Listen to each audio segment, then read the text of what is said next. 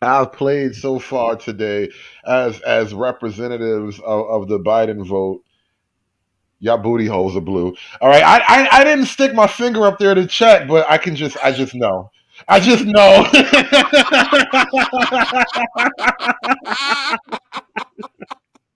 Oh man, oh man. Could you imagine dirty folk? What's poppin'? Could you What's poppin'? imagine the behind the scenes phone calls that took place after the debate to all like Um, the black people and stuff? actually, I can't imagine it because I've heard women talk on the phone before. Oh man. No, I've heard women literally say that. It's hard for me to find the clip right now, but right after the debate, these clips were going around on Twitter where like Joy Reid was saying, "I'm watching the debate and I'm getting text after text, phone call after phone call." Like the panic was live. It wasn't even after the fact. They were watching the Hindenburg burn and fall from the sky, and it was just oh my god, the horror. I forgot the exact clip of it, but that's basically what they were doing. I can do you one better. I watched the debate with a gay teacher, Uh-oh. and I'm watching him in real time. But Dirty folks tales, you guys. Dirty folks tales. You heard him here first. it's true. Now, he wasn't always a gay teacher. At some point, he was a straight friend that I knew since Cub Scouts. But then he went to Yeah, and college. then, And then, turned then gay. he then he got a blue hole. Right. He went to college. He went to college and became an alpha, and his booty hole turned blue. Um. So now here we are, right? He come back as a gay teacher, right? He left as a straight dude, came back as a gay teacher. But anyway, that's still my guy, right? So we watching it together, but I know because he's a teacher, he doesn't have a thought. Like teachers are dumb. I don't know why we let them teach our kids. But he votes however the teachers union tells him to vote. So him watching politics to me is like a waste of time because I know he's going to vote how the union tells him to vote anyway. So we're watching and he's trying to rationalize why Biden is slipping but still fuck Trump, right? And immediately after it, bro, like Joey Reid was talking about, immediately, if you flipped on CNN, they started talking about like, yo, Biden losing his noodle. We're gonna have to replace him at the DNC. Like it was an immediate reaction. It wasn't a next day they doing cleanup. It was like 5 minutes after the debate. They like, yo, we got to get rid of this motherfucker. Either that or we got to go to WW3 so he don't have to leave office. But yo, he can't run again. And they were already talking about what's my girl name, Gabby Newsom, and everybody else, because nobody wants a Indian chick as president, bro. Is she a citizen? All she known for is sucking dick and having abortions. Nobody wants her. So yo, it's crazy out here, man. It's crazy in these streets, bro. You had me at I was watching a debate with a gay teacher. Hey, Like I said, dirty folks tales, bro. Dirty hey, folks tales. They he are my a guy. unique edition. I'm just saying he my guy, but I'm No, still on no, the I'm still on the blue hole jokes. but he I'm went to the like, blue, he went to college and found the I blue know. oyster, bro. He found the they blue oyster. blew his mind.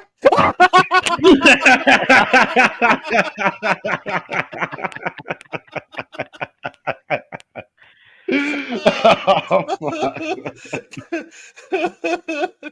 Hey, you We are can't make so this up, man. juvenile right now. People think I be lying, bro. Can you make this shit up that I be saying, bro? Like people be like, it can't be true. But we, like life is so we are simple. like fucking, we're like 12 years old again. He was straight at 12, to be fair. He was straight at 12. Say he was straight when we was 12. Now he different. Oh, Oh man. all right. Yo, Sigma, hold on. Before I start the clip back up, you want to get in here real quick because we're talking about the blacks for Biden, and we're all stuck on the bluey hole thing. So anything to add before we move on to the clip?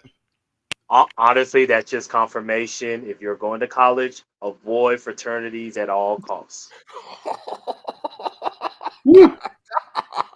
Yeah.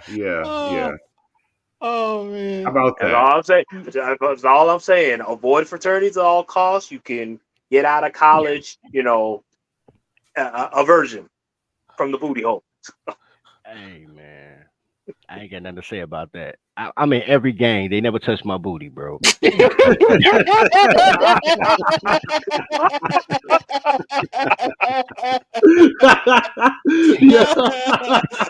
fucked up. Man. It's fucked up that is even a badge of honor. Like, 'cause you know what? Outside, I don't even know that if that's the same thing. Like, let's say if it's a Russian jail, I don't know if that's as much of a thing in Russian jail as it is in like American jail, right? The fact that it's a badge of honor says a whole lot. You see what I'm saying? Mm, mm. Yeah, it got uncomfortable for a second. We're just gonna move on.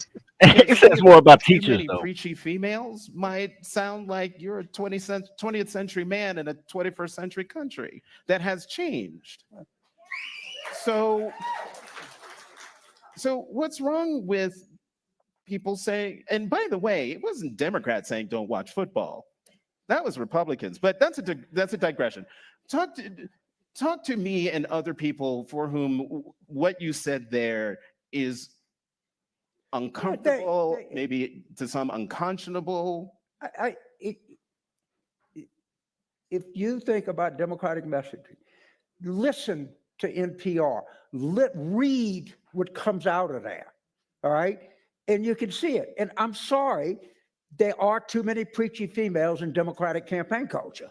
All right, and we come across to people as judgmental, and that's not good at all. You can come across as understanding, and if the proof is not in the pudding, look at the male number of people that identify as Democrats.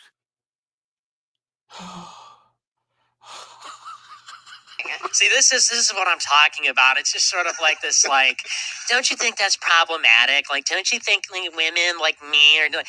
It's like, listen, we don't have time for political correctness. We don't have time It's not about to being politically correct. And they make it personal too. They're not saying you've got to shit out. So many women you don't realize who really, really wants the best for men. Again, you might alienate a lot of people who would otherwise. And I simply don't understand this. Let's sort of push women to maybe the corner in some capacity. Is that not problematic? I do know many of your views on women, which I find abhorrent. I'm going to be honest. I have to question what kind of a person who's had no experience with women is in a position to basically promote these ideas.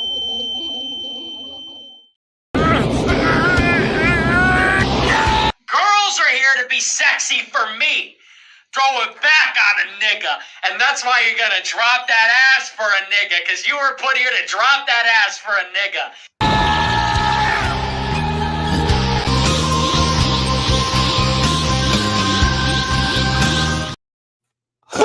Look, gentlemen, any thoughts about these preachy Democratic females? Hey, if they like it, I love it.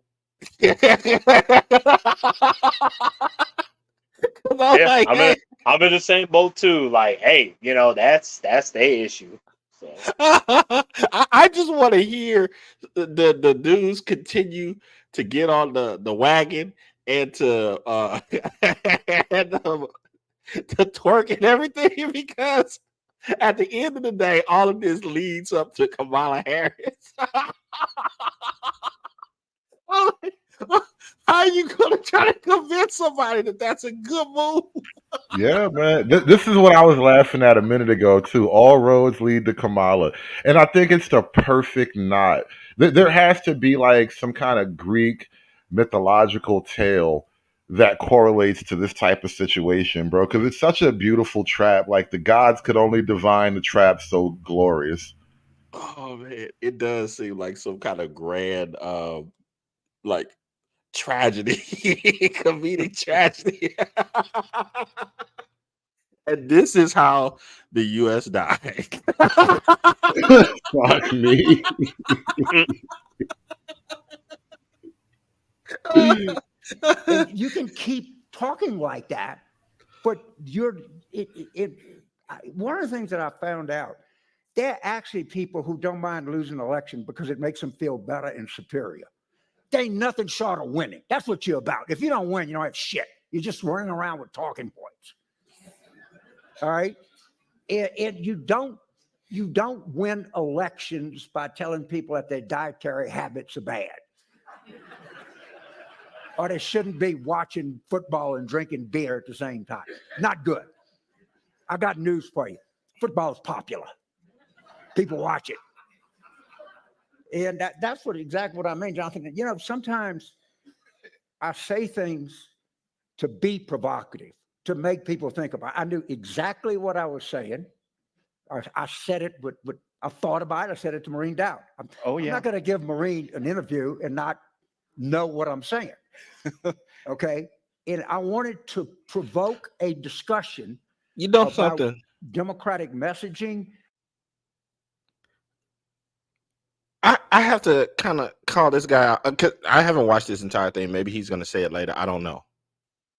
But to a certain extent, he's being a coward. Name names. Yeah. Who are the loud, preachy individuals? Yep. Who are they? Black women. That's the secret, because all roads lead to these angry, mad, opportunistic, lying black women. I mean, this dude is on probably the last few of his golden years. What does he have to lose? You know what it is? Every guy in this position, like, he's still trapped because he's a Democrat. And being loyal to the faith means you can't really break the faith. And the faith has canonized black women. I think he'll do a deathbed confession. He'll just wait until the last breath, and then his last words would be, "Black women killed the Democrats." I got great last words for him. Man, fuck all you hoes. Fuck you and your mammy and your granny too.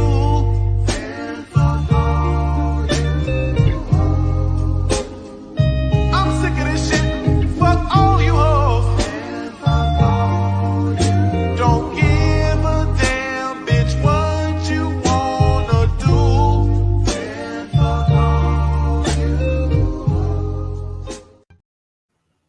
And then he just takes his last breath on his dying bed, just finally got it off his chest. Man, I've been scraping the I would say the dark side of the net and YouTube and so forth, and listening to some of the the panic and the twisting of logic. Some of the things that I've heard over the last few days it's been, I mean, amazing. It's like, it's stuff that just, I heard that sending money to Ukraine is a cheaper way to fight Russia. Oh. And just imagine that. So a cheap way to fight. Like, we're talking about a war here. That's stupid in and of itself. And then a cheaper way to fight Russia. Wow. Like I said, when Keisha Crockett was up there talking, I'm like, I imagine blowjob noises in the background. That's all I hear is just blowjob sounds. I know you're saying words, but I can hear the sound of a blowjob. That's all it sounds like, because this is terrible. There's no logic. You're just performing the act right now. This is disgusting. You're all filthy.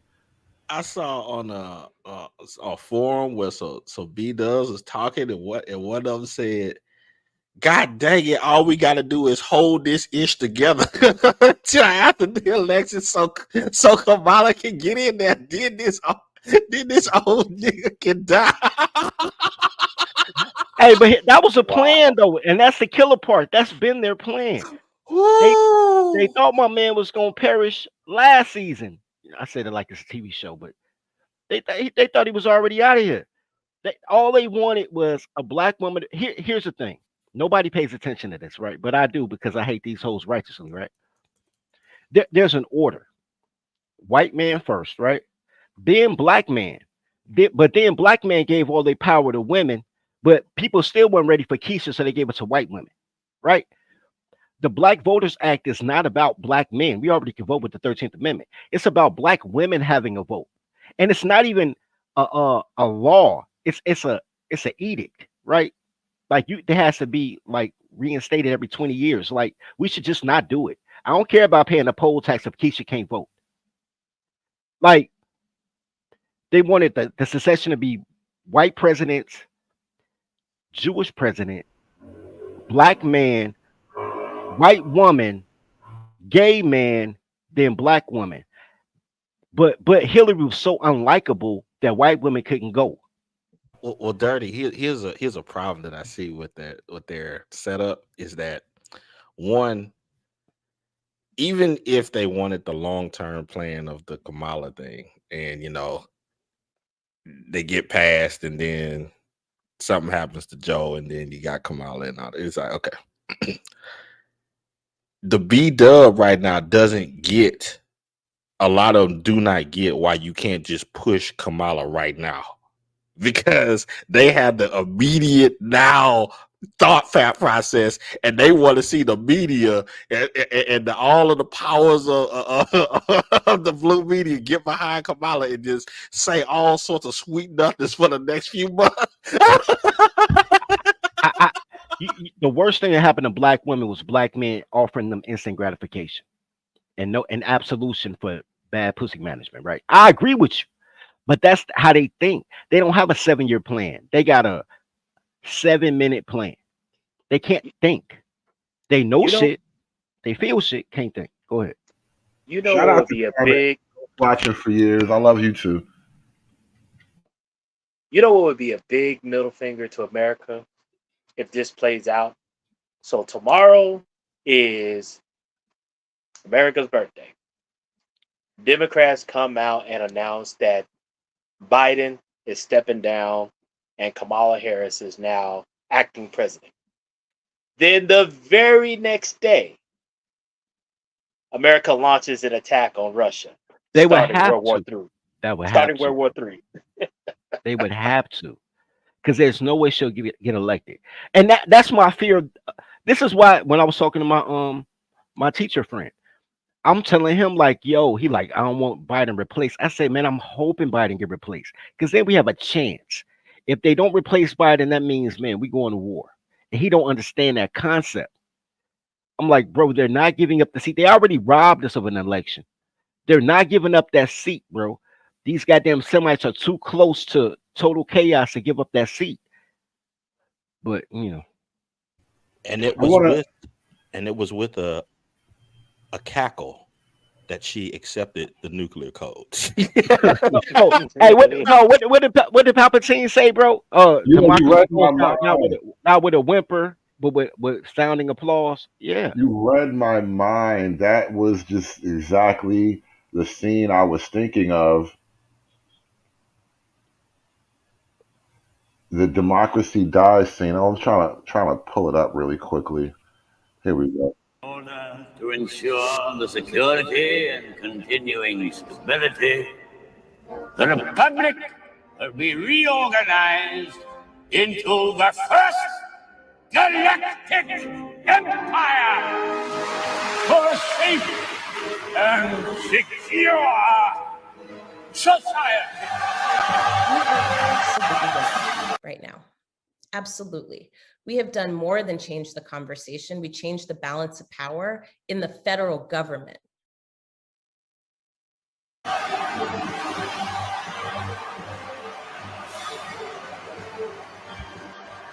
So this is how liberty dies. With thunderous applause.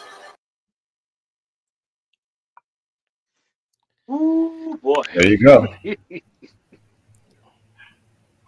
what's popping, Poppy? Now I want to get to this clip. Thank you, Free Zone, for giving me the clip I was looking for. Debate night. It was a great night. It was a late night, but it was also a hate night. What in the Joy. E40 are you busting over here? All right, go ahead. And if COVID tested and a slight cold as well. So I understand not feeling well. And, obviously Joe Biden comes in with certain deficits. He has a stutter, it is more difficult for him to communicate for that reason. So there's a lot to mitigate the way that he speaks, and you can understand it. And we've observed him for a long time. That said, I too was on the phone throughout much of the debate with Obama world people, with Democrats. Why is she on the phone with Obama of all people? Why is Obama talking to her? Obama talks to Jay-Z, nigga. Yeah, but why? That's a different conversation. We can put a pin in that one. But again, why? Why? Like, motherfucker, like what? I thought you weren't secretly in control. To get the messaging right. Because, everybody, like on the right, we have this kind of thought. It's an idea that maybe, just maybe, Obama's really the one in charge still. Maybe. Is it really Obama, or is it Michelle? I don't believe in Michelle like that, but still. He said, I control one blue hole to control them all. One blue hole to control. Oh, that's crazy. Yeah. Part of me, for a second, for a flash, for the first time ever, I had a flash of regret for having you here. This is SKC in rare form. I've never seen this level of SKC. Does your wife know you tell these kinds of jokes? You don't know SKC that well. This, as they say, this is just child's play. One blue hole. That's crazy. Matter bro, wow. I used to like blue. Yeah, we just. You know what? Blue.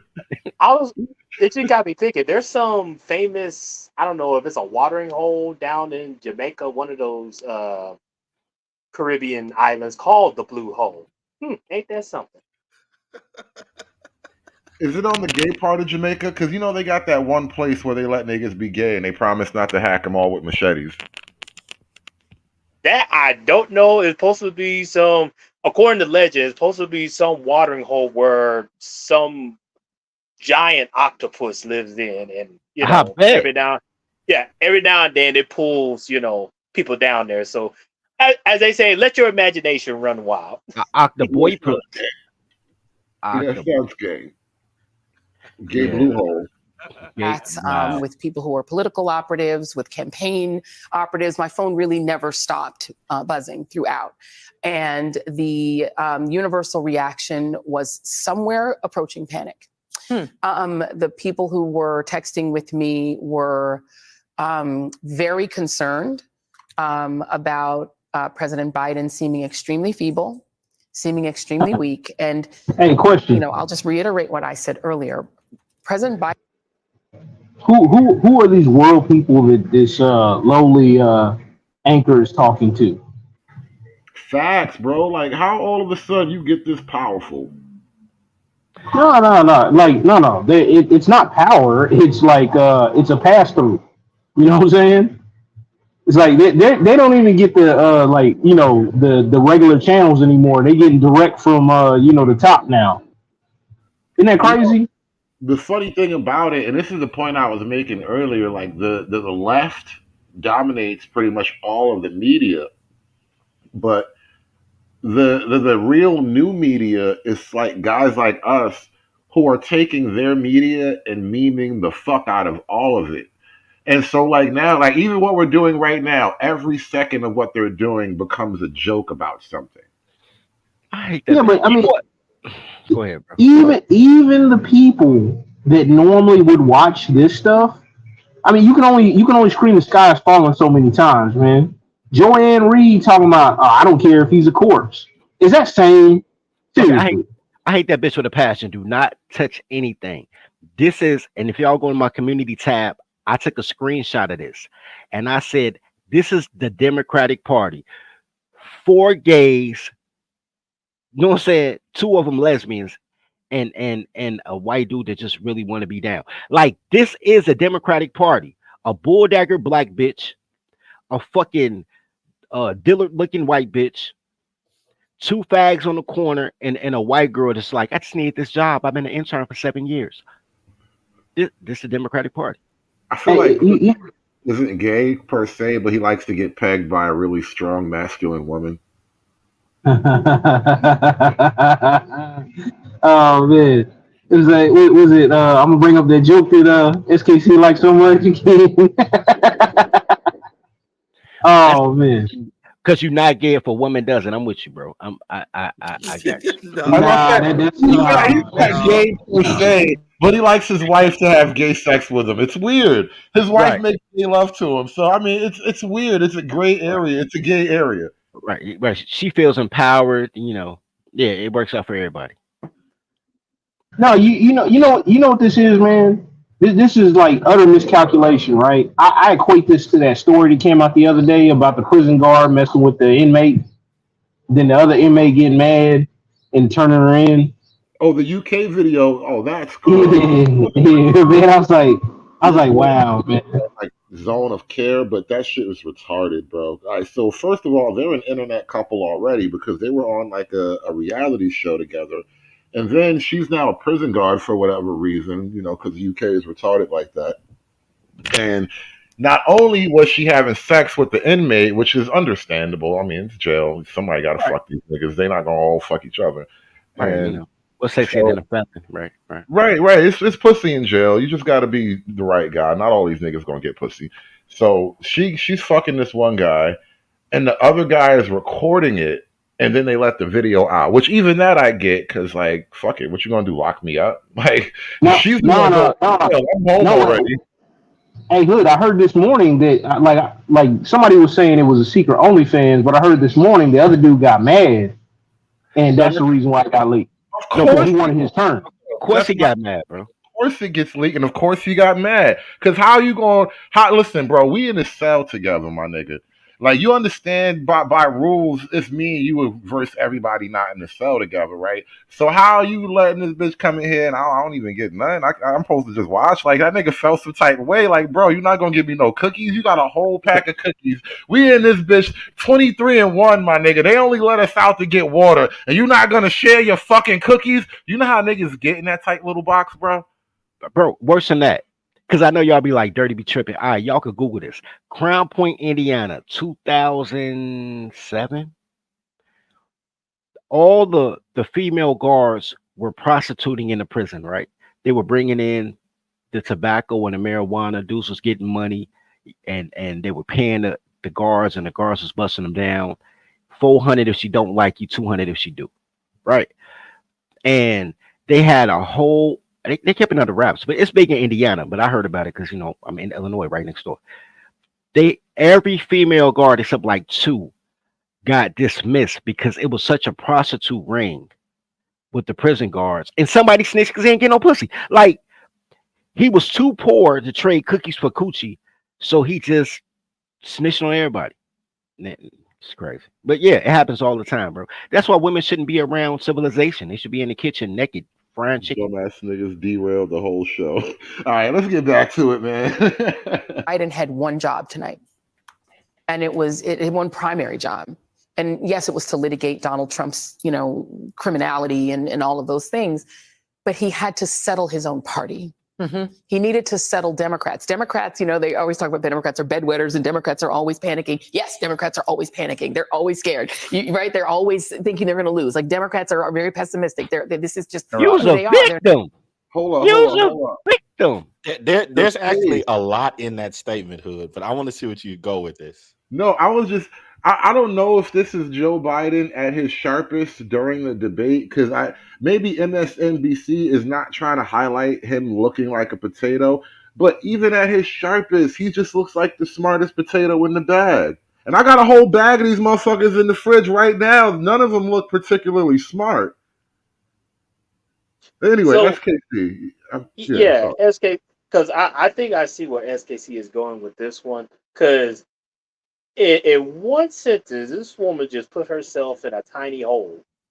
Yeah, She said, "Oh, hey, why not more." why are they like that? Could You someone gotta say no explain pun that? intended, man. Come on, cause she put us up in tiny holes all the time. You gotta say no pun intended, bro. Okay, no pun intended. If you can rewind that hood, just her sentence, and explain to me why does she say that they are like that?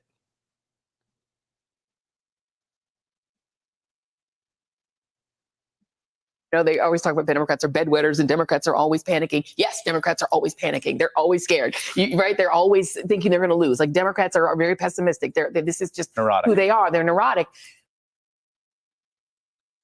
Why? They're neurotic. Yes.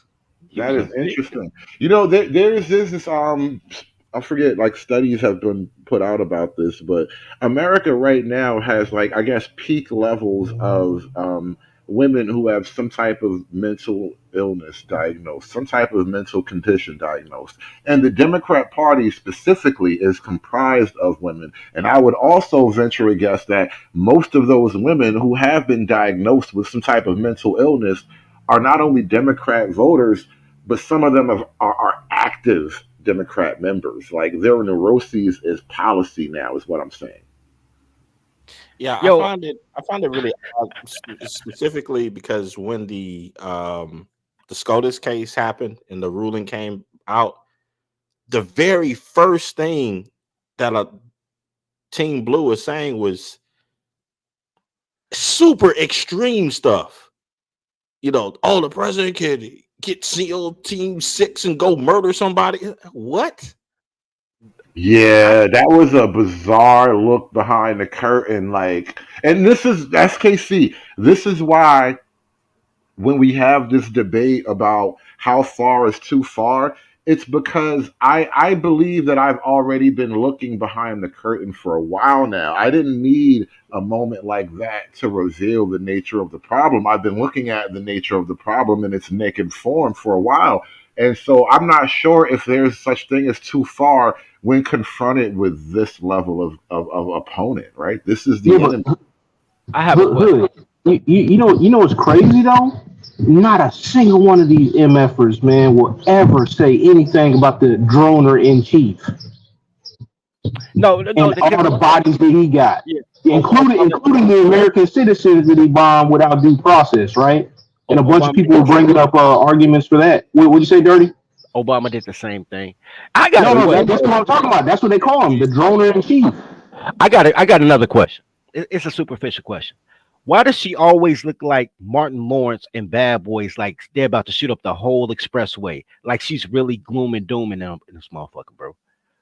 Yo, she She look kind of crazier without the toupee, man. she Dirty, does. I'm telling you, dirty. Trump, What the would you white do? hair helps her. Dirty, what would you do if that was your last sight on Earth, planet Earth? I, I would live, bro, because my petty is so incredible. I'm like, fuck this shit, bro. I Fuck gotta live this. to see something else better. Fuck she To got this. she watch the she got you supernova or she got something. you cornered, Dirty, and she's like, I got you, Dirty, and that's her last expression. Fuck that. Yeah, Well, I gotta get a, I and she gotta might get. got a big booty though, because you know them bulldagger bitches be having big booty. She might got a big booty, but I think no. she African too, so she might got the Yeah, genetics for it. but she But old though. Look at the neck. You see the gobble gobble on her neck. yeah, she Yeah, been around. She been cooning for a long time. I yeah. want to get Chuck Black in here because he been waiting patiently like a white man. I don't appreciate that shit. He make me feel uncomfortable just standing in the back, not saying nothing and shit. Speak up, white man. Let us know you here. Hey man, I just came up because I heard you guys talking a whole bunch of gay shit, and I didn't think it was right for there not to at least be one white boy here. But you gonna be a representative So gay? Where, weird. where we going with this, white man? That was so fucking weird. All right, shut up, white man. Now I regret even. You see what the fuck? You see what the fuck Nah, I dude, the did? conversation you guys were having earlier when I first came up was What I something you'd did. hear white guys having. Seriously. No, heterosexual men. Black No, is for no. women, gays, You and teach me all my life that the white man is the devil. You teach me my whole life that the white man is the devil. Now you tell me it's all right for him to come among us.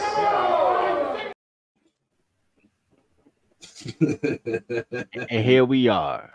Fuck, man. All right, let's reset that one. Chuck, what the fuck, man? What's going on? All right, blacks for Biden. Dude, I think it's fucking hilarious watching the whole DNC fall apart right now.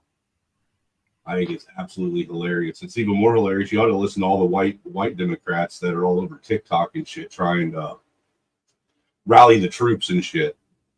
Because they what was it? I can't remember the name of the legislation, but apparently the Supreme Court just ruled that a legislation they had, I forget the name of it, but it gave all the alphabet agencies the right to interpret the law however they saw fit. Yeah, we make law. Yeah, they're losing their noodle over that, saying that now the fall of the republic and blah blah blah and yada yada yada and this that and the third. I think it's fucking hilarious. What's going on is wild, dude. You know what's crazy, white man? And I missed you, by the way. Hey, how you doing? Chevron, thank you. The Chevron deference. I know a black girl named Chevron. That's a fucked up thing to say, but it's true. Get out of Anyway, here, man. No, wait a minute. You know somebody who's named after oil? well, her name is Sharon. It's an A at the end. Chevronda. Oh, I thought it was like the gas station. No, but you gotta feminize it. It's Chevronda. You know what I mean? Same shit though, bro. It's just the boy shit, man. Chevron. I want $5 worth. That's what I told her, but she was like, "Nah, I don't want to have no kids, and I don't like condoms." I was like, "Damn, I can't get $5 worth. That's crazy." But people need to stop. Have you noticed that they've started circulating that Kennedy, what's his name, the one that sounds like he's glitching out when he talks? I hate that guy. I couldn't vote for a president who talks like that. Imagine his inauguration speech. Dude, I can't listen to anything he says. Anytime he talks, I have to change the channel. Yeah. But who's that? I've noticed that they started circulating campaign ads for him. Or something. Yeah, that's who it is. RFK Jr. They've been circulating his campaign ads now, and he's running as a Democrat. Yeah, the whole party's going to hell, and it's great to watch. But Joe Biden's job was to reassure them tonight. His job was to calm his party, to make them feel that, yes, I can do this. I have 4 more years in me. I have the ability and the stamina and the strength to do 4 more years. He did not do that. He did the opposite of that. He made them more panicked. The people who were texting me were even more panicked. They actually expected it to be better than it was. And now they're in I won't say a full-fledged panic, but it's getting there. And are people that you're talking to are expressing these concerns, are these people who are involved in Democratic politics, or are these liberals watching TV? These is not liberals watching TV. These are campaign people. You know, the irony of this little scene too, she is the representative of the Democrats in this little group they have on screen, right? She's the one, like, all the Democrats are talking to her, all the world leaders. Like, she is the face of the Democrat Party right now. And a middle-aged, bald-headed black woman. Yeah, she's the media wing. Right. And this brings me back to that clip, and I need to isolate that later on and save it. But when that lady said, a lot of people in this country do not like black women. I mean, hell, yeah. Why do you think that may be true? Yeah, they're not likable. You know what's crazy? Isn't that the same goofy man-looking bitch looking like Martin Lawrence? Everything looked like gloom and doom. Anyway, that got fired from PBS because she was leaking the questions to Hillary Clinton. When Hillary and Bernie were having debates, she was leaking questions to Hillary, so Hillary would be prepared. Oh yeah, I forgot her name, Brazil or something like that. I thought it was her. They ran through like 3 different women though. It was always women that got caught cheating because girls can't do nothing right with clothes on. She was one of them. It was a girl from PBS. It was her, and then it was a white woman. And all 3 of them got fired. Damn, I can't. Yeah. Anyway. Democrats. But what they don't want to say is it would be a problem for Democrats to nominate a black woman. And why would it be a problem for Democrats to nominate a black woman? Because there are a lot of people in this country who do not like black women. But black women are the base of the Democratic Party. Yeah, Donna Brazil, bro. Yeah, Revelator guy. Yeah. I wanted to bring that back for the panel. Any thoughts on that particular reality? There are a lot of people in this country who do not like black women, but black women are also the base of the Democrat Party. Any thoughts? Yeah, there's so much in this that's I don't want to take apart the whole thing, but like first of all, No, take check apart the whole thing. How much time do you have? checkmate, because it's like you can't. you you didn't painted yourself into a corner because this is your end. It all comes to back to an angry black woman who has a book on the back end that says the end of white politics. Oh, look at the background. I didn't even peep that. I didn't even notice that's what was going on in That's the crazy. background. I want what you white hoes get, and I want it today, ASAP, not tomorrow. I promise. Wow, that is. I'm sure. Yeah, the theory of the end of white politics. You know what? You got the most sinister laugh I've ever heard a colored man have, bro. I told you, bro. I've isolated that laugh. It is saved on my laptop hard drive. Oh yeah, I gotta fix my my little apps together so I can make it all sync up, and I will use Dirty. that laugh. Dirty. I have an anime clip on my stream of this girl coming out of the this watering hole with SKC's laugh on the back end, kind of like The Grudge. So, bro, you know what's so crazy? If he wasn't a man, I would think somebody gonna say, "I'm gonna get you, my pretty." Like,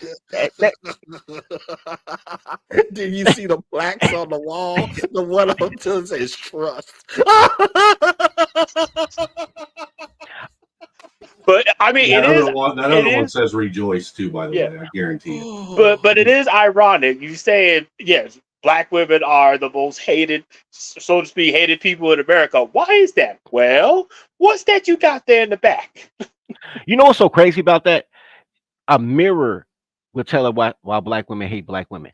Black women hate black women. White women hate black. White women have a vitriol for black women, but black women depend on white women. That's crazy. Well, Dirty, think about this, because you have to. I guess in my mind, when I see stuff like that, like the picture we were seeing earlier, the thing that pops in my head is the stuff that happens before then. This woman had to think to herself, "Oh, they called me to come on MSNBC, and they're gonna talk to me about Kamala and such and blah blah blah.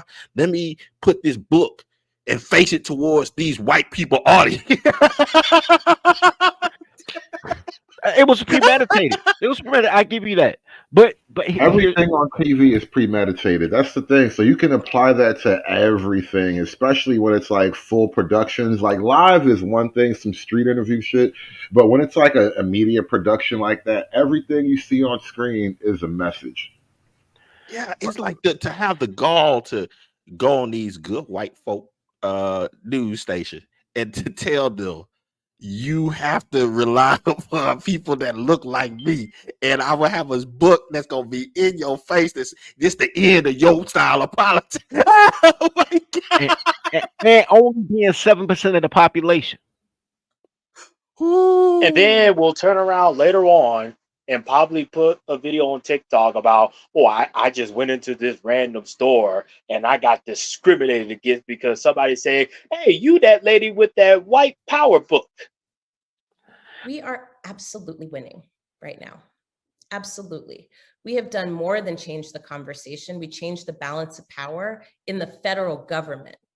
So then the question is begged, Hood Conservative. Given enough time, if you had to make the decision for all of us, for all of the world, about who was going to have the power within the reins of the most powerful empire that the planet has seen thus far, are you going to put it in the B-Dub's hand or the small hat? Woo. Okay. No. That is a choice with the appearance of choice, and I reject. Right. Just shoot me now. I was about to say that's the same I was thing. gonna say, Hood. In that case, the only way out is seppuku. That's the only Yeah, way out. yeah. Listen. But I don't know if I want to kill myself. I'd rather die on my feet. And so, listen, you're just gonna have to shoot me now, bro. Here's the problem with that, right? The black woman is the vaginal Semite man. There's no differential. So either the only difference between a black woman and a goddamn Habib is black women are more violent on a macro level, and Habib is violent on a macro level. So black women will get everyone killed because their feelings are hurt, and Habib will get everyone deleted because my religion be. At least he has a Why'd you push the button, sister? Shouldn't have made me mad. Shouldn't have pissed me off. exactly. There's no emotion, and that's black men' fault because we don't delete it. We don't beat them enough. Like black men should really every day just beat a arbitrary black woman just to keep her honest. But nobody listens to me when I say that. They think I'm being violent. I'm trying to save the world. Hey, dirty. I was listening to fucking Izzy, and I couldn't really figure out how to work it right. But I'm listening to Izzy the other day. You remember you and I? We was fucking like back to back fighting all of these fucking romantic ass niggas off, and they was paused, but they was like. They was also like, I can't believe you would even joke about DV shit. And you was like, I'm not really joking for real. And and then we had to make the arguments like, nah, y'all niggas is too soft. And just like yesterday, this nigga Izzy, now he got to tell a story of how he had to slap the shit out of his baby mama, bro. I'm like, you see, and these niggas try to make me the bad guy for not caring, try to make you the bad guy for bringing it up, and I'm like, and all of you niggas that have been through this shit, and I'm supposed to now I gotta look at you like you fucked up, like you less of a man, like you did something wrong, like that shit, man. Y'all niggas are so fucking. Yes, you should have absolutely shamed the fuck out of him, bud. You should have shamed the shit out of him. I'm out here fighting terror. I'm an American, bro. I'm out here fighting domestic terrorism. That's why Hood should have shamed the shit out of him, because he's an American and he deserves to have the same fucking disdain put towards him that he put towards someone else, knowing damn well that he's done the same shit. No, but here's the thing: they feel guilt about it. They feel shame. I don't feel ashamed, nigga. I tell stories. I be like, I beat the brakes off this bitch, and I feel good. I went to sleep well. Yo, you know what? That very conversation came up between me and my dear old mom. I swear to God. And I'm not gonna get into the details of it all, but like, I'm not sorry. No, fuck it. Bitch had it coming. I'm tired of this shit. I'll deal with the law on my own terms, but that bitch gotta listen to me now. You're gonna have to understand some shit about things. Cause no, there's no fucking way I'm apologizing. And then this is the real kicker of it all too. We were talking about the kids and all, and I'm like, listen, it is what it is. I'm not sorry. I don't. The kids is gonna have to understand. This is what the fuck happened. I'm not. Daddy is not sorry. Don't you ever tell my kids I apologize for smacking the shit out their mother. All right? Don't you dare. I won't ever talk to you again, mom. Like that type of shit. Like, no, I'm not sorry. Stop acting like that. Why the fuck? That bitch ain't never been sorry. The fucking fuck out of here with that shit. Not only that, bro, but here's what people don't understand: the world judges black men by their inability to beat a bitch. I don't think that black men don't understand shit because they black instead of men. But I don't think that motherfuckers realize that if you can't check your bitch, how you gonna check a man, right? If that's why the Democrats didn't care for so long about the black male vote. They like, yo, we'll just tell black women and black women to bully them. It wasn't until Obama did such a horrible job at being a black man that people like, yo, fuck this shit. And now they panicking, like, oh my God, how we get the black man back being Democrats? Is Obama really a black man though? Back to the Michelle Obama theory. Yeah. No, but symbolically, he's a black man. We're not gonna get into genetics. So what? Now we're claiming tan white guys are black men. No, we're going to do Michelle Obama thing. That's what makes him a black man. The fact that everybody thinks his woman runs him is what makes him a black man. So the fact that he's a black man is that he sucks another black man off. I do have a question about the whole thing, Hood. For the longest time, because I've been observing, Team Blue and Team Red for quite some time, and there was this thought from Team Blue that would go out to Team Red in that the conversation should be about policy and so forth. But it seems like right now people are in this fear-mongering mode. Fear is everything. Fear is everything. Well, emotions are everything. You will either be the victim or the victor of your story. Hey, speaking of that fear mongering, Hood, play that clip I put in the private chat. It's 2 minutes long. I ran across it last night. Some fucking black dude losing his noodle for 2 minutes about the fucking Chevron. And, Chevron. Or yeah, about the combination. He's losing his mind about that and the debates and shit. It's crazy. He's like telling black people that they should vote for Biden. They have to vote for Biden, otherwise the country's lost. Yeah, pull it up. It's all part of the show. Blacks for Biden. And this little section we're in right now is we're really talking about what James Carville and Jonathan Capehart are talking about here on screen is the Democrat Party. One, they're saying the Democrat Party is bad at messaging. James Carville is focusing the problem down to the Democrats being too feminine, which is worse than the message. Messaging sounds like you're having a hard time telling somebody good news. The feminization problem is the men don't want to be girls, and we're getting tired of you bitches trying to turn us into girls, right? These are two kind of unrelated problems, right? But the Democrats don't seem to connect it. James is trying to help them out here. Chuck, we're going to get to your clip in just a minute, but let's get back to this James Carville thing for a sec. In democratic language. And I think I succeeded. Thank you. Oh, well, speaking of Maureen Dowd, you're talking about a column that she wrote in March of this year, where the opening anecdote was quite something. You were celebrating a female student in your class. You brought in some $15 or $25 champagne, and you were telling them how to open the champagne bottle. And I'm quoting from Maureen Dowd, quoting you. I said, "Here's what you're going to do. You don't pop it like you see in the movies, or you're going to poke somebody's eye out. You take the foil off. Now you're going to take a dishcloth, and you're going to execute the classic counterclockwise movement. The bottle is going to go one way, the cork is going to go the other way. You just ease it out. And the sound that you're looking for is the sigh of a satisfied woman."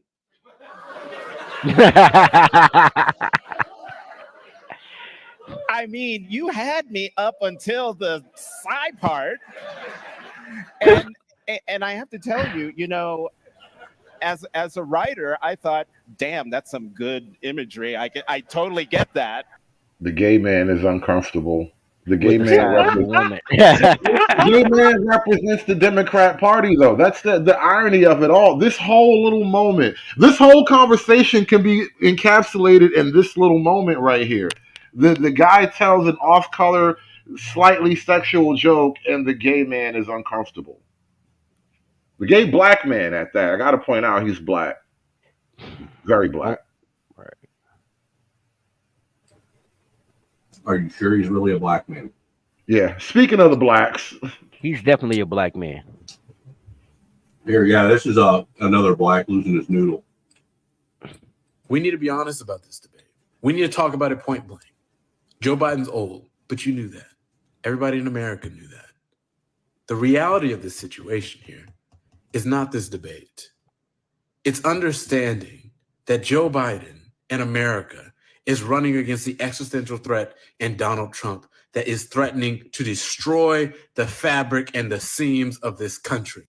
Now, I want you to understand something, too. At first, when he started saying this, and at first I thought he was being satirical, and he was joking.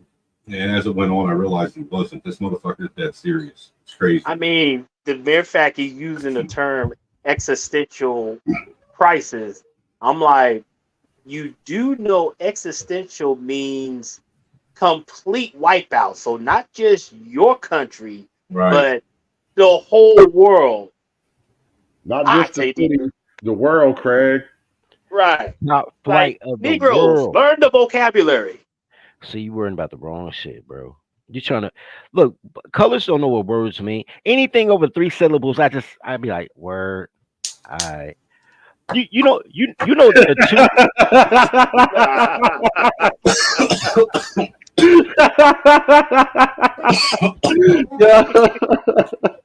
Yeah, that just feels so fucking familiar. I felt like I've been in that conversation so many times.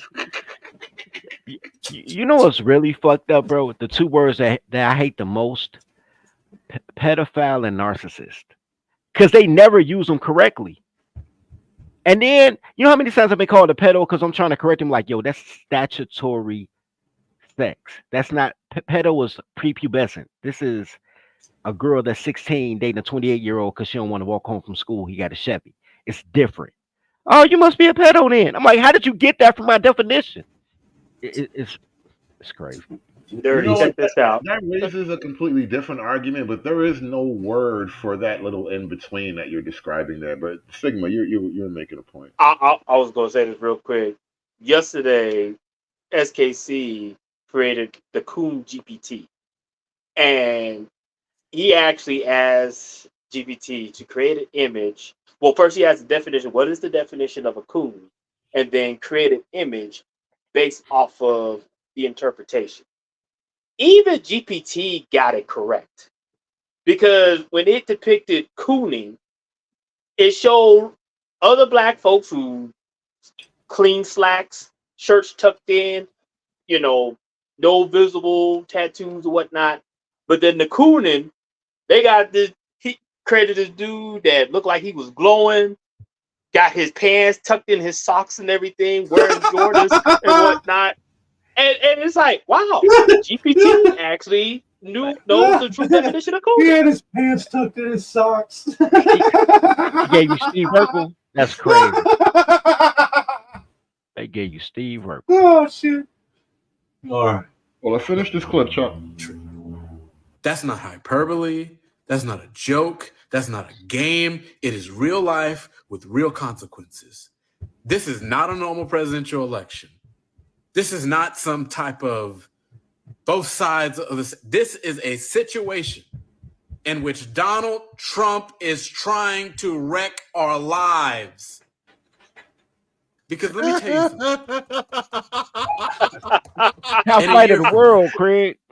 Are you going to be sitting here when we've seen a further elimination of our rights for the right to vote, the rights of people to have kids, IVF? Are we going to be sitting here at that point when there's... Wait, at what point did we not have a right to vote? They stole What the you election. doing? What you doing with all them rights there, boy? Where you stealing rights from, boy? Fuck around, make that skit. We don't allow niggas to have rights around these parts here, boy.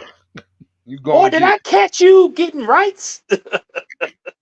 How did they go into full panic mode?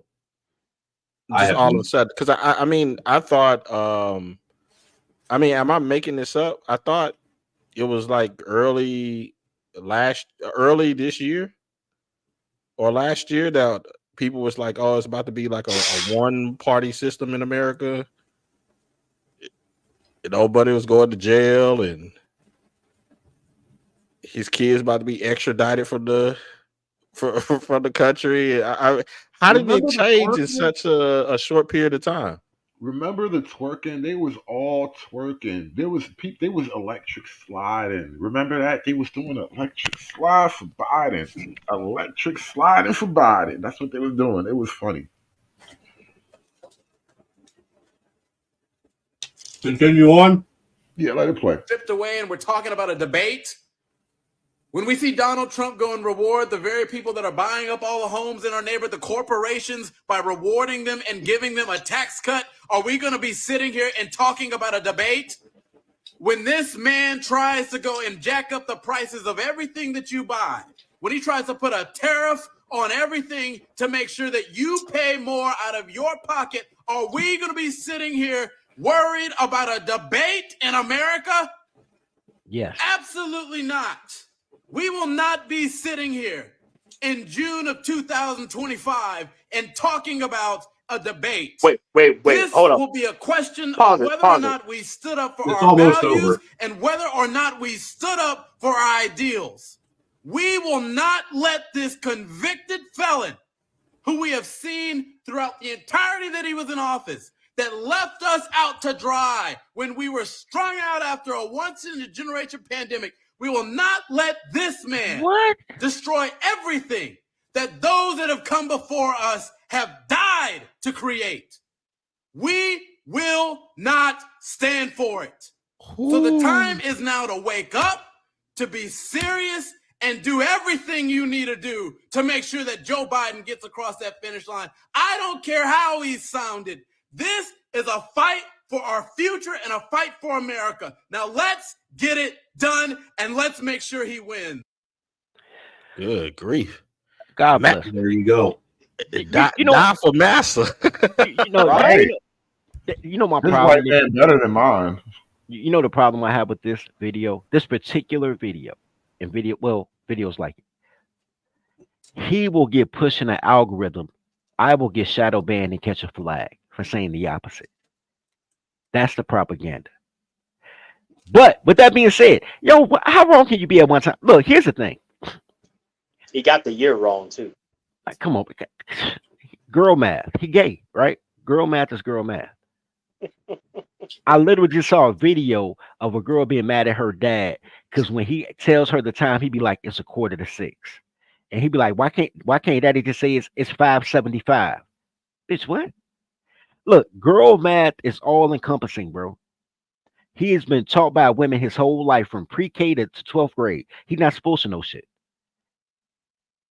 And not only that, I mean, this whole preachy tone. Negroes do not know how to just talk straight.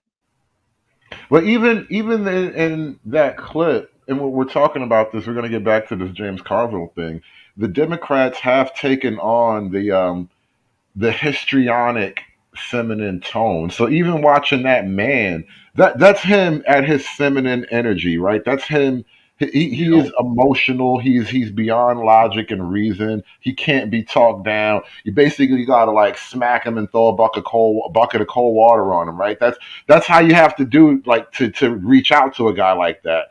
And that's what this party has created. So let's get back to the conversation about the Democrats and their feminine gay party.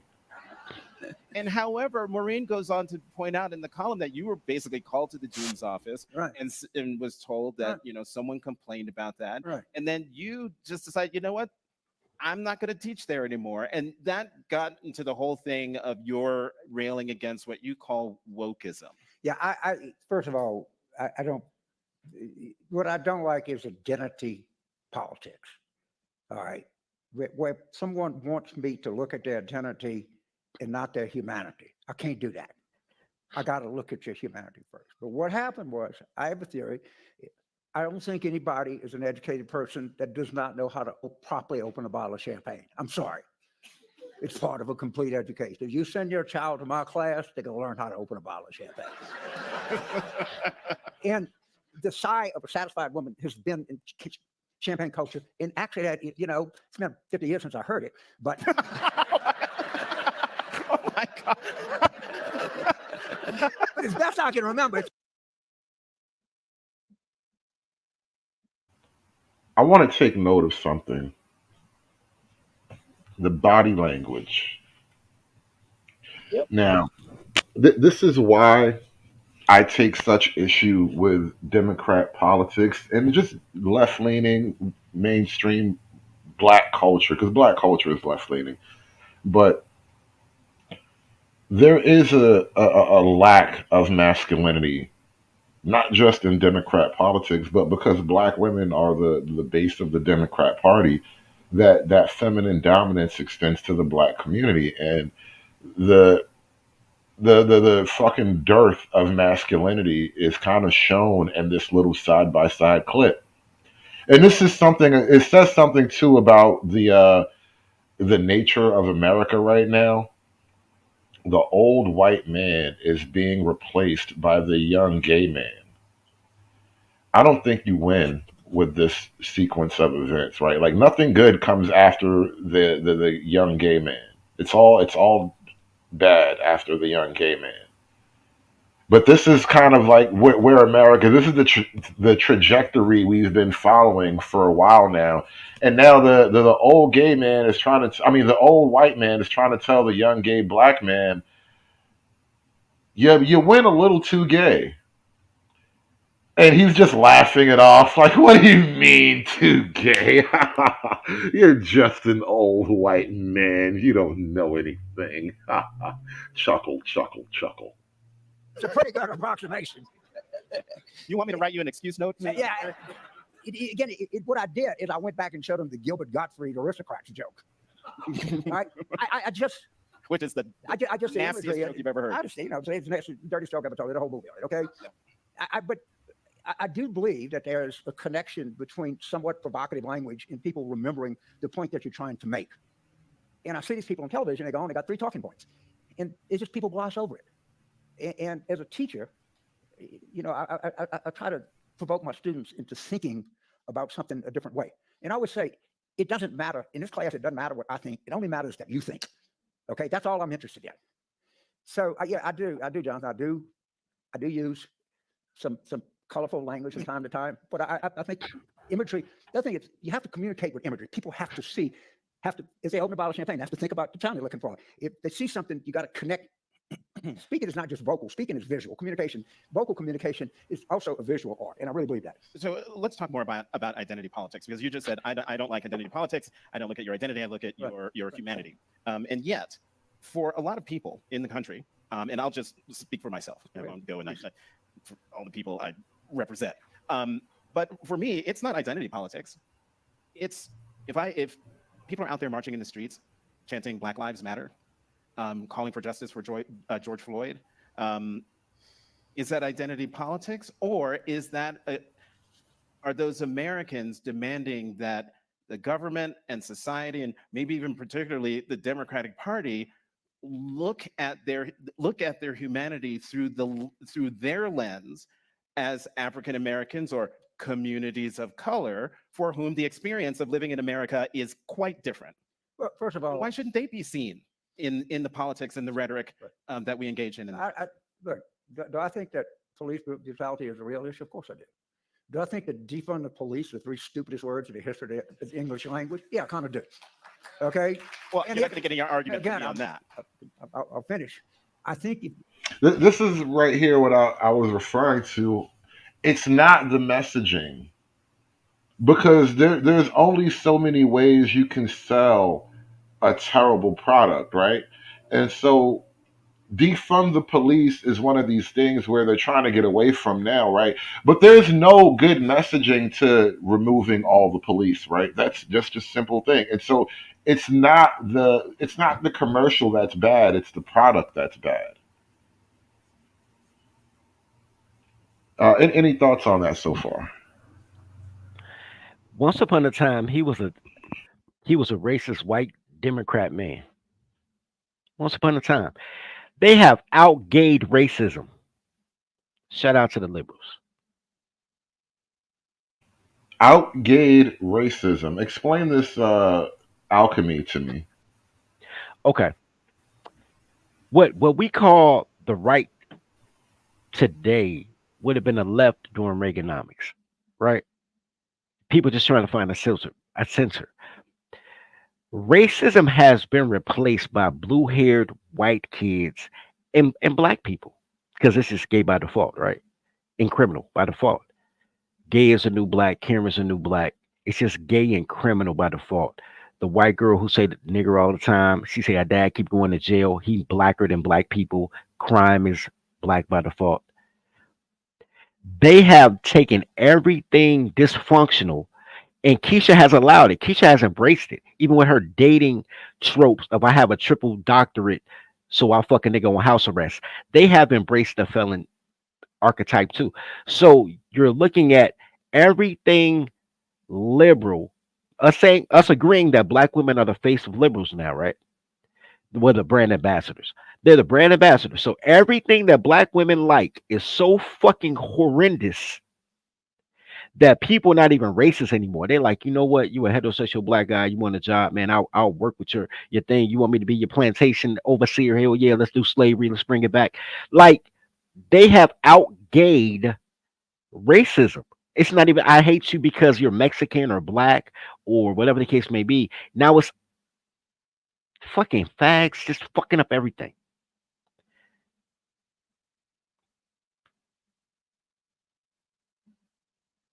What the things that I want to see would be very much in line with most of the people with the faculty lounge want, or whatever you want to call it. And if you want to change things, you got to do it through politics.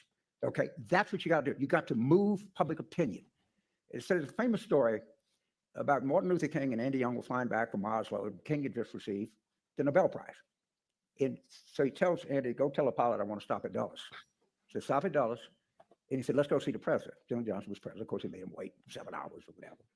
And they go in there. And so Martin Luther King tells Lyndon Johnson, look, we appreciate your work on the Civil Rights Bill, but we really got to have voting rights. We're not going to advance this unless we get voting rights. And Johnson said, look, man, I'm using all my power to get this passed. I just don't have any more power to do this. So they go back to Dulles to get on the plane. And King tells Andy, said, the president needs more power. Let's go out and get him some. As opposed to Shane, that's how Selma started. That was to change public opinion to buttress support in Johnson's number. King understood that politics was more important than language. That politics, that the way that you achieve real results is politically. Frederick Douglass stayed his time. He never got away from the White House because he knew that's where the power was. And I think that the whole post, summer of 2020, I understand what it was, but I don't think it was productive in getting people to focus on issues that you and I, or most people in this room, would find to be useful and beneficial. Pause. Thank you. I got to say something real quick. He just made me think of something. Go. Real quick. 2 things. Number one, the fact that he didn't apologize. Shout out to the white man. But the fact that he had to temper himself from saying heterosexual jokes is wild to me. Okay, but besides that, because John McEnroe went through the same thing a couple of years back when he said Serena Williams is the best female tennis player. And they're like, why she can't be the best tennis player ever? He was like, because she'd be like number 250 with the men, but she the greatest female. And they tried to make him kowtow and say she could beat the number 1 guy. It was crazy. Like these fucking women, gays, and felons are out their fucking mind. Secondly, though, he's talking representative government. When they say the White House is where the power is, he's simply saying that the American public, the majority of America, is counting on the people in this building to have their best interest in mind. And I agree with him. Representative government. We do not live in a democracy. We live in a democratic republic. Representative government. Black no longer represents heterosexual men. But black men are too afraid to leave Keisha to be a man and start over and in 7 years be more powerful than they ever could have imagined, while these bitches are keeping them down. And I think that's sad. But that's gonna make slavery easy, man. All you need is 15 shooters and 6 finances. It's gonna be easy, but representative government. Do these colors represent you? Your values, your morals, family, integrity, saving for tomorrow for a rainy day. Do they match your morals, or do they want white girl privilege, not now, but right now, immediate gratification? Are they your people? But yeah. It's something else I noticed about this, and this is kind of the same point I've been making.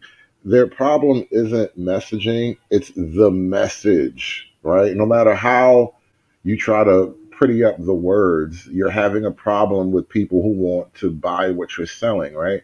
And so when he's talking about changing people's hearts and minds, people don't really want to change their minds anymore. I think people have changed their minds enough, and people are kind of resenting that whole thing. Yeah, apologies to NTAT channel. I just gave you a wrench. I don't know that he did anything. I'm assuming it was an accidental blockage. Sometimes we have pocket dialing or whatever. But I wrenched him up so he could avoid these little problems. But yeah, I don't think NTAT did anything. But yeah, my apologies for that. But yeah, the Democrats are trying to sell something people just desperately don't want to buy, and they're blaming it on messaging. And this is even in that, FKC spoke of someone being a coward. He was saying Carville was being a little bit of a coward here, and I think even too, you're not really telling them exactly the thing. He's tiptoeing around it, but maybe maybe he's building up. I don't know. And that's my general point.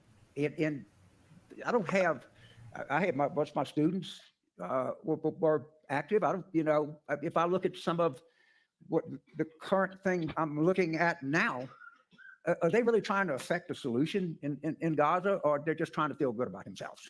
I don't know. I don't know. But I think that you should always have a political goal in mind and to do things like that.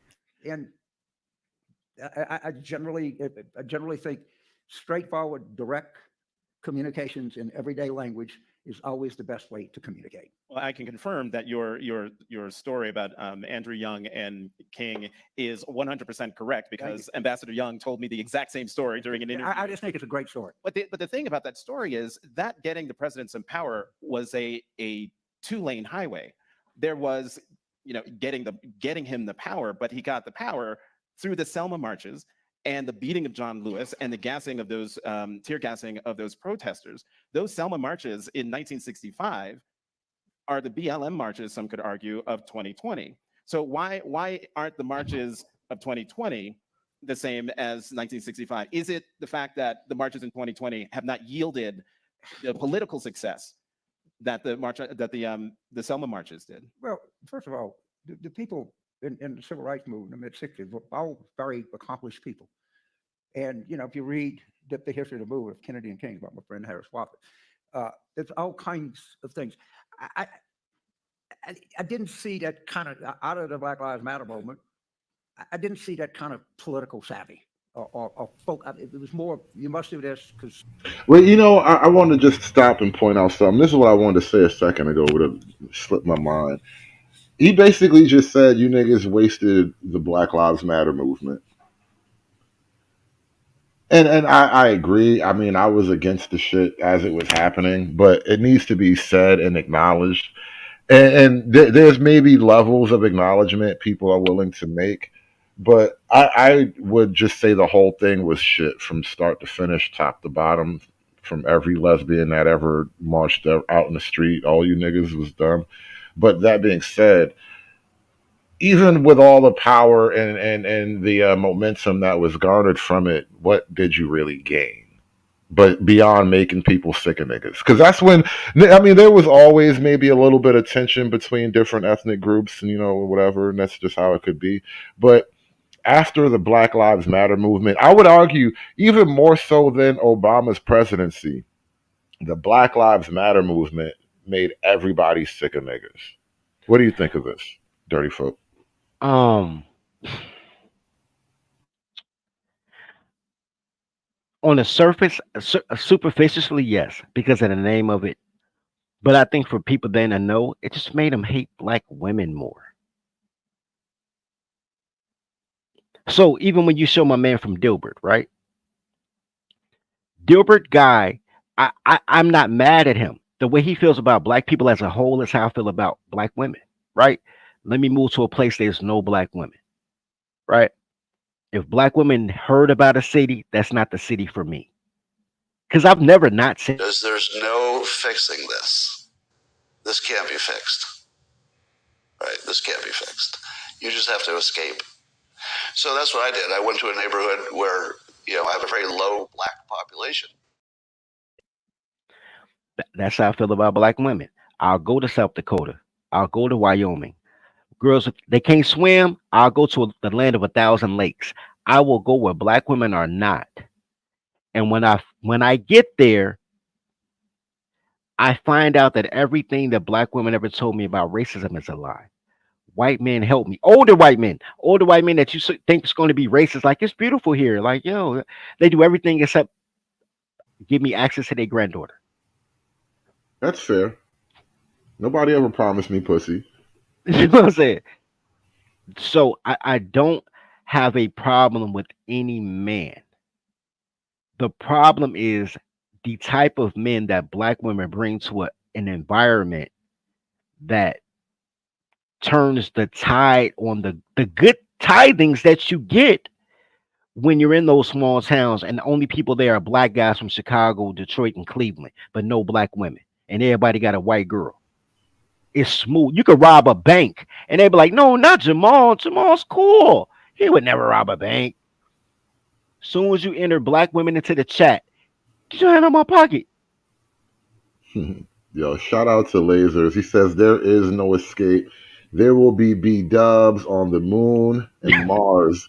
Listen, hit that like button, y'all. Support the show. Cash App is scrolling at the bottom. Support Dirty Folks. What's it? What's the tag? OakSummers. Hit Dirty Folks Cash App, y'all. Yeah, man. Support my man's. All my proceeds going to my boy. He got hit by a freight train. So we Shout out to the homie. No. Okay, that's a perfect example. You know how I always say only men can commune in unity. So my boy got hit by a freight train. That's really fucked up. I don't even know how he did it. First word is how. That's everybody's first question. We don't know, but we love him. Anyway, so his girlfriend has his phone. She called me off his phone. She told me that he got hit by a train, but she made it sound like it was a Secret Service mission. Like the only reason she called me is because I was the last person he was known to be with. Right? She's not really calling to inform me. She's calling to interrogate me. Right? Then I make a Facebook post about it. His sister sees it. I don't even know his sister. He don't really fuck with his family like that. And I found out why. And shout out to her. No disrespect to her, but she's a Down syndrome lesbian. Not grunge. What do you call it? The people that paint their fingernails black and put pink contacts in their eyes and shit. Not grunge. Goth. Right. She's a goth lesbian Down syndrome girl. So like she got a lot of things going on. But anyway, so that's why he don't talk about it that much because they don't have much in common, right? And God bless, he love her. God bless her. Anyway, so now these two girls, and then his mom, who's a boomer who will never listen to a man. So everybody in his life is three of the nuttiest women. No disrespect to them, but it is what it is.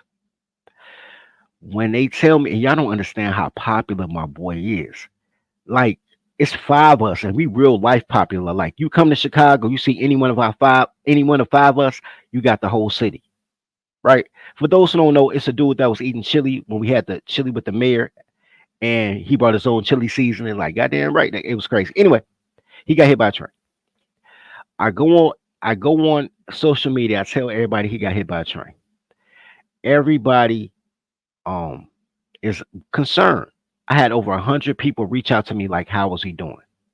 Meanwhile, the women wanted quiet, like they're protecting his honor or some shit, like he can't be seen as weak or some shit like that. But he fucked up. We go to the hospital. I take a photo of my man. I put it on Instagram.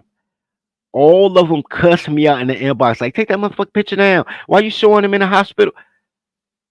The picture got over in 2 hours. The picture got like 60 likes, bunch of comments. I'm like, yo, people really care. People want to help. I said, instead of telling me to take the picture now, why don't you start a GoFundMe? People want to support him. He's loved. I already knew he was going there. So they like, no, fuck that. We don't need nobody. I got all this shit under control. Take the picture down. The fuck? All right, yo, people. But the ability to commune in unity will always be destroyed with a liberal bitch. So when I tell y'all to tribe up, I'm telling y'all, and I say, man, it's only gonna be guys, and y'all like, that's a sausage fest. I'm like, yo, it's gonna take 2 or 3 years for me to train y'all how to choke a bitch. So when we bring the girls in, we can commune in unity. Cause y'all not equal. These girls gonna destroy everything. They destroyed the Black Panther Party.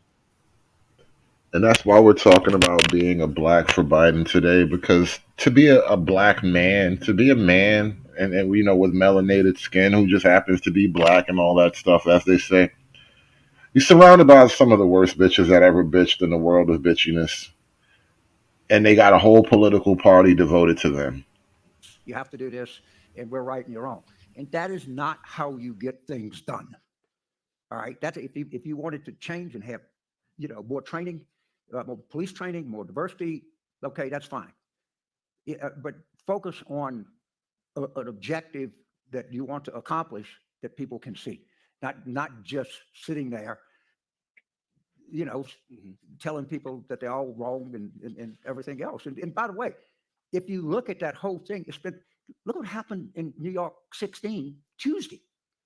Look what happened in Buffalo. Look what happened in Minneapolis. Look what happened in Seattle. This is not a popular movement. This is not popular. People are not voting for it. You're talking about the Gaza. The identity. I just prefer it, but it's just a catch-all word. Woke is just kind of, to me, overused. But I think you got to focus on objectives and how you accomplish these objectives through the political system. And I think that's what King and Andy, at some level, understood. By the way, we now got to be direct. We live in a country where abortion is illegal and bribery is legal. There's something wrong with that. Okay. Bribery is more natural than abortion, though. Facts. And I'm not even arguing that bribery should be a thing, but it seems like a paying somebody to do a thing for you, especially if it's not quite, legal or it's, it's frowned upon, but, if you give me a little extra money, I'll do it and I won't tell nobody. That's a very normal thing compared to just like ripping your baby out of your guts. Like, I'm just saying, how do you compare these two things? Yo, for real though, like me giving and I've seen it happen. Who did it? Jalen Rose. For 2 weeks that Jalen played for the Bulls. We in the club. He paid an extra $300 to get his 3 cousins in because they had on gym shoes, and it was like dress shoes only. He paid $100 a piece to get them in. That's bribery. Right. It's more natural than pulling a vacuum out at the chop shop. That's why on the one hand, like the whole continent of Africa is kind of like known for being like corrupt because like the police will stop you and extort bribes out of you or whatever. And it's fucked up, and it's like, how do you operate like that? But because it's such a natural thing to do. Now, civilization in and of itself isn't natural. It's literally the opposite of nature. Civilization is like civilization literally ends where nature begins, right? And in order to have civilization, we have to rise above our natural inclinations and impulses and shit, right? But bribery it's like a natural thing. It's like, oh, well, you don't want me to do this? Well, how about if I give you money? Have you tried money? And it just works, right? It fucking works. But I want to jump from that section to the actual part of this show that got people talking here. And it's a little bit more on topic today.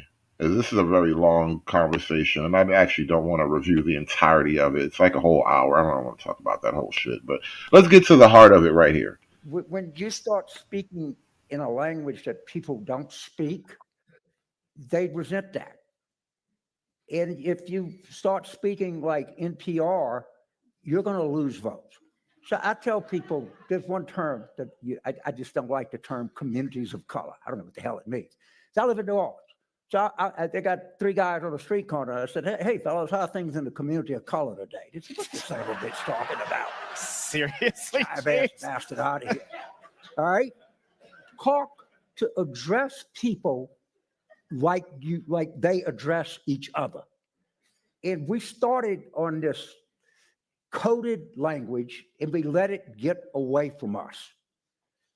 And people, it hurt us.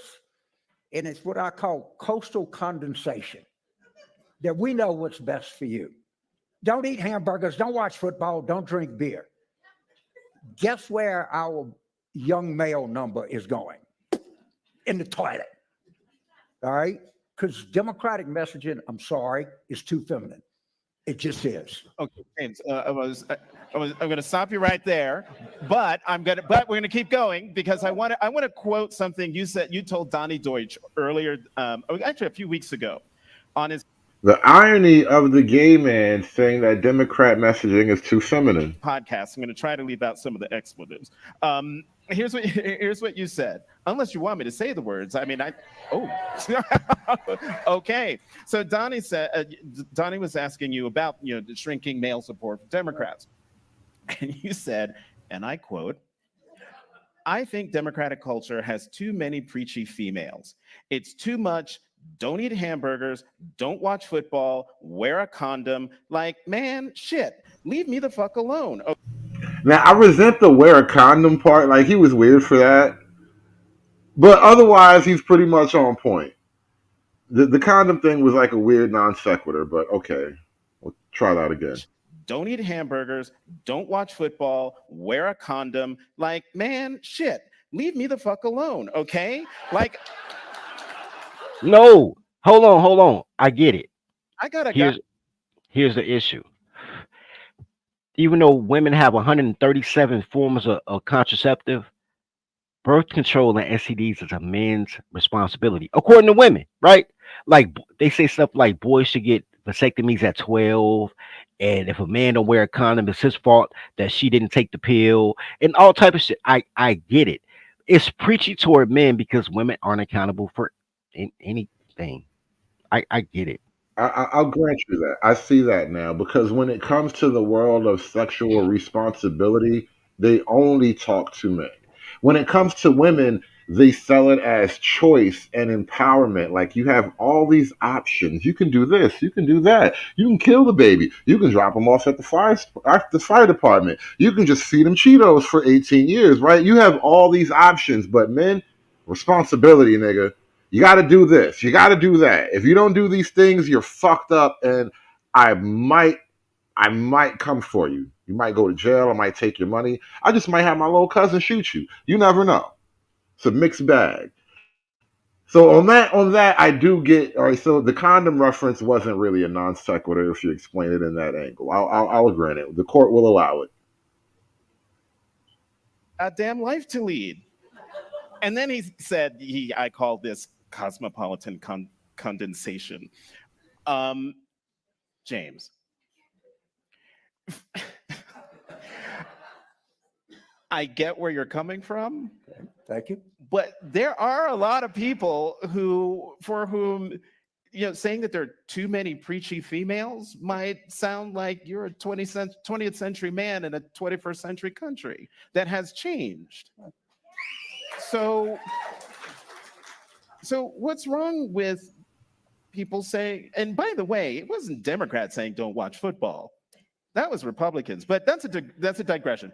Talk to me and other people for whom what you said there is uncomfortable, maybe to some unconscionable. If you think about democratic messaging, listen to NPR. Read what comes out of that. All right, and you can see it. And I'm sorry. See, if you're listening to NPR, you're probably fucked up already. Like, what the fuck are you doing with your life? You know what I find amusing, bro. We'll discuss at a different time. I love how black women say dirty folks shouldn't have kids, and I always want to ask them why they say that. But I know why. Because I'm intelligent, I'm funny, I have a great network, I'm in every gang. If they want to be an alpha, a mason, if they go to the street, kids buy them candy, say, yo, that's Oak Boy. I understand because I'm an awesome man, but I'm not black. That's why black women say I shouldn't have kids. I get it, but I would love to hear their reasoning for it. That reminds me of something. I'm gonna bring up a clip about that in a minute. It's fucked up though. They say you shouldn't have kids though. Most women will reproduce while most men will not, and it's just most black women will reproduce with the most horrible cretins on earth because they want full control of the baby. They love to talk about how their baby daddy ain't shit. That nothing pleases them more. The issue is, yo, sit down, shut up, don't fuck up my name. They have a problem with that. They have a problem with men because women want to be men. Black women want to be the man of their relationship. I have a whole video of black women love letters to other black women and everything strong, resilient, champions, persistent. Everything sound like they're in a high school football line. Every fucking thing. It's never nurturing, loving, caring, a place to come home to. It's never that. Combative fucking people. Horrible at being human beings, who got the nerve to talk motherfucking talk. Y'all want to kill it and y'all want to smack the killer. And then when he chase you down the block, want to get me to attack him. Like, I'm like, why the fuck you hit the killer? He killing. That's what he does, son. Like, y'all disrespectful motherfuckers. Every nigga I seen with a kid, nigga complained and hated a black woman he had a baby by. So in my 20s, psychologically, nigga, I wanted to be able to have a loving relationship with my son. And nigga, I wasn't fit to have no baby with no black woman because she wouldn't allow you to have a loving, full relationship with your son. Because what I start hearing between my cousins and my female friends is, this my child. You can't take my baby nowhere. So the black woman claims 100% rights and authority over the kids. So that robs a black man of his legacy. I wouldn't rob of my legacy. Most black children don't have their dad's last name. Most black women won't allow the black man to name their child. Most black women wouldn't allow the grandmother of the baby daddy to have access to the grandbaby because what she felt about the baby daddy. So she kept the kid away. So I didn't want that, homie. So I strategically said, nah, I ain't putting my dick over there in that garden. Facts. And there you go. And there's a whole political party devoted to making that kind of thing happen. They support them in their mission. They champion their single motherhood. They say you're a bad man if you don't want this type of thing to happen for you and your children in your life. You're the problem. They're not evil, you are. Vote blue no matter who.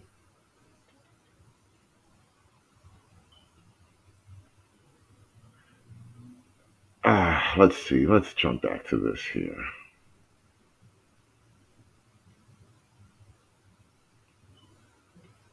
When he says, I don't like identity politics, I want to judge people on their humanity, isn't that going at BLM, LGBTQIA plus, this whole, that's what I thought was just as significant as the defund the police is like, oh, here's a Democrat speaking out against identity politics. And I guess my hope and or view is like that Carville, Bill Maher, there are people within the Democratic Party that are like, you know what, we got to have our own civil war within the Democratic Party because this strategy of just tricking people emotionally and getting them to do whatever is necessary, how many ever mail-in ballots and whatever, ballot harvesting or whatever. I just don't know if we can come up because, and what I may be hearing from him is just like, hey, we were promised certain things by the social media matrix, algorithms, platforms that Mark Zuckerberg is taking away from us at Facebook, Elon Musk has taken away from us at Twitter. And look, this isn't a long-term strategy. And I think there is a bit of a civil war of people saying like, hey, we got to move a little closer to reality. That's kind of how I heard his argument. Well, I think in context, the remark. Well, before I get his response there, I'm going to bring Dirty Folks in.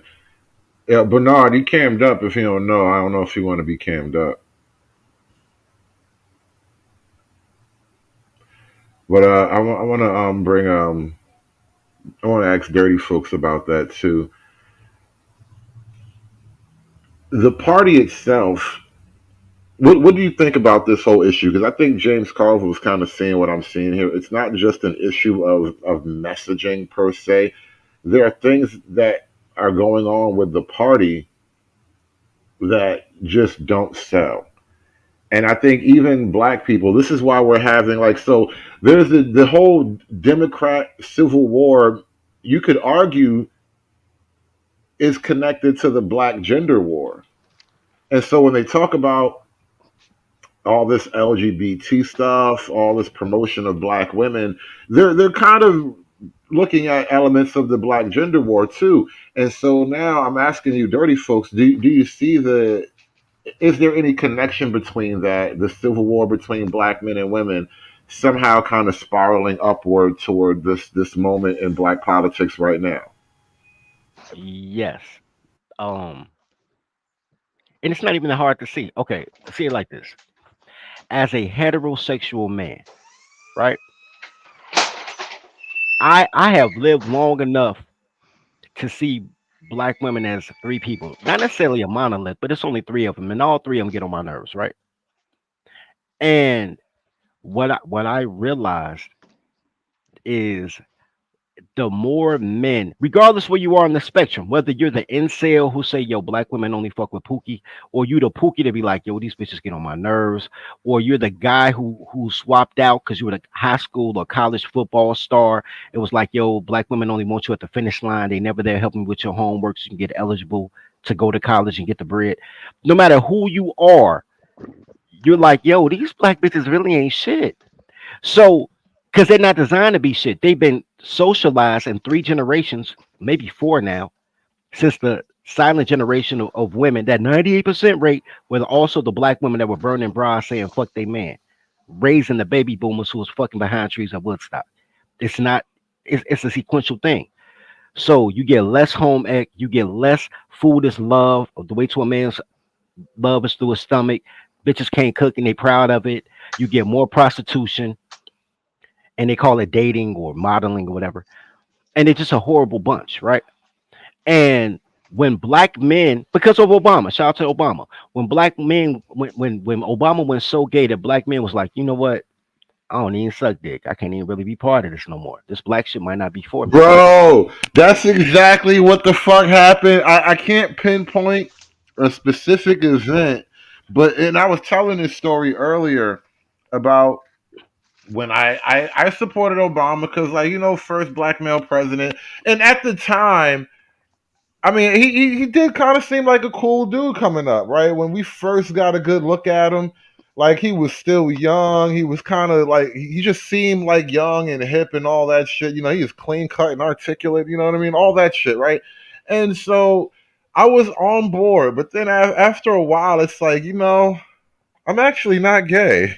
I don't think I belong here, and it's just I couldn't support this shit no more. And then I started that began, I guess, the process of seeing all kinds of shit differently. But yeah, falling out of love with Obama, it happened before the second term. Yeah. And then we hope the second term that he'll do something for us. And then black women stop the Brothers Keeper program just to remind you we don't fuck with you. And all of this active disrespect, this active passive aggression toward their brothers, their fathers, their sons. That by the time our dirty folks come up and like, yo, y'all the ops? Y'all the Crip to the blood? All right, cool. Let's gang bang. And everybody, oh my God, I can't believe dirty folks want to gang bang. Blame white supremacy. Nah, this ain't white supremacy. This is you. And then I take personal issue with that little thing, right? You got me banging at the wrong gang. Like that's Yeah. you wasting my shit. Yeah, you got me wasting time with the wrong op. And all this shit is going on, and white men started looking at it like, yo, because white people have always been like, he's one of the good ones, right? And then they started saying, yo, there's way more one of the good ones. This is a majority. Like dysfunctional white women want to act black. The purple haired, liberal, free speech, free abortion white girls act black. You see them trailer park girls hanging out with black girls and they got a goat in the living room. I don't know why they got a goat in the living room. They country. Act black. Everybody else doesn't like that. Black men don't like that. And black women say for decades, we don't care what you like, we do it for us. We don't care you don't like our eyelashes, our BBLs, you know what I'm saying, our makeup. We don't care what you like. You don't like weed, fuck your life. You still gonna fuck me. I do it for myself. And like all these disrespectful passive aggressive actions, which become fight promoting eventually when you be like, yo, fuck this bitch. And he's like, I'm gonna get my brother because my feelings hurt. Everybody should die. Everybody's rebelling against that. Like right now we're in a transitional period. But I believe that my will is stronger than these cook niggas' will. I believe all these dudes like, yo, Dirty, you crazy for Al 5. And I'm like, nah, Al 5 is the place to do it. I believe that my will is strong enough to convert people who are on the fence because I can give you evidence like, yo, they really deserve Al 5. And people will. And why would it be a problem for Democrats to nominate a black woman? Because there are a lot of people in this country who do not like black women, but black women are the base of the Democratic Party. And the more that we make it comfortable for white boys to say, yo, we don't like this liberal shit, they're gonna call it liberal. They're not gonna call the black woman shit. They're not gonna name Keisha. They're gonna call it liberal. They're gonna call it woke. But it's really Keisha. Keisha and her gay best friend. That's really who they talking about. Damn, Bernard, you dropped off the panel right before I was kicked the mic to you. But you welcome back anytime, bro. Yeah, I think you was a new guest. But Freedman's Journal, what's going on, bro? Y'all got the floor for a second. I'll be right back. All right. So what's the question? The question is there a parallel in this Democrat Party split in between black men and black women? Or you can ask why America doesn't like black women, but either one, take your pick. We know why. You gotta give me a screen share for that.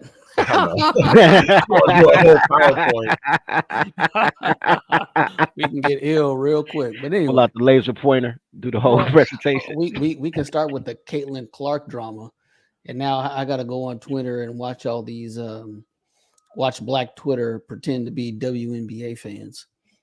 You know, I can't wait till this issue's over and I can laugh at the lack of a parade.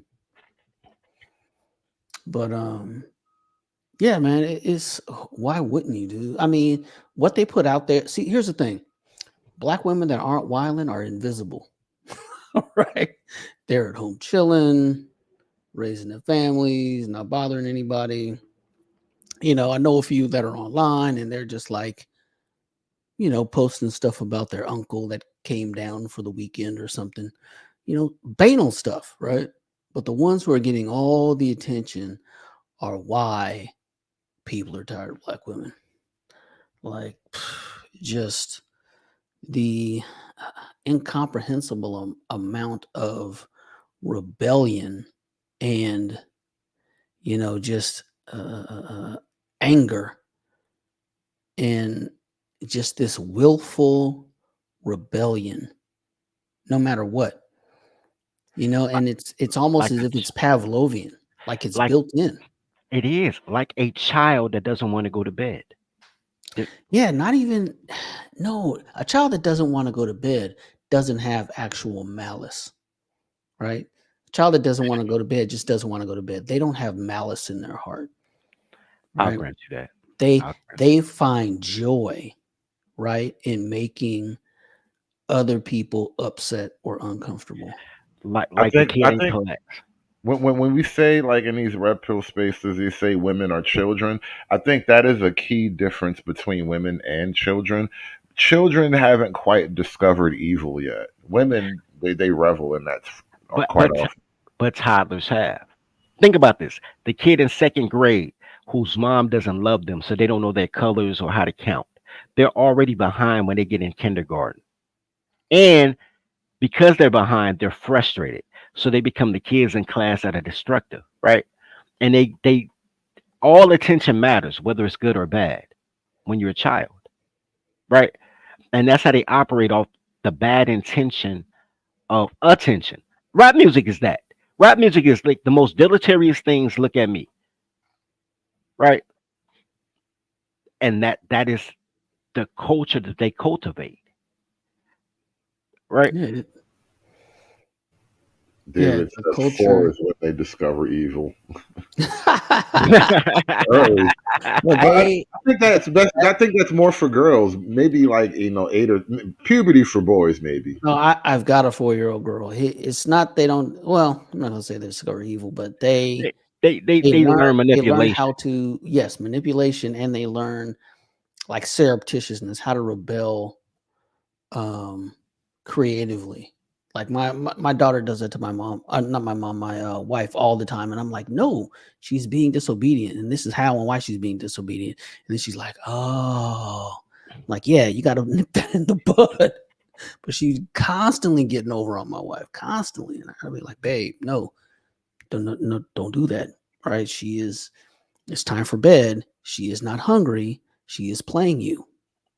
You understand? She's going to get out here and eat half a piece of bread, and it's going to take a half an hour. She is playing you. You understand? Just put her in the bed. It's fine. Hold on. I want to get back to this clip. Delano Squires was about to say something here. About identity politics is probably more aligned with sort of the race aspect, right? The race train car, as opposed to the alphabet mafia train car. Okay, now they were talking about James Carville standing up against identity politics. And in particular, I think when you talk about the community, I mean, not the community, the Democrat Party being a bit too feminine, the Democrats have a weird relationship when it comes to black men at this point. And no matter how they try to sell them, Joe Biden just doesn't really come off how they want him. This clip is going viral now. This is Joe Biden meeting. I don't know who these guys are, but he even looked down at his arm like, did this nigga just stroke my arm? Why is he stroking him? Hey, what in the hell? Joe Biden is stroking. I need somebody to explain this to me in the most what the fuck way possible. Like, tell me in a good way. I need an actual Democrat voter to make this look right. Explain this to me in a way that looks right. He's an equal opportunity rubber. Women, gays, and felons. He rubs with little children, gays, and felons. He's an equal opportunity rubber. I don't even think you can say that's the gay Mason grip. I think the gay Masons do a whole different thing. Dude totally looked down. He was like, what the fuck? Like, it was not even like he was not expecting anything like that. No, but his boy next to him, though. It's the guy next to him. Look how good he smiled. And like, yeah. I wish it was me. Like, yeah. Nigga jealous, bro. You probably a nigga jealous, bro. nigga, like, how come the president don't rub my arm like that? He look jealous as shit. Yo, Bernard, bro, I was just about to kick the mic to you when you dropped off. You came back at the most awkward moment, but now you're here.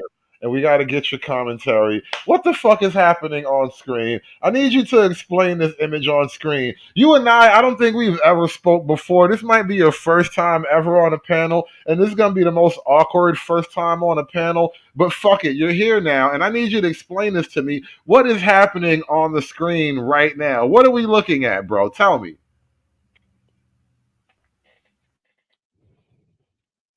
Bernard, check 1, check 2. Bernard, are you there? Mr. Bernard. Oh, see, goddamn it, you done. I done pitched the perfect alley. Nigga didn't even jump. He's looking at him like, ooh, that's a fine specimen. Hey, the dude next to him looked like he wanted to rub the president back. You saw, look at this right here. Look, right here, right there. It looked like he had to stop himself. He had to stop himself from rubbing the president. Like, he's so happy. That motherfucker happy as shit. Say Bernard gave the only good answer. I respect that. What is this?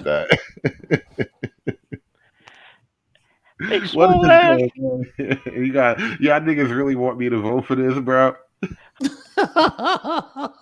Look, the dude who get rubbed, that smile leave quick. Looking like, what the fuck you on? His buddy like, yeah. Yeah, every time one of you niggas vote Democrat, I hope you feel an old white man stroking your voting arm. just rub that motherfucker. And he looked like Baron Davis. He don't look like no punk. He look like Baron Davis. Yo, what the fuck is going on here, man? This is how you Democrats throw up. This is black outreach. Is this how Joe Biden Wow. gets the black male vote? Wow. That wow. Blackout. Black outreach was bars. I ain't gonna front. That shit was bars. Oh, snap, bro. I mean, he's gone, bro. He is a potato. You know what? I saw a post that said Social Security Administration had Joseph Robinette Biden as deceased. Hold on, Bernard, you're back. You got an echo, and I'm gonna let you come up for just a moment, No, but I no, he want gotta you to close out the explain. YouTube. Close Yeah, out yeah. the YouTube If and you got back any in. apps in the background, yeah, close them all out. But I just want Bernard to tell me what's going on here. I don't want to talk about anything. He probably had a whole point he wanted to make, and I'll let you make it. But before you do that, you have to explain to me exactly what's happening here and why I should vote for this. Who, me? Yeah, Bernard, I'm just throwing questions at you, bro. I know you're Oh, new here, but fuck it, we're just jumping right into the hot seat. well, I'm new on the screen, but I've been watching you since the fall, since CNN went bankrupt with CNN Plus. That's when I started following you. Glad to have you aboard, bro. Glad to have you aboard. Don't dodge the question, my nigga. Don't dodge the question. What the fuck is going on here? What the fuck is going on here? This is what happens when you let niggas control shit. They don't know when to give it up. Bottom line, Obama got in and he just refuses to let go. Bush, when it was his time to go, he said, fuck this, I'm out. Clinton, when it was his time to go, he was like, fuck this, I'm out. Wait, Reagan, are he you couldn't. saying? Are you saying Yes. that because? Are you saying because we had a black president, niggas got to get rubbed on by Joe Biden now? Yeah. No. What I'm saying is, who Barry Sotomayor, Bathhouse Barry, don't want to let the shit go. Like your time was up. Move the fuck away from DC. Obama sent them here to rub on niggas. This is Obama's like he like sent the hit. He's like, hey yo, I want you to go rub that nigga down real quick. He getting out of line. And Joe Biden went over there like, oh, you's a strong young dark fella. Did you say Bathhouse Barry? Bathhouse Barry was wild. Did you call it Bathhouse Barry, or am I tripping? Nah, you said it. I like it. Though. I don't give a fuck. I do not like that motherfucker. And the reason why I do not like him, as Jason Whitlock say, these African Americans. African. You got bars today, sir. You have bars. Well, these African Americans prey on the vulnerabilities of black people and their fears, and they use it to gain power. And then once they gain power, they don't do shit for them. The people who put them in power. So fuck him and fuck them too. That's how I felt about Joy Reid, so I can't even argue with that. Yes, motivational wizard. We had a black president. Now Biden gets to rub on random black guys. All right, I don't make the rules. I'm not in Congress. You write a letter to somebody who cares. I'm gonna write one to Marjorie. She's my rep. Be like, hey, listen, Biden can't rub on black men anymore. He sniffs white babies and he rubs on black men. We should start a letter writing campaign. Like, wait, we gonna turn to Karens? We gonna call it the Colored Karen campaign? I wasn't gonna say that when he was just sniffing little white babies, like that's white on white violence. Who am I to jump in the middle of that? But now he rubbing on niggas, and I take that shit kind of personal because nigga might feel like he can rub on me one day, and I want the Secret Service to shoot me. I feel like I'm in danger. Nigga might try to line me up, and I ain't trying to fall in line. Man, listen, I swear if Biden get anywhere near me with that shitty diaper, after I just thinking about him, just fucking makes my skin crawl. Like how? Here's the thing: how in the fuck did niggas fall for this shit again? Because they didn't. This is black girl magic. No. All right, so us, the educated, enlightened, wise black folks who looked at this shit, and like you had said earlier, once Obama went gay, we was like, nah, fuck that shit. Like, nigga, you cool, but you ain't that cool. Like, you ain't cool enough for me to pander my sexuality. We was like, man, fuck this. And we started looking at everything else that he was doing, right? But the people who identity is tied to their blackness, they fell for this shit again with Joe Biden, despite everybody saying, "Oh, the '86 drug laws, the '87 crack laws, the '94 crime bill," right? They still voted for it. I'm like, how in the fuck do y'all keep getting duped? How many times is Lucy, the white liberal, the Chicago? That's what I call them, white liberals, Chicago, from Ace Ventura, the white devil. How many times is Chicago going to pull the political football from you while you're trying to kick a field goal? And you Lucy, fall on your ass. the peanuts of Lucy. Yeah. Yeah, Yeah, like, I'm just, the shit I'm, doesn't make it. I'm sorry to cut you off. I just because I'm sorry to cut you you're off. talking. No, no, it's fine, it's cool. But you're saying something, and I couldn't help but to just get like I'm mesmerized by what's on the screen right here because all right, it's not just him rubbing a guy's arm, which is what would possess you to rub a guy's arm like that? Like I can't imagine any reason why a guy's arm needs to be rubbed like that, right? And I have to ask, like, are black men, are we just that awesome? Like he just had to like I just gotta touch one of you niggas. I Like, I don't think so. Whenever you I don't take wanna be showers with this good. whenever you take showers with But your daughter, rubbing on a grown ass man is nothing. well, he's just checking his forearm strength, right? Make sure he be a good Make sure you're a masseuse. good buck. Yeah, good buck. Hey, boy, you got some checking, strong hands, I bet. checking his grip strength. Or he hang around with Bathhouse Barry and he thinks every black man is gay. So he was seeing how strong his forearm was for a circle jerk. Why a big strong buck like you even need rights? Look at you, boy. That big wide back you got there. You don't need rights.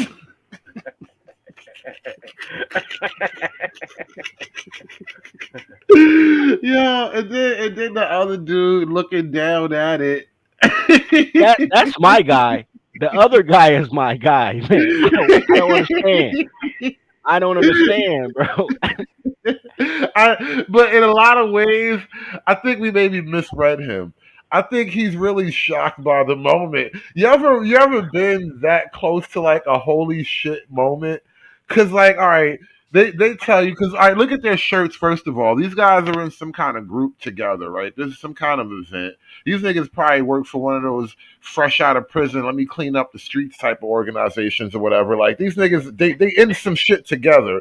And they like, all right, listen, we need some black men to do a photo op with the president, right? Y'all gonna meet the president, he gonna shake hands, take some pictures, y'all gonna smile with the motherfucker. Don't say too much. This is not one of them type events. You're not here to interview, nigga. You just here to visit, shake his hand, and get the fuck out. They're gonna take pictures. That's it. And so you like, I bet that's what we gonna do. And you next to the nigga taking pictures, and just the president is stroking a nigga's arm like a bitch at the nightclub. Like he about to buy the nigga a drink. Like, bro, this shit is unreal. I'm not gonna let you slide with the fact that you called them people black. I'm not talking about some. Yeah, well, there's probably some prison program. The felons. I'm not disagreeing. I'm just saying I'm not gonna let it slide. The fact that was your first thought, like, yo, these some motherfucking felons. And as felons, they should be used to men touching them. But I'm just saying, I'm not gonna let you slide. I heard it. That's all I'm Yo, saying. I be reading too deep into shit. I had to get a nigga's backstory. You know, Crazy. the only thing missing from that is T-Pain buy you a drink playing in the background as he rubbing on him. bro, here's the thing. I'm not even mad about it. Because at some point, once again, if you touch on me in that manner, either you're going to pay for my nails or we gonna fight. Like it got to be one or the other. Because this is an act of sexual aggression. Are you really going to swing at the president with the Secret Service still? Yeah, he just bought that nigga. The Secret Service is dead. The No, the president owns you now. bro. You sometimes you got to decide. Like you know what, 3 years ain't that long. They're in the prison program. They've been in prison before. 3 years ain't that long, man. Oh no, I'll be shoot back. your ass. I'll be back in a minute. They gonna shoot supposed your to ass. shoot you. Yeah, they Yeah, gonna be they, about 3 years. They supposed to shoot you. That's what I'm saying. Listen, the president just owns that nigga now, bro. I think Biden just bought a nigga live on TV, and this is it just doesn't look that way because we look at modern times now. But yeah, he can't do nothing. That nigga fucked, bro. That's why the other nigga looking at him like shit. Nigga said you been bought, nigga. damn, Biden brought slavery back to America. Slavery ain't dead. These hoes just scared, man. Now Biden brought it back. Man, black Biden women brought brought it it back. back. Yo, this reminds me of the video with the young dude from Power where they was at that podcast at that one guy's Oh house. yeah, and His the sister girl. grabbed his dick. He's like, oh shit, he couldn't even say nothing. And then he couldn't do nothing. Yo, if the president starts to rub on you in public, can you do anything about it? You got to call your local Hey, congressman or something. as long as he's in his official duties. He got a presidential immunity. Are you saying the Supreme Court just made this okay, bro? Damn. The Supreme Court just made it okay for the president to stroke on a nigga. Hold on, I got it. You ready? All right, so hear me out. Let's think this through. He just landed on something. Remember what Joe Biden did to Clarence Thomas with Anita Hill, right? Yeah, the Coke on Right. the pubic Yeah. hair on the Pepsi can. Yeah, Right. that was The crazy. president has immunity. What Clarence Thomas was hoping for was that Joe Biden would touch a real one and he would knock him the fuck out right then and there. We're gonna put this on Clarence. I like Clarence. He got very good parents. Yeah. I think Clarence set him up for the okie doke because now that he got immunity, he could just go out there and rub on strong, four-armed black men. Oh shit! Oh shit! Oh shit! I told you he just bought that nigga. Hey, he just bought that nigga. That nigga is a buck now. I don't even know how I feel about y'all giving this a backstory. That's crazy. That's a strong male. That nigga is a whole buck now. He can't even do nothing. It's a presidential stroking. You got a presidential stroking right now. That nigga is over for him. I mean, at least he gonna be well taken care of and shit. He gonna get all the big booty quiches he can imagine. I don't know, man. Biden seemed like a Be deadbeat, happy bro. for him. Biden looked like a deadbeat dad, though, bro. He don't look like he take care of his bucks. Look like the motherfucker took showers with his daughter.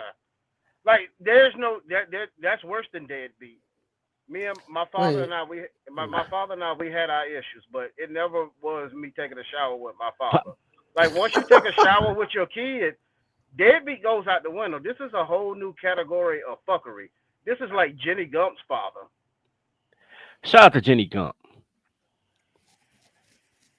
Yeah. Let's go somewhere far, far away. Far away. Yeah, that's what the hell Ashley Biden was talking about in her fucking diary. That's probably what every page wrote. The niggas thought they was gonna be free today.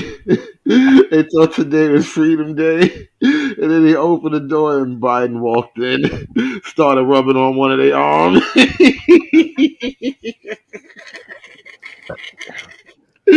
Oh, this shit just getting worse and worse, bro. So does that count as reparations? No, these niggas belong to Biden. This is the opposite of reparations. Oh, that's crazy. What if Biden whispered to him, "I'll give you an extra fruit cup" while he was touching on him? Oh, fuck no. No. Yo, why are we making it like Biden is some kind of G in the prison yard right now? We talking like Biden is G the fuck up right now. Cause this look like some jail shit. This look like some jail shit. I ain't even gonna front. I feel bad for the little nigga now. He ain't even a little nigga. That's a big ass nigga, bro. He going down. That's a big ass nigga. He can't even do shit. Hey, he going down in more ways than one, man. Fucking with Big Biden. You remember that Kevin Hart and Will Ferrell movie, Get Hard? That's probably what Joe Biden got him for, because he know he about to go to prison. Need him to train Hunter. Man, I wish he would go to prison. They talking about he's too retarded to go to prison, and I don't like that. Oh, I said Hunter. Hunter, man, Hunter ain't going nowhere, bro. Hey, I don't know, man. He been in those meetings trying to get shout Biden out to stay in. Shout out to Doc Thunder, man. You done caught us at some of our worst, man. I didn't see you pop into the chat until we start playing the clip of President Biden rubbing up on niggas. Any comment, Doc Thunder? I know this is an awkward question for you, but I don't even know where you stand. I don't know if you're a black Biden voter or a Trump supporter or what. And I'm not even going to ask you that. I just need to ask you any comment about President Biden stroking a nigga forearm this way. This just doesn't feel right to me, Doc. And I'm just curious how you. How would you react to this video? Like, if you had this video on your channel, how would you react to the stroking that you see right now? That this is a presidential stroking. Like, on the one hand, nigga, we made it, right? We used to be slaves, and now the president is stroking a nigga arm. Like, bro, come on. Wait. Gay is a new black, right? So let's see what Biden has done so far. Biden has gone to a random black person's house with fried chicken. Biden has touched on little girls, little white girls, right? And Biden is rubbing on felons like, yo, I got a honey bun. Biden black. Shout out to Biden. Biden is officially black. Yo, Biden is G the fuck up. Biden is like, yo, I'm watching this fucking show now. The mayor of Kingstown. Biden is like one of those top dog white fucking nationalist prison niggas, bro. Biden is too real. Biden is out of his goddamn mind. Yeah, I don't care about Biden. I care about that second dude. That second dude is really fucking with me. Oh, He's smart. the second dude was like, "Whoo, better you than me." I don't know. He looked like I wish it was me. Look how he smile harder when he see the rub. Look at him like, oh yeah. Hey, I've been working on it, Mr. President. Deadlifting 450 now. Look, I can put you over my head. Oh, shuck it, duck, quack, quack. That this whole segment, by the way, is a pause. Just the whole thing is a no diddy. Just this is Yeah, great. no diddy to infinity. This whole thing. I blame Hood conservative. Hood trying to bring the 1980s back, cocaine and gay strippers. That's that Studio 54 shit. I actually wanted to come on here because he had Jason Whitlock up, and I wanted to tell him about my experience at the Men's Fearless Summit that Jason Whitlock hosted. And I don't know, he started talking about Biden rubbing on a dude and how gay that shit was, and it made me think about Obama. And then we got to talking about prison, and oh wow, shit just went all left field. Hey, listen. That was a slow rub too. That was an intimate rub. Listen, that's why I said I stand by everything I've said and shown on today's stream because I will be the black guy in the conversation with other black people who gets looked at funny for not voting for Biden. And listen, y'all thought I was weird for pointing out that he be touching kids funny, and now he touching grown men funny, and you want me to support this shit? Nope. I want you to look at it. Don't turn your head away. Don't be like, pause. No, I can't watch. No, look at it. Look at what you voted for. This is what you want from me. This is what you. Why do you hate me? Why do you want this for me? I don't want this for me. I don't even want this for him. Why doesn't he rub on any of the newcomers? Are they too dirty for him? I don't know. Maybe he rubbed on all them niggas, and we only got video at this one moment. I don't No, know. I'm talking about all the people that came across the southern border. Our newcomers that he let in. He don't touch them. What if that was the price? The price of admission is you got to like let Biden molest you. You can be a citizen. I would support that. If they had to give up their blue hole, I would support that. See how many really want to come to America. Shout out to the good Reverend Doctor. He says, I ain't no Biden voting ninja. I respect that. I listen, that's why I didn't ask. I wasn't going to put that one on you. We are talking about blacks for Biden today, though. The shit crazy, Doc. The shit's crazy, man. Oh, blacks for Biden? Man. How many adjectives do we have?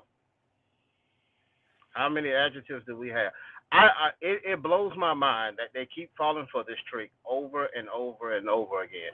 Trump was in, gas prices was down, no new wars, and the Democratic governors had the states locked down, and they were like, you know what, we're going to go back to the shit. We're going to go back to the gayest America that we ever had, and hope that everything works out. It makes no sense. I'm like, did you guys forget about $2.50 a gallon gas? Like, did you think that gas was going to stay $1.87 forever? Did you You think know, that you was go? Did you think that you was going to be able to buy housing prices was going to stay this low? if we're It's just lucky, if we're lucky, bro, what we will get, and this might, it won't raise, it won't lower the price of gas, but it might help ease the blow. But if we're lucky, we'll get a statement from this guy, and he'll put out a video saying that the president touched him inappropriately, and he's seeking justice now. I oh really would love that video. no, we can't do that. We got to protect Biden at all costs. Because No, if they do a switcheroo, they can no, I want my black brother in this video to make his statement and to get his justice. All right, it's live, it's on video. Imagine if Trump had a stroke a black woman this way. Imagine if Trump was at some event and he just touched a black girl like that, right? Could you imagine all the racial, sexual innuendo that the news would be drawing for us right now? And all I'm saying is the brother needs to put out a statement saying that he feels as though he was touched inappropriately by the president, and he couldn't defend himself as he normally would because the Secret Service was there and they would have probably killed a black man immediately. And so I think the man needs to put out a statement declaring his search for justice, right? And I support the brother. My fist is in the air right now. You can't see it because I don't cam up, but I got a fist in the air. All right. So downside to that, while he's making that statement, the CIA is going to hit him with the heart attack gun, so he'll never be able to finish it. Either that, or the blow dart in the neck, and he's just going to collapse like that white woman did on stage when she was making fun of Jesus after the COVID shot. So he won't even be able to finish the statement. Oh, that was crazy. Yeah. So what he needs to do is he needs to use those backdoor channels. He needs to go through Bathhouse Berry and be like, look, this Backdoor motherfucker touched channels. me. Wow. Yeah, there's too many backdoor channels already. See, Backdoor once you channels. say backdoor channels, he already lost, man. We trying to bring the brother back into the light. Listen, you need to go through and be like, hey, listen, you need to get gas prices down to $1.50, or else I'm making this statement. Do something that benefit everybody. Like the old Chris Rock joke said, when it came to Monica Lewinsky, her biggest mistake was that she was young. If it was an older woman, while she was doing what Monica was doing, she'd have been like, hey, you know what? You should lower taxes. You should pull the troops out of the Middle East. Everybody would have benefited. So do something to make everybody benefit. I Hell, do want to. something. I want to ask this: Am I crazy for pointing out the weird gender sexual issues? Like, so let's do a little gender swapping here. Let's say this is a black man and a white woman. Let's say and it's the president. Does this become like a weird, awkward moment? Is this slightly sexual misconduct? Because it would seem to me. Let's say you work in like corporate America, right? And Bernard, you got a little bit of background noise. If you're not Yeah. talking at the moment, can you just mute up a little bit? You can unmute yourself whenever you got anything to say. But if you if you're working, say, in corporate America or whatever, right? And a girl from the HR department, I mean, not a girl, but a girl that you work with, goes to the HR department and it says, "I don't like this guy. He touched me inappropriately. He like stroked my arm in this weird kind of way. He said he was just saying hi, but like just the way he looked at me and the way he said it to me, it made me feel really uncomfortable, right?" And then the HR department, they actually go back and wow, this moment was actually caught on camera. And they look at this moment on camera. Who gets fired? Does someone get fired, rather? That's the question. You know what? I got to give credit to Doc Thunder on this. It depends on if you're in the patriarchy or the matriarchy. If you're in the patriarchy, she gets reclassified. If you're in the matriarchy, you get fired. And that's why they put gays and black women in human resources, just to make sure all the competent people get fired.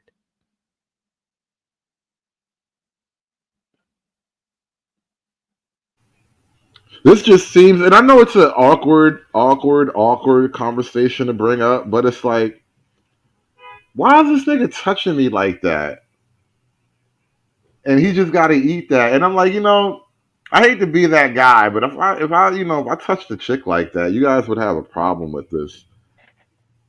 But so this old white guy just gets to rub up on me like that, and That's it's crazy. weird, bro. This whole thing is so fucking weird. It's beyond awkward. I'm getting past the point of comedy. I don't even have a lot of jokes left. It's just all awkward feeling now. I'm not gonna lie to you, my G. I'm not even gonna lie to you. It's the second dude for me. Look, I have been in accidental, um, incidental, like people touch you funny and it don't feel right, and they be like, "Oh, I didn't mean like that." Like I get it. It's, this is a passive aggressive. This is what he does. Like, cause it's noodle going right. So this is his behavior. This is what he does. He does this with friends, family. This is what he does. Like on Face Off, how John Travolta always rubs somebody's face, because that's what he did with his brother. This is what he does. So my whole thing is, how many slices of pizza did Biden get? Bro, pizza's code for something else. But anyway, I know exactly, if that exactly. was like a woman and this was like not the president, do you think she would have a lawsuit against like whatever corporation she worked for? Because he the president, he can own anything he want apparently. But let's say he's not the president, is that a lawsuit? Do Sexual y'all remember? harassment? Do y'all remember during the campaign how he got me too, and they made him apologize for that? Y'all remember that? I think he Not was rubbing on women in front. Vaguely. You know what? Yeah, That does sound vaguely familiar. no, bro. He yeah, got a 4 minute. Not to cut you off. It's like 4 minutes of Biden touching on kids on YouTube right now. Like, yeah, just sniffing them, like, bro, yeah, and he and, got a and, and like compilation. in like official settings, like at vice president functions, he's just rubbing kids' shoulders and sniffing their hair. Yeah, Like this yeah. dude is just one sick, nasty, old, perverted, disgusting fuck. That's Like facts, though. yeah, 90 said and that that's he the hopping off Air Force Two, touching little kids. Like, yo, come here, shouty. Let me sniff your shit. hair. That was the fucking real Alita Express. Fucking focused on Jeffrey Epstein should have been focused on Air Force Two. Facts.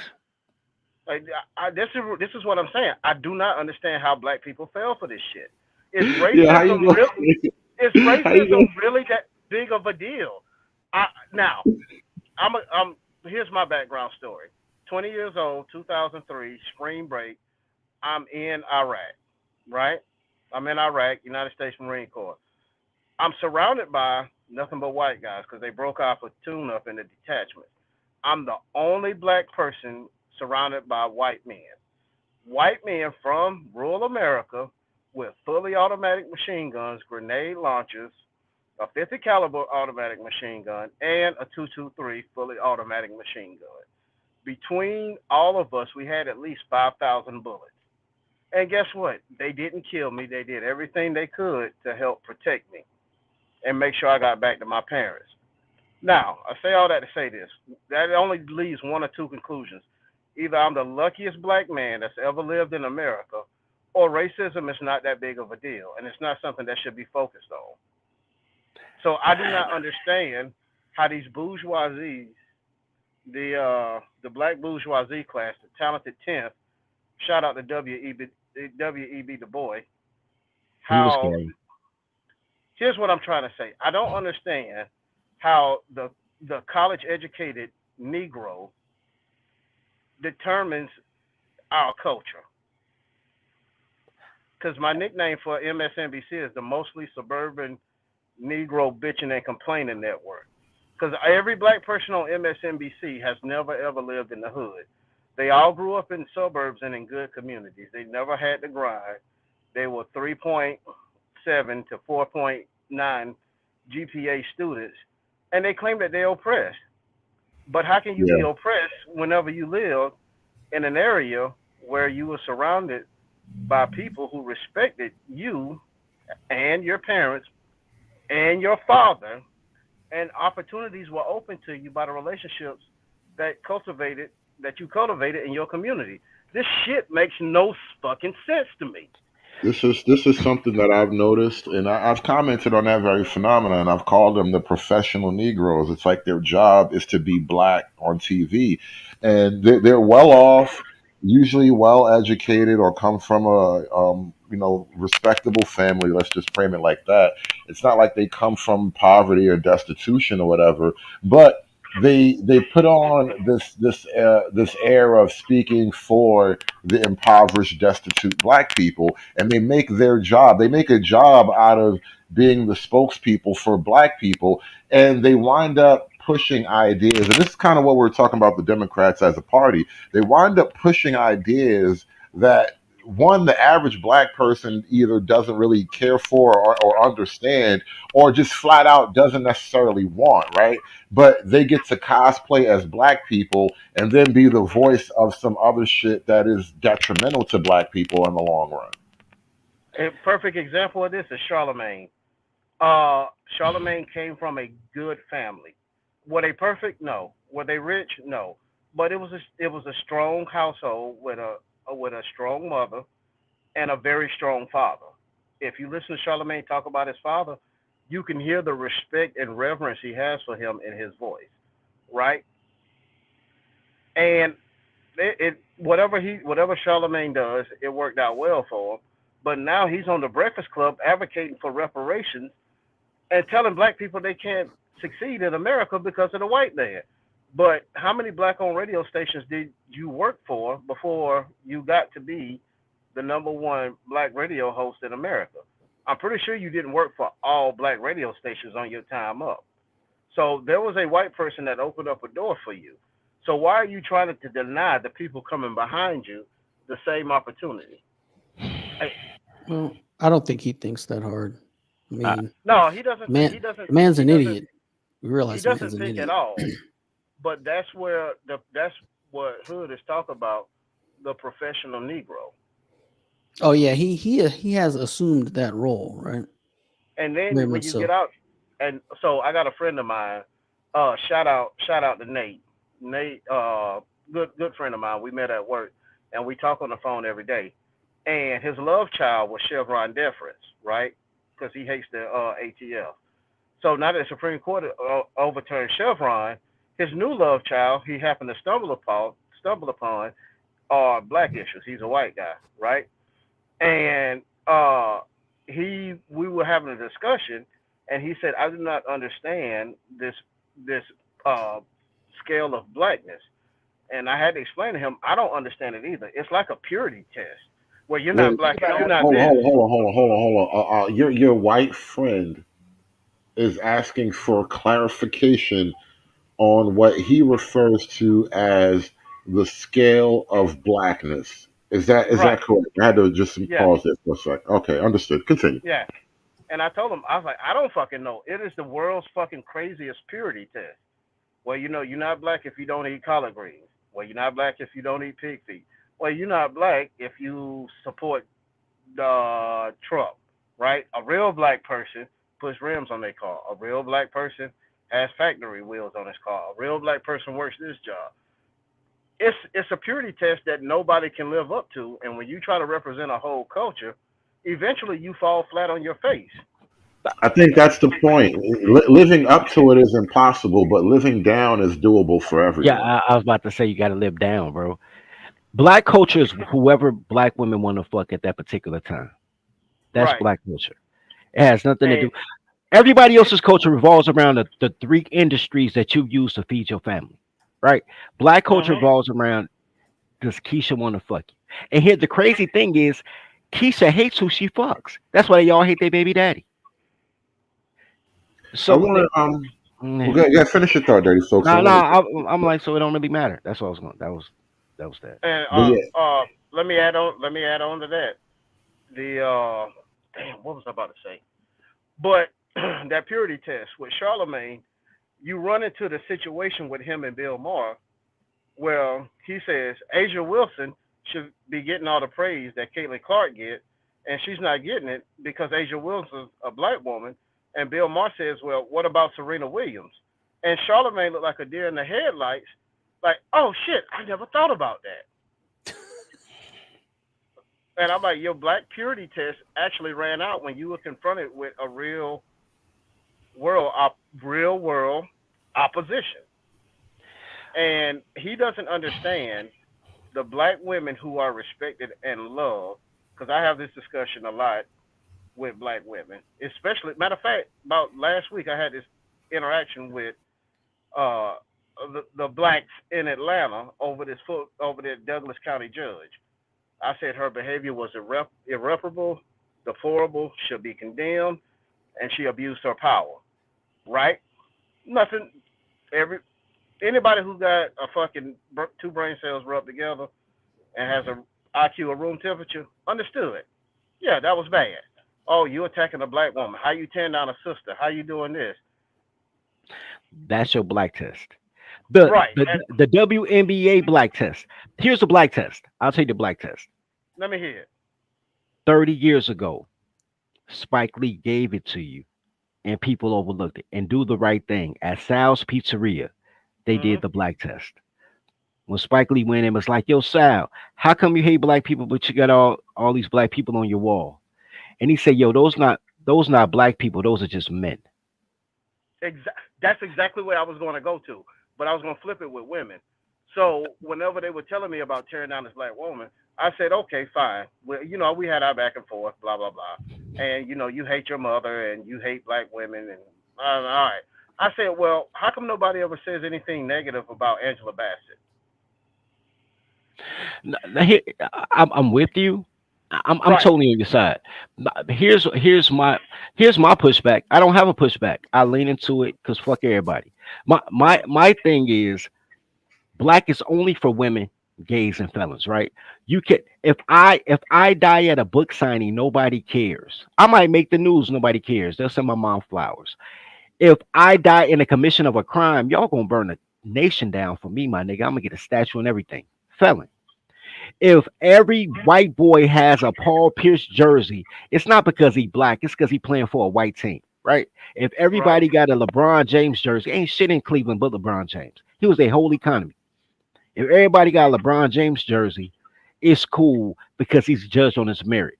But if you don't like a dyke bitch and you like the white girl from Kansas better, then you're racist. You hate your mother. Everything about black is about women, felons, and gays, bro. There is no space for a heterosexual man in black culture.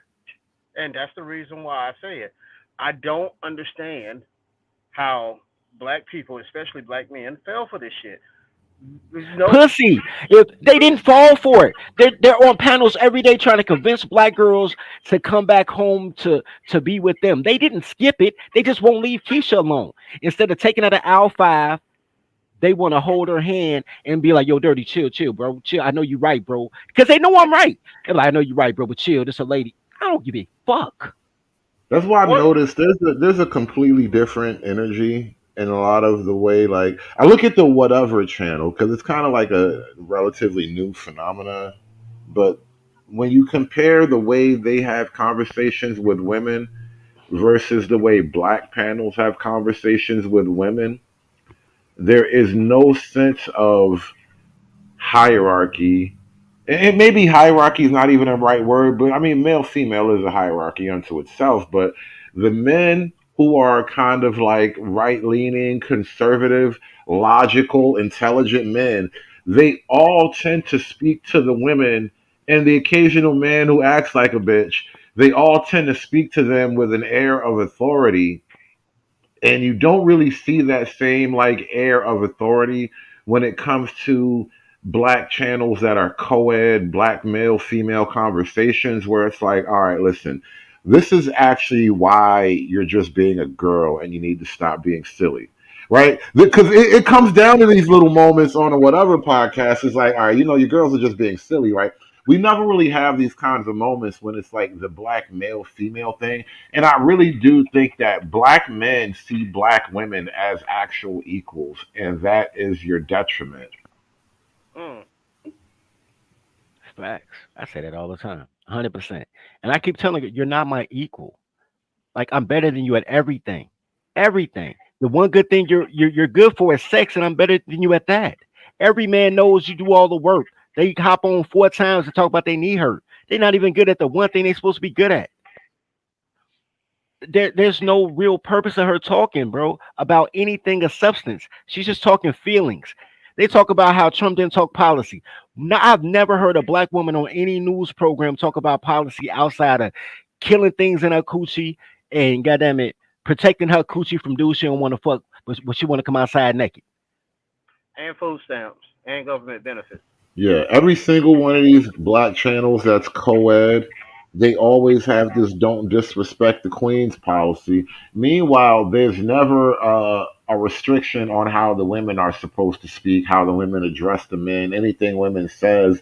At the most, it gets like, "Oh my god!" Like, "Ooh, girl, I can't believe you said that." Like they treat the shit like it's cute. And So, yeah, continue. I'm sorry. I No, remember. make a point. Yeah. I remember, right? So I used to be a big Brilliant Idiots fan when this podcast first started, right? Because I was driving trucks over the road, and I like their interaction with each other, Andrew and Charlemagne, right? And I remember one time Charlemagne said something about black women. It wasn't negative to me; it was the truth. But he disappeared off of Brilliant Idiots and the Breakfast Club for a week, and when he came back, he took on this affinity that he has to protect black women at all costs, and it blew my mind. And when I was interacting with these black people on Instagram on the Atlanta Uncensored page, I asked one simple question: at what point is a black person held responsible for their actions outside of being a pedophile? They're not. I mean, Everybody got that uncle. They're not even. Even that. What do you mean outside of being a pedophile? Shit, I no, can tell you things, bro. no. I'm saying, all right. When will you stop making excuses for bad behavior for black people unless they're outside of being a pedophile, right? I'm Because trying to this say, black even that Even there then, is that nobody. The niggas don't chase the niggas away. The bitches don't care about that shit. They be like, hey man, a little nigga got to grow up someday. Like these bitches don't give a fuck, bro. and that shit blows my mind. So I'm like, okay, so you can be a sitting judge, a bad one at that, and you can go hang out in a nightclub with the same people who you probably would have to face in court, right? Assault a police officer, threaten a police officer, cuss a police officer out, and you still get interviewed by Young Jock on the morning show. Like this shit is fucking right? Like crazy. she the victim. Yeah, that's crazy, right? Yeah, that shit is fucking crazy. Sorry for my octave change, but this shit is fucking crazy. And I'm like, so this woman gets a pass because she's a black woman. Like this shit is fucking crazy. Well, what about the white women when they do it? Yeah, but white women aren't out there hanging out in fucking clubs in Buckhead where college students are getting shot once a month and hitting police officers. Like that's the blacks for Biden. You can do whatever the fuck you want to do because you are a black person in America. Okay. Here's the thing that people have to define. Black is a culture, not a color. So once you define that, then we can play this game, right? Oh, I don't. So no, I'm just saying. So when Yeah. when you talk about black as a culture just means not white, the antithesis of white. So everything will be, and black is the worst of us all. So everything will be about what about the worst quality of other people? Because if you gainfully employed, then they're saying you're acting white. But when it comes to negative connotation, it's white people do it too. It's a zero sum game, and it doesn't really have to make sense. But everything revolves around rewarding negativity, right? Exactly. I wanna jump to this next clip here. Freeman's Journal. This is kind of calling back to that late night conversation we were having on the live stream, the players guilt thing, and we started talking about like black music and how it's all just about fucking somebody else's wife and girlfriend and shit like that. And I'm like, that actually is weird if when I started to notice it. And this clip, actually, at a point in the conversation, we got to the point where I said flat out, you know what? Yeah, now if I was white, I wouldn't want you niggas fucking with my daughter either, right? And I stand by that. I get it. I don't make issue with that type shit. Not everybody feels that way, but it is what it is. Now, this guy feels some type of way. Let's watch this one. This shit's hilarious. You let me date your daughter or your sister? Why? Why not? Because would you let me date your daughter or your sister? Why not? Why not? Because of your appearance, your personality, and the way you speak. Bro, but you judging a book by its cover. I might be the most educated and wealthy. Yo, is he a thug? What do you mean by thug? Give me the definition. Does he look like a thug? What's a thug? You know what he is. What's a thug? Like, a thug is somebody who do like. That I want you to just take it all in for a minute, right? The dynamics, the raciality, is that a word? It's a word now. The dynamics, the raciality, all of that. Look at it all. And then just the whole, would you let me date your daughter? So you got these urban looking black young men, and you got this clean cut, very vanilla appearing white guy. And the question these little ghetto nigglets wants to ask this young Chad is, would you let me date your daughter? Just let it all wash over you. Just soak it all in. Would you let me date your daughter or your sister? Why not? Why not? Because of your appearance, your personality, and the way you speak. Bro, but you judging a book by its cover. I might be the most educated and wealthy. Yo, is he a thug? What do you mean by thug? Give me the definition. Does he look like a thug? Like, what's a thug? You know what he is. What's a thug? A thug is somebody who do like criminal. Yeah, like does he look like a criminal? Does he look like a criminal? Yeah. I mean, you don't look like a scholar. In my life? Yeah. Yeah. Now I don't know why the conversation goes to the hard R, but so what? You still can't fuck my daughter, nigger. Hey, well, you know, I would love to see on this, man, if they got like a little upset and he's like, "What you gonna do?" That man, I would love one of them German Shepherd owning white folks to be like, "What you gonna do about it?" Yeah. Listen, I didn't even let it play. This is a funny clip. Hold on, let's continue. Let it play. But if I was in a fight and he was calling me who knows what. But you can't use that word. See, that's what I'm talking about right there. You can't tell this. You can't tell me what words. Once you tell me I can't use one word, there's another word I can't use. I got to stop it right there. I can't let you tell me what I can and can't say. It's free. Well, first of all, I gotta comment. I gotta comment one last time. So if I can't fuck your daughter, automatically you're gonna think you must think I'm a nigger, huh? You're gonna call so just because you don't want me to sleep with your daughter, automatically I'm a nigger, huh? The universe has gracefully not put me in this situation for the sake of the people on the other side. It's like, would you let me date your daughter? No. Why not? Because you look like a nigga. I mean, look at you. That whole why you judge a book by? I don't look how you speak. Yeah, but come on. Hold on. First of all, I resent the question, why do you judge a book by its cover? Because I read books. No, but the thing is, you have to design a cover for somebody to pick it up to read the damn book. That's a dumbass statement. I read books, nigga. What the fuck? Okay, I have been in that situation before. I have. And I played it very crass. 20-year-old me would not do what 40-year-old me would do. Right. And I think that people forget that we grew up in an environment, we met people along the way. Right. So when I was in that situation as 20 years old and I had my my goddaughter with me. She was like 1. And I'm picking up his 19-year-old daughter who's home from college. And I'm standing by the doorway. And this older man, he about 40, about 50 at the time.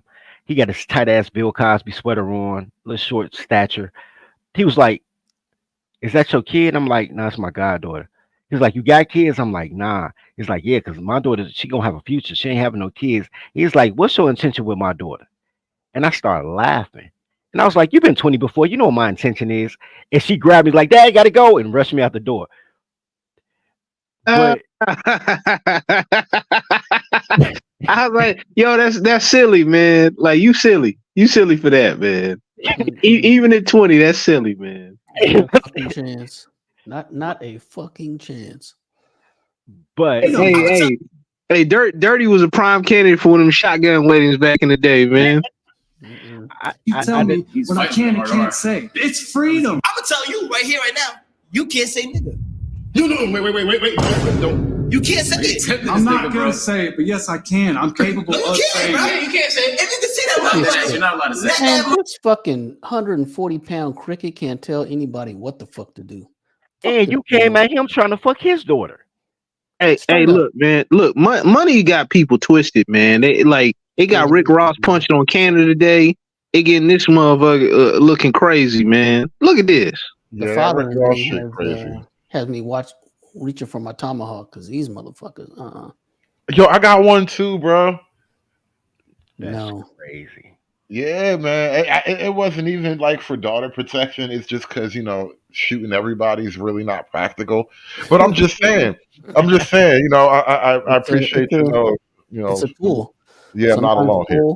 Sometimes full size things got to become small size things. Yeah, you gotta chop shit down. Yeah, I can dig it. Efficiency's sake. I can dig it.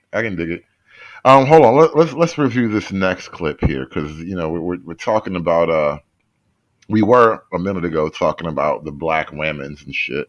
I agree with you what you're saying, but you always bring up police sticking on black people. It's like you act like black people ain't out here wilding out, bro. Like I live in a community where I'm gonna be real. Do not do that and pretend like the only reason why black people, black men in particular, are being incarcerated is because they're not white. Right up, stop. When the police system was created through slavery, after slavery, like we gotta talk about Jim Crow and all of that. Because white people let all the slaves go, and it was more black people in the States than it was white people, and they need to find a way to control them. I agree with you what you're saying, but you always bring up police sticking on black people. It's like you act like black people ain't out here wilding.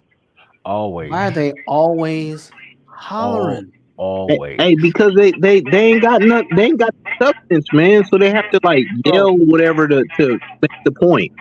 Hey, you lucky that she wasn't clapping it. Bro, even black women that aren't spouting foolishness, right of center black women, still are online hollering. I got some Straight experience. up hollering. I'm just like, what is the point? I got some experience in this area. I used to be a deputy sheriff in Augusta, Georgia. So, and my beat was on the east side of town, which is a primarily black neighborhood. And I work night shift, 6 p.m. to 6 a.m.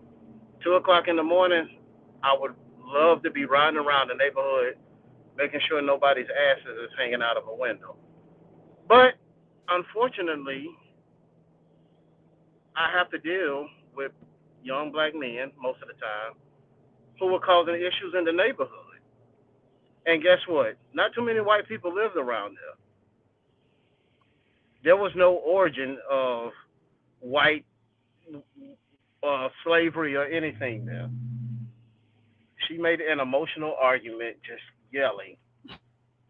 But this is the same woman who probably lives in a suburban community with an HOA that has a license plate reader so it can see every car going in and out, walks her dog, says hello to all her white neighbors, and then gets on a podcast and screams, blackity black, blackity black.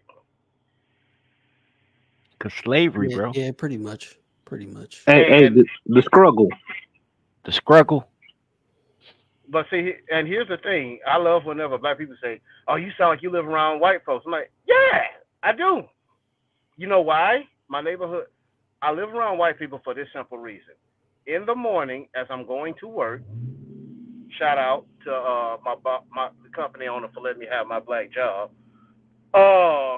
When I go to work, I see women walking their dogs, right? And I see men at the bus stops protecting the kids, right? When I come back from work, I see men walking in the neighborhood, walking and jogging with their families.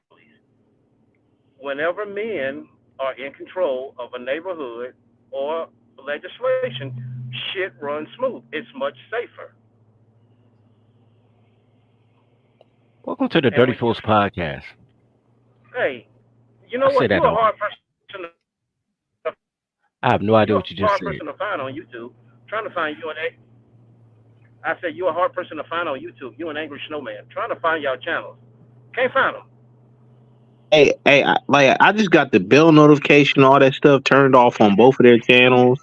And most of the time, the only time I don't get no notifications from either of their channels. I just happen to turn on YouTube, and they're on live. Bro, I'm so shadow banned, bro. It makes no sense. They monetize me to shadow ban Yeah, me. That's crazy. I But you want know to. what, I bro? want to do YouTube. I agree with I you want to do YouTube. 110%. 110%. When you see white women jogging with women, any race, when you see women jogging with no socks, it's a safe community. Exactly. When you see men outside devoid of women, it's a bad community. And blacks have a bad. You have to be a bad person to be with a black woman, bro. I said that about my dad, nigga. I call my mother my dad's baby mama, nigga. I'm like, yo, get your baby mama, pop. He be like, that's your mother. I'm like, you met her, nigga. It's your baby mama, nigga. God dang, man. I That's got my rough, own man. girl problems, bro. I can't be dealing with his girl problems too. That's rough, man. Yeah. I mean, my father and I, we about the last 2 years of his life, we rekindled our relationship. So I didn't get that opportunity. So, but at least we got it right before he passed. I've been telling my dad this since I was in high school, bro. I have never claimed. Um, no, I call my mama mom, but when I'm talking to my dad, I be like, yo, get your baby mama. I remember when I was 18, I was on my way to college, and I told my dad he can get divorced. I'm like, Pop, you did all right. I'm like, you weren't the best dad, but it's worse out here. Like, man, go ahead, get divorced, be happy. He was like, I love your mom. I'm like, oh, for real? I'm like, I ain't know. I thought you stayed for the kids, nigga. Yeah, I heard you say that before. I was laughing when I was driving. I had no idea, nigga. Like, you really, all right. At that point, Yeah, I should man. have looked at him like, nigga, what's wrong with you, man? And I love my mom for being my mom, but I would have chosen differently. Yeah. A lot of women they don't get that. It's like I've talked to many people unprompted now, right? They be like, it's like they'll tell you how quick they're not trying to find their mother. Right, but black women are taught that every man should want a woman that reminds him of his mother without realizing that they're not good people. Like, and there's not good people of every group. Like, there's no monopoly on not good people. But when your culture dictates that you shouldn't be good people, like doing good things makes you some type of sucker, then you're gonna have a bad batch. So, speaking of that, right? I'm about to do a humble brag, right? I was able, with some help, lots of help, able to secure 20 acres of land from the county on a property tax auction for $2,700, That's a play. right? Oh yeah, hell yeah! Congratulations. Right. So, in the during the hype of Trump mania in the 2020 election, I was going ham in the paint for Donald John Trump, right? For DJT, right? And I would hear all these black people say, "Oh, white people don't want us to have nothing," blah blah blah. I'm like, all right, look, you know what? I done cracked the code in the matrix. I know how to do the research. I know what to look for. I know what to type in the computer for property codes. Right? I made all these mistakes, but I got the knowledge in my head. please let me share it with you. If Oh white no. folks don't want you to have nothing, that's cool. Let me show you how to get it on your own. The responses that I got were, "Fuck you. You a Trump supporter. I don't want shit. I don't want shit to do with you or listen to what you got to say." It was then that I made up my mind. I was like, you know what, man, fuck these niggas. I'm out here in Georgia 14. That's Marjorie's district, right? Primarily white, and I got a good network of people in the Republican Party who can build with. Once I got my land, then I started going to the meetings. Once I was at the meetings, it was the head of the Republican Party was like, "Oh, that's your land," because I told him about it. He was like, "Yeah." He was like, "Oh man, well they about to widen up the highway. They about to put an industrial park. They about to put a truck stop with a gas station. That land's gonna be worth some money. Here's a number to a builder in case you want to develop that land, right?" Oh, you know what? Sometimes, and other people like, "Well, you got it. They about to start building. Why don't you put storage units there?" Hey, yeah, storage units sound good. Hey, you know what? My hunting club needs some land, and that'll be a good place for bow hunting. So all these people, great people, once they found out what I had, they gave me the tools to empower myself, so that way I can help make my life better and my family's life better. Men tend About to help men, culture I and believe. issues related to the black community, I'm called a fucking coon, Uncle Tom, a coon, and a sellout. And it goes back to what you said. When doing good for yourself is considered the wrong thing, the women that are produced from that culture are going Some to be people negative. too, like if they got to do any work, they're out. You know what I'm saying? Like there was this one cat that I used to work with, man. He he was interested in like beekeeping. He was like mixed, right? And it's a wild stuff, man. So this dude he shows up to the public library, right? For some beekeeper association joint. Shout out to him. And then this one lady's like, "Oh, I can use some bees on my land. I got this farmland. Yo, you get the bees, you know what I'm saying? You can use my land for free." And then this other dude was like, "Yo, you know what I'm saying? I'm winding down. I'll give you some of the bees to start out with." Then another cat like gave him like free equipment and stuff like that. All for him showing up at this meeting that maybe 10 people show up to, once a quarter. You know what's so crazy about that? And once again, people help those who want to be helped. So, part of me being a tribal warlord is, after you kill everybody, you want to be a farmer, right? So I want to be a chicken farmer. I went out, they offered me free chicken, free feed. They was like, you got to find a rooster. Come to find out, the Department of Agriculture gives you free roosters. So they're like, yo, we can have a rooster. And like the whole setup, bro, like, yo, I could be a chicken farm warlord for no money down. Right? And these Exactly. things are offered to all Americans. But right now I could pull up $60 million in urban agriculture grants right now. Like I just had to find a white woman to help me out because you can't fuck with the colors. Wait a minute, And hold on. I'm sorry, I stepped away for a minute. I come back, y'all niggas is talking about positivity, buying land and farming and all this. White people, man, fuck that shit, bro. We no, real that's nigga lame shit. shit, bro. No, nigga, land and agriculture. Fuck all that positivity shit. I don't need a reason. Step out of the car. Yes, you do. I don't feel safe. You have a warrant for your arrest. Step out of the car. She has a warrant for arrest. Man, hold on. Can I see the warrant? You're gonna get arrested. Sit down. Sit down. Yes, I can. That's not how it works, buddy. Sit in the car. Sit in the car.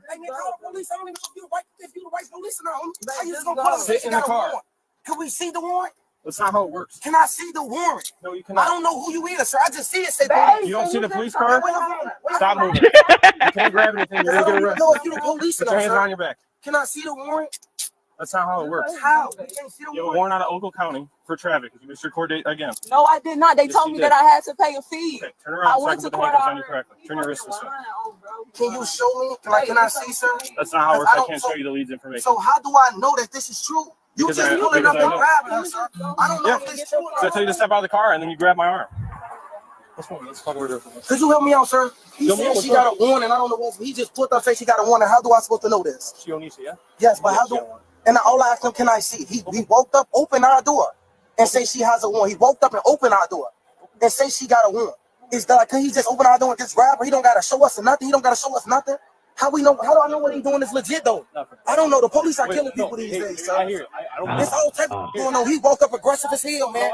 He woke up aggressive as man. Even though he the police, he can't do that type of man. Y'all hurting people out here, man. We black, man. We black, man. Like for real, man. No, I hear it. We have with warrants, arrest warrants, we don't carry paper copies. But he, Stacey for me. Wait, pause real quick. Most likely, it's either going to be a new court date thing, or maybe they'll say it's finished. It's yeah, finished. and that, Pause real quick. Besides the facts you told on herself, I would have beat his ass. But here's the thing. He's driving her car. They hit the license plate, and a warrant popped up off the plate. He's driving, but it's her car. If it was his car, the warrant wouldn't have popped up. They wouldn't have snatched her ass out the passenger seat. So his broke ass need to just take the car and go to the crib. Who's raising? Shiesty Bum is raising these niggas. Shiesty Bum is raising these niggas. You're blaming you, Shiesty. Don't deny it. Listen, Onisha, I can't figure that out. Okay. All right, I'm completely cool with you, but that's fine. I know you have not, because I asked you what was the reason why you was putting me out the car. You didn't tell me. Yeah, in the state of Illinois, I can do that. No, you I can cannot. tell you, yes, I can. I just stopped you literally 2 blocks I was back, and you trying didn't to. stop. No, you did not. You just Yes, stopped I did. me I when stopped you at was the light, and then you came through, and you went to two How stop was I signs. supposed to- how was I supposed to stop? All right, we're How done. was I supposed to stop everything? but he could talk to him or something, let him know something. No, I agree. I got you, man. So we don't carry paper copies of it. When we get back, we can get that and show you guys. Hey, real quick, man. I don't want you to be digging around that car, okay? Digging around the car for what? I don't know what she has in there. I'm not saying she's in weapons, but I don't want you digging around. I was just in the know. car. No, I know. But if you you're got to search the car? No, I'm just saying I don't know what. Oh, sorry. I understand. That's all Okay, I I don't got no weapons. I don't got no weapons. You're good. Do you can search. I got you. Were you a passenger then, or where were you at? Huh? Were you a passenger? Yes, sir. You All can right. search though. We were just gonna go to Jewel's, man. Can I get it out the way and go right there? Let's hang out right here for a minute. Let's get this stuff figured out, and we'll go from there. Okay? I don't have nothing to do with that, sir. No, I know, but we're still here. We got to figure this out, though. Okay? Y'all have her, sir. Y'all have her. The man continued to argue with the officer. Gonna get his ass locked the fuck up. Yo, it was in that moment he knew he had fucked up. Right. Bro, you gotta move Right around. there. Because that's when he Oh, got his okay. ass beat. Oh, continue? All right. More ass whooping. All right. Damn, man, you just walked up and opened the door. Like, I don't know what could happen though, man. The police are killing people, homie. I don't like I don't even like men by y'all, man. You got ID with Ross? Huh? Do you have an ID with you or no? No, y'all don't gotta have my ID, man. That just scared the out of me, man. No, Why am I so finna leave? because with a traffic stop, passengers are detained too. So you being a passenger, Man, what the I'm detained for? Oh my god. I got hot shoes on. You'd be surprised. You'd be surprised. Is that how that works? What? With a warrant? That's how that works. What he said. So I guess what part of it? He could just walk up and just like grab her. He can do that. From the sound of it, is that if you guys are taking this long to pull over, that's not. Bro, you literally just explained how a warrant works, though. Yes, they could just walk up and grab you. And I know where they at. Oh shit. I got locked up in that same Jewel parking lot. Shout out to that Jewel parking lot. Don't fuck with Jewel. God damn, every time I talk to you, it's another dirty folks tale. Just let their story play out first. Normal, that's not what everyone else does in a traffic stop. Normally people immediately go to the right side of the road so that way they can get this stuff figured out. With you guys still going, and obviously her tint, everything tint's probably illegal. Because in Illinois, you got to have 35% of the sedan, and that's probably close to 5. And we have no idea what's going on. Come on, man. Hey, I'm out.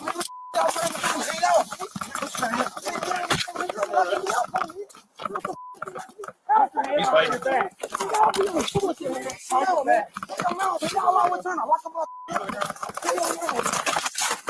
Put your hands behind your back. Put your hands behind your back. Beat his ass. Fuck that nigga. Beat his ass. Put your hands behind your back. Y'all are harassing me, man.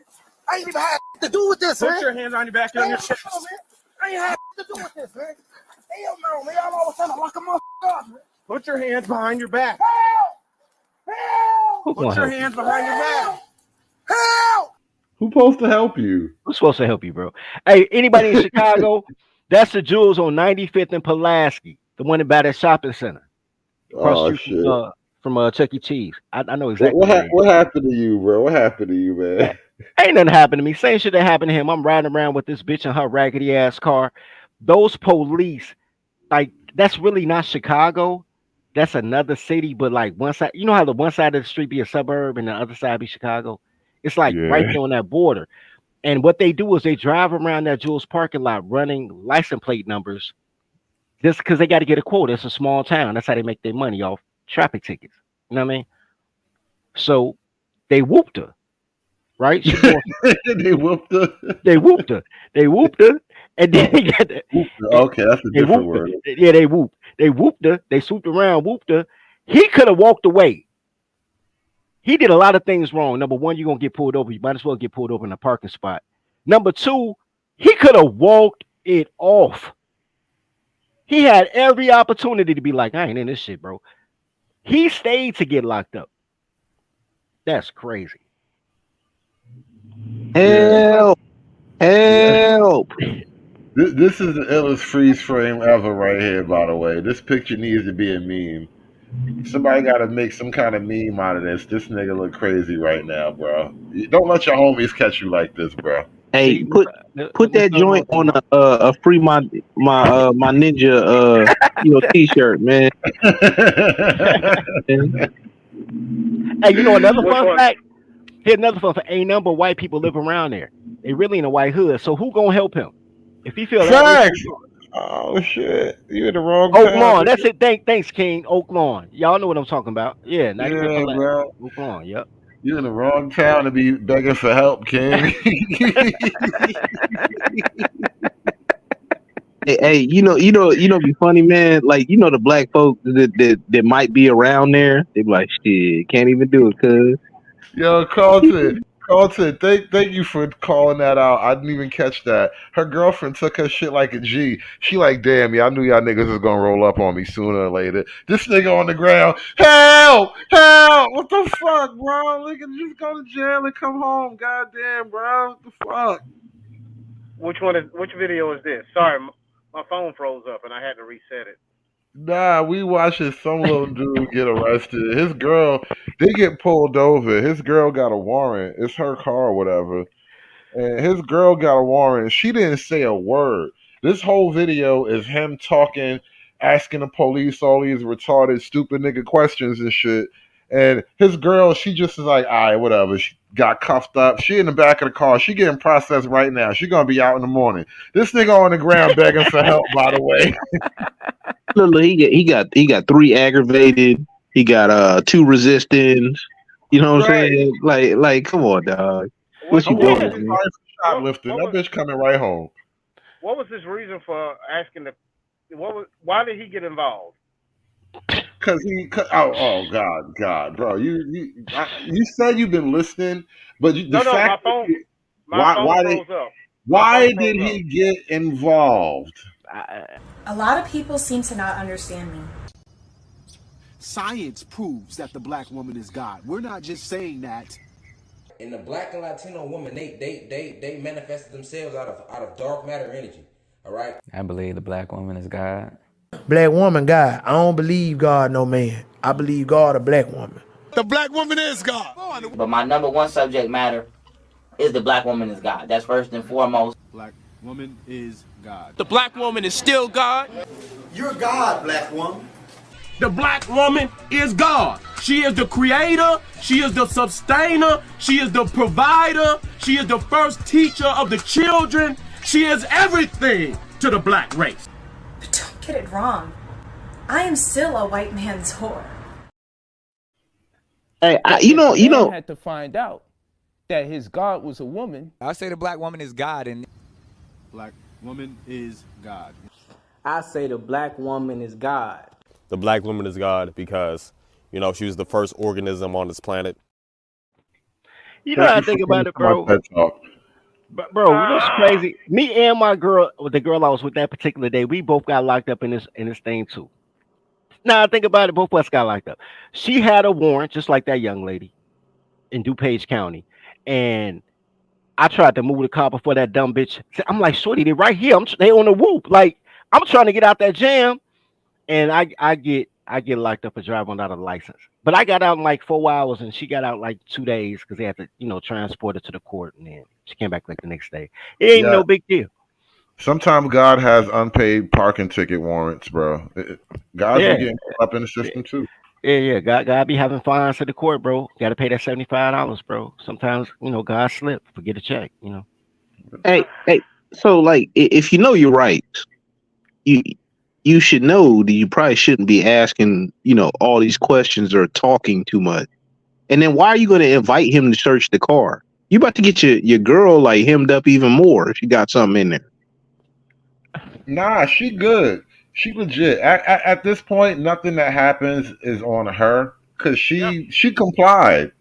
Like and that's another thing, bro. If you and your girl both get locked up, she's supposed to be the one making all the noise, bro. Yeah, but not even that, Hood. I'm saying like he's like, you want to search it, sir? Go ahead and search it. I'm like, what are you doing, man? Right, and you know what? You're right, because she G'd up. She's way more gangster than him. This bitch probably got a gun under the seat, probably got a little bit of cocaine in the visor, all kind of shit going on. He like, go on, look, sir, me and her, we cool. Meanwhile, she over there like, you should shut the fuck up, little bitch Shut ass the nigga, fuck man. up, nigga. You ain't. Yeah. And it's She her was out car, there so she with running the a good boy. rules, bro. Everything about this is on her.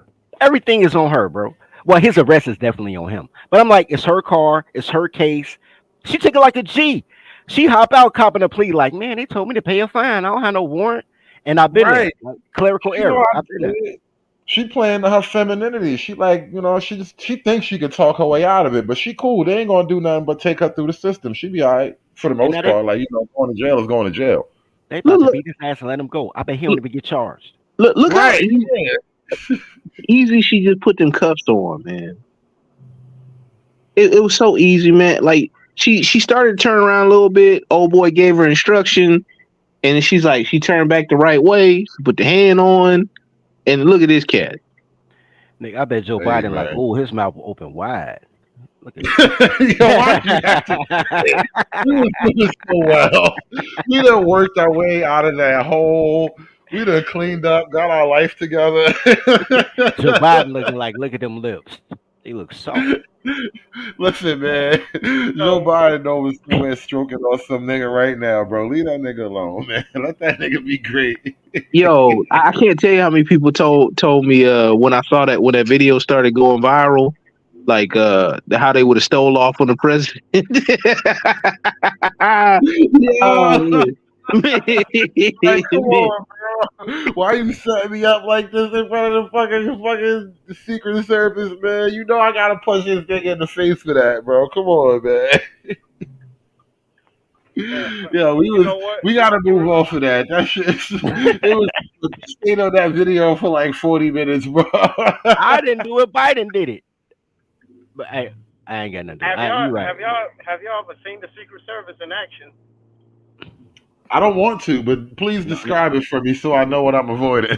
No, not at all. All right. Not at all. So it's like a David Copperfield trick. Nigga there, Secret Service, nigga gone. That's what I feel like happened to that nigga after Biden stroked on his arm a little bit. That was like the code. It was like that nigga got up out of there. We ain't never gonna see him again. Hey, if anything, you would have thought that dude he would have pulled away like them little girls be pulling away. They be like, Something else too. You know something else I forgot about Biden. This motherfucker used to swim naked at his property and have the female Secret Service people watch him swim naked. I think something like that happened at Obama's house, but the nigga dead though. Yeah, I ain't gonna lie. Those kind of player, I would do that too. I ain't gonna lie. I ain't shit. No, you don't need. wait, hold on. Hood, you talking about that world class swimmer that died in the kayak that flipped upside down in like 3 feet of water? You talking about that dude? I don't know what kind of Obama maneuver he was trying to do, but that nigga dead, bro. That nigga dead, man. Hey, don't go again. Hey, listen, he was cooking for Bathhouse Berry. Probably made them spicy peppers too. Probably made them peppers too spicy. And Mike was like, his ass gotta go. I could just see like Obama was like, hey, show Michelle that little thing you showed me, and then the nigga dead. Man. I don't know, bro. That nigga dead, bro. That shit Hey, crazy. hey, speaking of which, you seen the picture of Barack and Michelle going around where Barack don't pass the green line test, man. No. It's Barry Sotomayor. We're not gonna call him by his made up fucking name that he took on when he went through one semester at Harvard. His name is Right. Barry Sotomayor. That's how We, he we was. That's what he was named. That's what he was raised.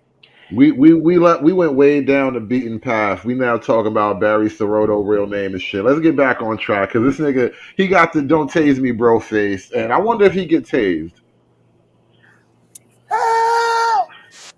Help! Let go of the handcuff. Help! He holding on to the handcuffs. Help! He not gonna get tased. He's gonna get beat. Behind your back. Help! Put your hands behind your back. Tase him. All right, tase, don't get your That's what I thought. Put your hands behind your back. Too. We're He done. got the We're not mop playing head. around. Get the hood. Hold on, listen. All right. Turn to the shoulder for a second. And bring your knees to your chest. Did he This is faint? supposed to be funny to you. Bring your knees. I bet his girl in the back seat cracking the fuck up right now. That's the worst thing too. You know your girl's still laughing at you, right? Like she in the back seat looking at this bitch ass nigga, bro. Her cuffs not even tight. She got loose cuffs. She just hopped in the car like fuck it. Right? She good. She probably know the way you gotta hold your hand so they don't cuff you fucked up. He a retarded motherfucker. He don't know what the fuck to do. Your chest. All right. Just pick him up. You know, out. That's fine. He ain't never gonna fuck right again. Oh my god. Okay, that's fine. Give me my hat shirt. We'll get your shoe. Give me my hat shirt. All right, walk to the second car. Oh, Lonely grave, man. It's you, man. Yo, what? Let me go, dude. Stop it. Let me come. I don't want you holding me, homie. Not doing I that. don't want you holding me, man. We're both Really, holding. I don't want you holding me, man. Yo, what? Man. Yo, like, Lonely we in position for any kind of man. demands, man. Hey. Man, y'all lock me up every time I come out here. Every time y'all see me, that's the you did, man. Then you should stop going out there. Exactly. I don't go no place where I ain't want. That's what I said. Could you deal with me and not him, sir? Huh? Could you please deal with me and not him? All right, because you're telling me what I'll be telling. Could you deal with me and not him? Yeah, why he trying to make it the police fault? Like the police didn't do nothing but talk to you nice, bro. They literally talked to you nice, and you was being stupid this whole time. Wait, this is even worse, man. Like, so you don't even know the protocol. They be just hitting. They just lock you up every time you be out here, man. Every time you still go your happy ass out there. I'm like the police. I said the same thing. Why you keep coming out here? Be like, hey, man, we gonna get you again just for coming out here, man. Come on, come on. After this time, I would have learned my lesson. Now, could you imagine having to deal with that every fucking day as a job? It's just like, come on, dude. They don't want you here. You know I'm gonna have to take your ass to jail.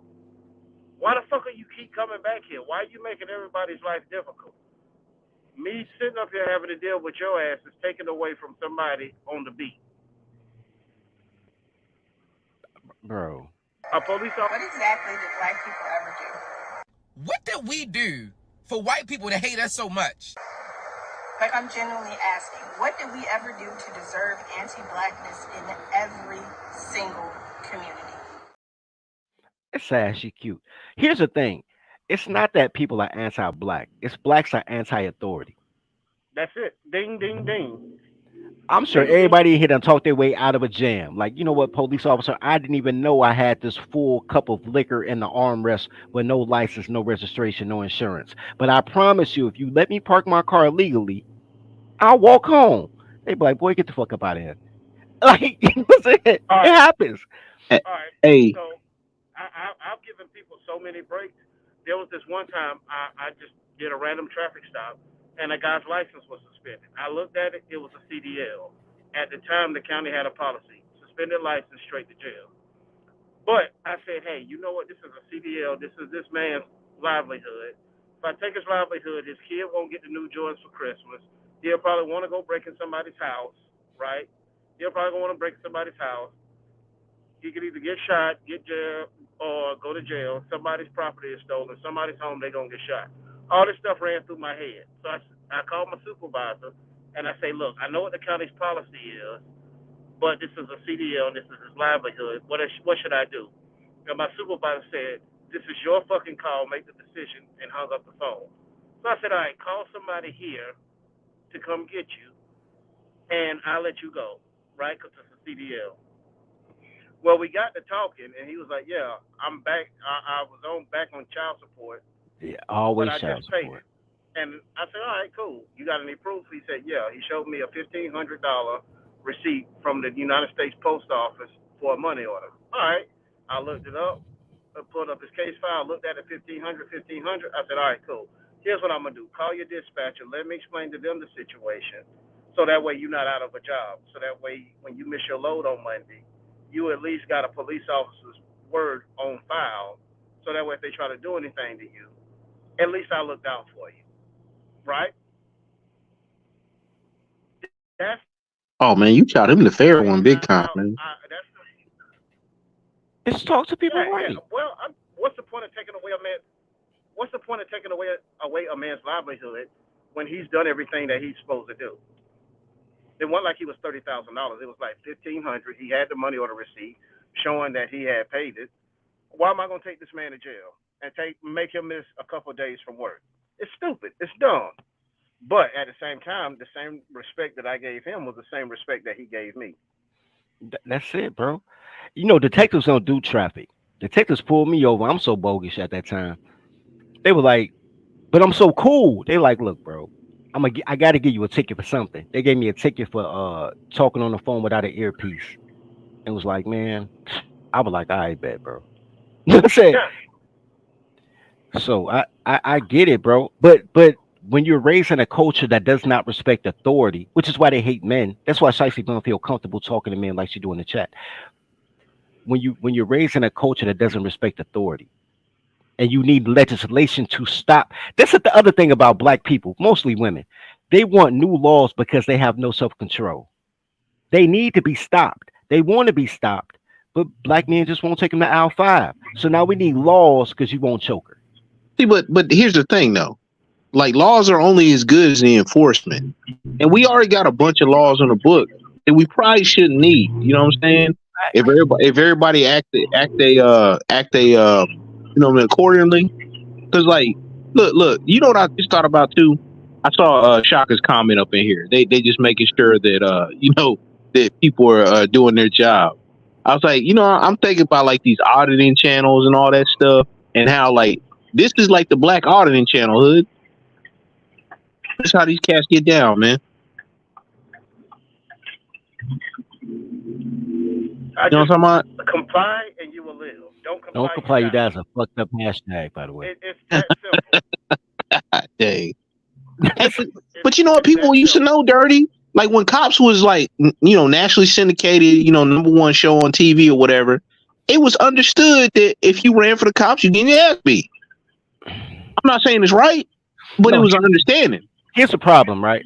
Black men have been culturally and socially um deterred from being any position of authority, being a police officer, being a counselor, being a teacher, like everything that takes authority. They tell black men that's white man shit. They even call police the man, right? And because of that hatred of authority, it's not enough black men in blue suits beating bitches' asses for the community to be safe. No, there ain't enough. You can't do nothing to a woman. A woman has complete. You say the president has immunity. A woman has more immunity. I Being get that. being involved, being involved with investigating domestics. 95% the woman started it, but she starts it. The man tries to end it. He retaliates. She calls me. Policy is if a woman got marked, whoever has marks, the other person goes to jail. Separate them for the night so nobody dies, and the courts are sorted out, right? That's pretty much it. What's that? What's that joint? What is it? Now, with Megan's me, Law? Where it made it to where you have to no, take somebody away? no, that came after OJ. Yeah, That's a result from OJ OJ fucked it up, Simpson. bro. Yeah, Yeah, now OJ OJ fucked fucked with up the game. domestic. But Yeah, yeah, because of OJ, you got to anytime that there's a domestic, you have to take one person away if there's superficial injuries nationwide. And basically, the courts are sorted out because they don't want the man to kill the woman overnight, and the department to get sued for not protecting the woman, right? So, as a law enforcement officer, your hands are tied when it comes to a woman, and they'll hoot and they'll holler and they'll do all this shit. But me being a deputy, right, and knowing what I know about female male interactions, if the woman started it, her ass was going to jail too. yeah. That's how Oh yeah, that's your how it ass should is be. go. I'm not fucking up. I'm not fucking up this man's life because you went through his phone and saw that he was texting Big Booty Keisha, and you wanted to start a fucking argument, right? He retaliates. Then you call me to, you hate police, but you love them whenever you can get a black man arrested. Hey, All right, hey, cool. Who can play that game? hey, Your ass is go. my bad. It's funny. Like I had started seeing like a chain of this because you know how the woman would be remorseful, and then the women were actually taking the charge because it's less scrutiny on the women's side, but the dude's probably losing his job unless like they can have like a full explanation of what happened. No, And they lose their job. They lose their I, job, their concealed carry permit if they yep, have one. Like this shit is fucking madness. So it's just like, yeah. hey, if he's gonna lose it, so are you. Yeah, Now, the chick used to make my public subs, man. She got 2 charges like that, and she beat dude up at yeah, least 3 times, man. it's fucking crazy. And I know the jailers, the deputy jailers, they would always laugh when I come in with a couple. They be like, oh yeah, their ass was fighting. They knew, like no woman got a free pass from me just because you a woman. Yeah, I know men are trying to butter you up. Yeah, you know how women do. But women, when they throw on the tears, I'm just like, all right, cool. You find a text message and this dude just hit you. That's it. No, I said this and I said that, then I pushed him. Oh, okay. That's all the thing I need to hear. Click, click, click, click. Dispatch, show me a route with a female. I'm with you, bro. I see it all. I watched my neighbor beat up boyfriend in front of the police while he was getting kidnapped, and they were like, "Please stop hitting him, man." Damn. Whole time he yelling, "I ain't even touch this crazy bitch." Hey, Mr. Brooks, I signed a ticket, Mr. Brooks. I Yeah, signed a ticket. that's And why my policies don't let it get to the phone. The minute that I decide to engage, we ain't gonna make it to the phone. I'm just, you just gonna wear well, sunglasses to work tomorrow. I don't give a fuck. I got you, but only thing she got to do is make that phone call. If she makes that phone call, I and know. you're done. I'm with you. I'm with you. That's why I don't let it make sense. Bro, I done had a crazy bitch call the police on me while I was at work. I come home, the police in front of my crib talking about some man, domestic. Domestic what? I just got here. Oh, we got to take you in because she reported it. And she was light skinned too. Did some thin line shit, hit herself. I said, nigga, I just got here. After that, Yeah. bro, I'm like, yo, I ain't letting nobody make it to the phone. I'm in this bitch. So what you gonna do? Kidnap her and put her in the closet? I'm gonna beat the fuck out of them. We gonna have makeup sex. Then she gonna go to work with sunglasses. Well, you know what? Never, ever, ever get in the way of a man with a good plan. Look, bro, hey man, look, I done seen too many people, bro. I went because I used to go to jail a lot because I didn't have a license for like 18 years, right? So Why did you have one? because I kept getting arrested for not having a license, so they added to suspension. So Yeah, habitual, man. yeah, I'm a habitual line stepper, right? So every time I get locked up for another 2 days, whatever, it'll be two type of people in there. It'll be drug addicts and domestic violence guys. And all of the guys look beat up. Like one guy he got filleted, like from his armpit to his hip. And all he kept saying while he bleeding out on the floor, waiting for medic, all he keeps saying, but I didn't hit her. She stabbed me, but I didn't hit her. I'm a man. I never hit a woman. And I'm thinking like, yo, nigga, you probably should have hit her. Yeah, my rule of thumb is as much as I'm against domestic violence, once you pick up anything that can be used as a weapon, it's fair game. Like, all right, cool. Hey, 70% of people locked up is locked up over a girl. You don't even see every nobody selling time. crack no more, bro. Ain't nobody out here really doing bunch of girls getting you locked up and then blaming white supremacy. Ain't that the truth?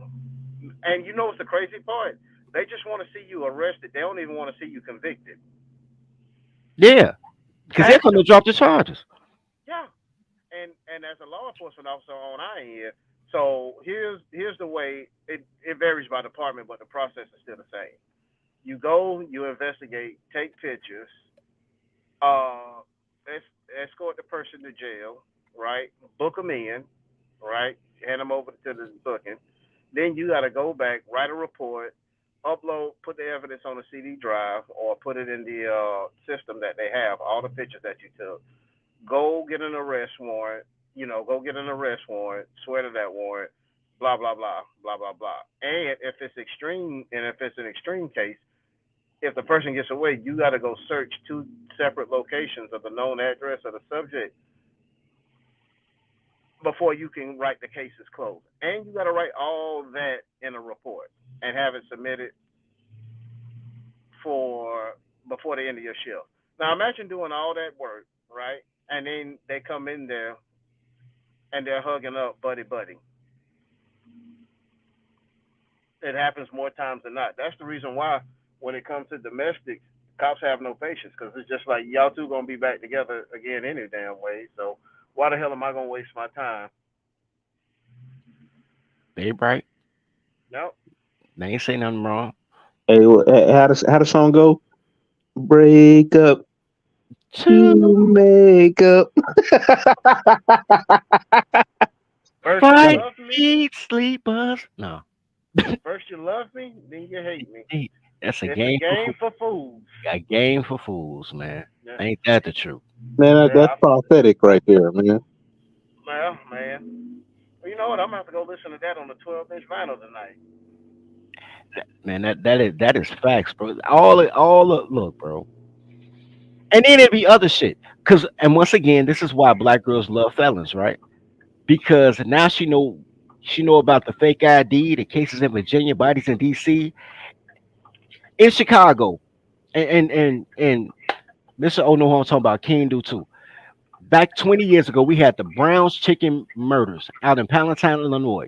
They came in, deleted 11 people in Brown's Chicken. That case went unsolved for 13 years, bro. The dude who did the deletion, there was 2 Mexicans, ironically enough, but the guy's girlfriend got mad at him and gave the police all the evidence. I don't know why he kept the gun, gave him the gun, everything. And then 3 days later, she tried to drop the charges. Like, can I get the evidence back? Did you say this was a chicken spot? Yeah, Brown's Chicken. It was called. No, wait, was it Brown's Chicken or Church's Chicken? It might have been the Brown's Chicken murders. Yeah, it was 30 years ago. You right? So hold on, let me get this straight. These were all black people? No, Mexicans. Ah. So yeah, Mexicans love chickens too. No, they went. No, this is what happened. 2 or 3 guys went out to a affluent suburb to rob a chicken joint. One of them got trigger happy and shot one person. They was like, "Fuck it, no witnesses." So they ended up deleting everybody that was in the chicken joint. Yeah. So this, like, he right. It was Brown's Chicken. Y'all right. See, I told y'all, man, my stories be real. So, goddamn it, Brown's Chicken in Palatine, they killed 11 people. The case went unsolved for 13 years. The case was broken because the nigga girlfriend snitched on him because she had a dream he was cheating or some stupid ass shit. Like, it didn't even happen. She was just on some bullshit. But the fucked up part is after she got him arrested, she went back and tried to get the gun back. Like, can I get the evidence back? I don't want to judge her. That's my baby. I love my man. I don't want him in jail. And she visited him every week and said he went to the prison. She went to the penitentiary. And this is the case of women switching on men. Hey, in fact, I was watching this one joint. It was like it was like a documentary on this like it wasn't gangs, but it was like criminal movers and shakers, right? And it was like loosely banded together, and it was based out of Memphis. And this dude got a RPG, like on a video game, man. And got because he got mad because I guess his boy got locked up. So he had a plan where he was gonna actually like shoot the RPG at a police station in Memphis, like downtown. And his girlfriend caught wind of it and like snitched on him. Good on her, right? Yeah, good on her, Governor. And I was like, damn, man, like, what is up? Yo, like, that is wild, man. They got stuff like that on the street. Wow, man. You know what?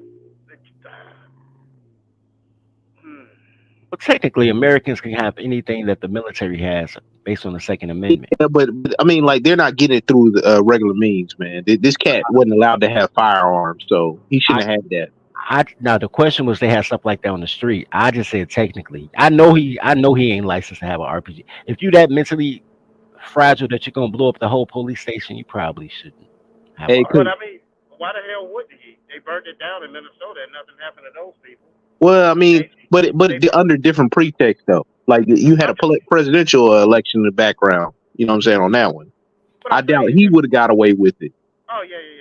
And Seattle, and they damn bombed the courthouse in Portland. So shit, yeah. Let me get an RPG and try to blow up the police station in Memphis. Memphis, that's another fucking shithole. Speaking of, Speaking of over a woman, those 5 black police officers. Over that black kid who was murdered, that young black man who was murdered by those 5 police officers. Tyree, right?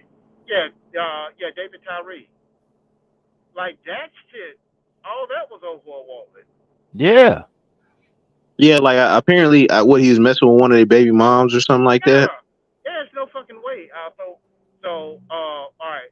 So my ex-wife and I, my kid's mom, you know, shout out to her.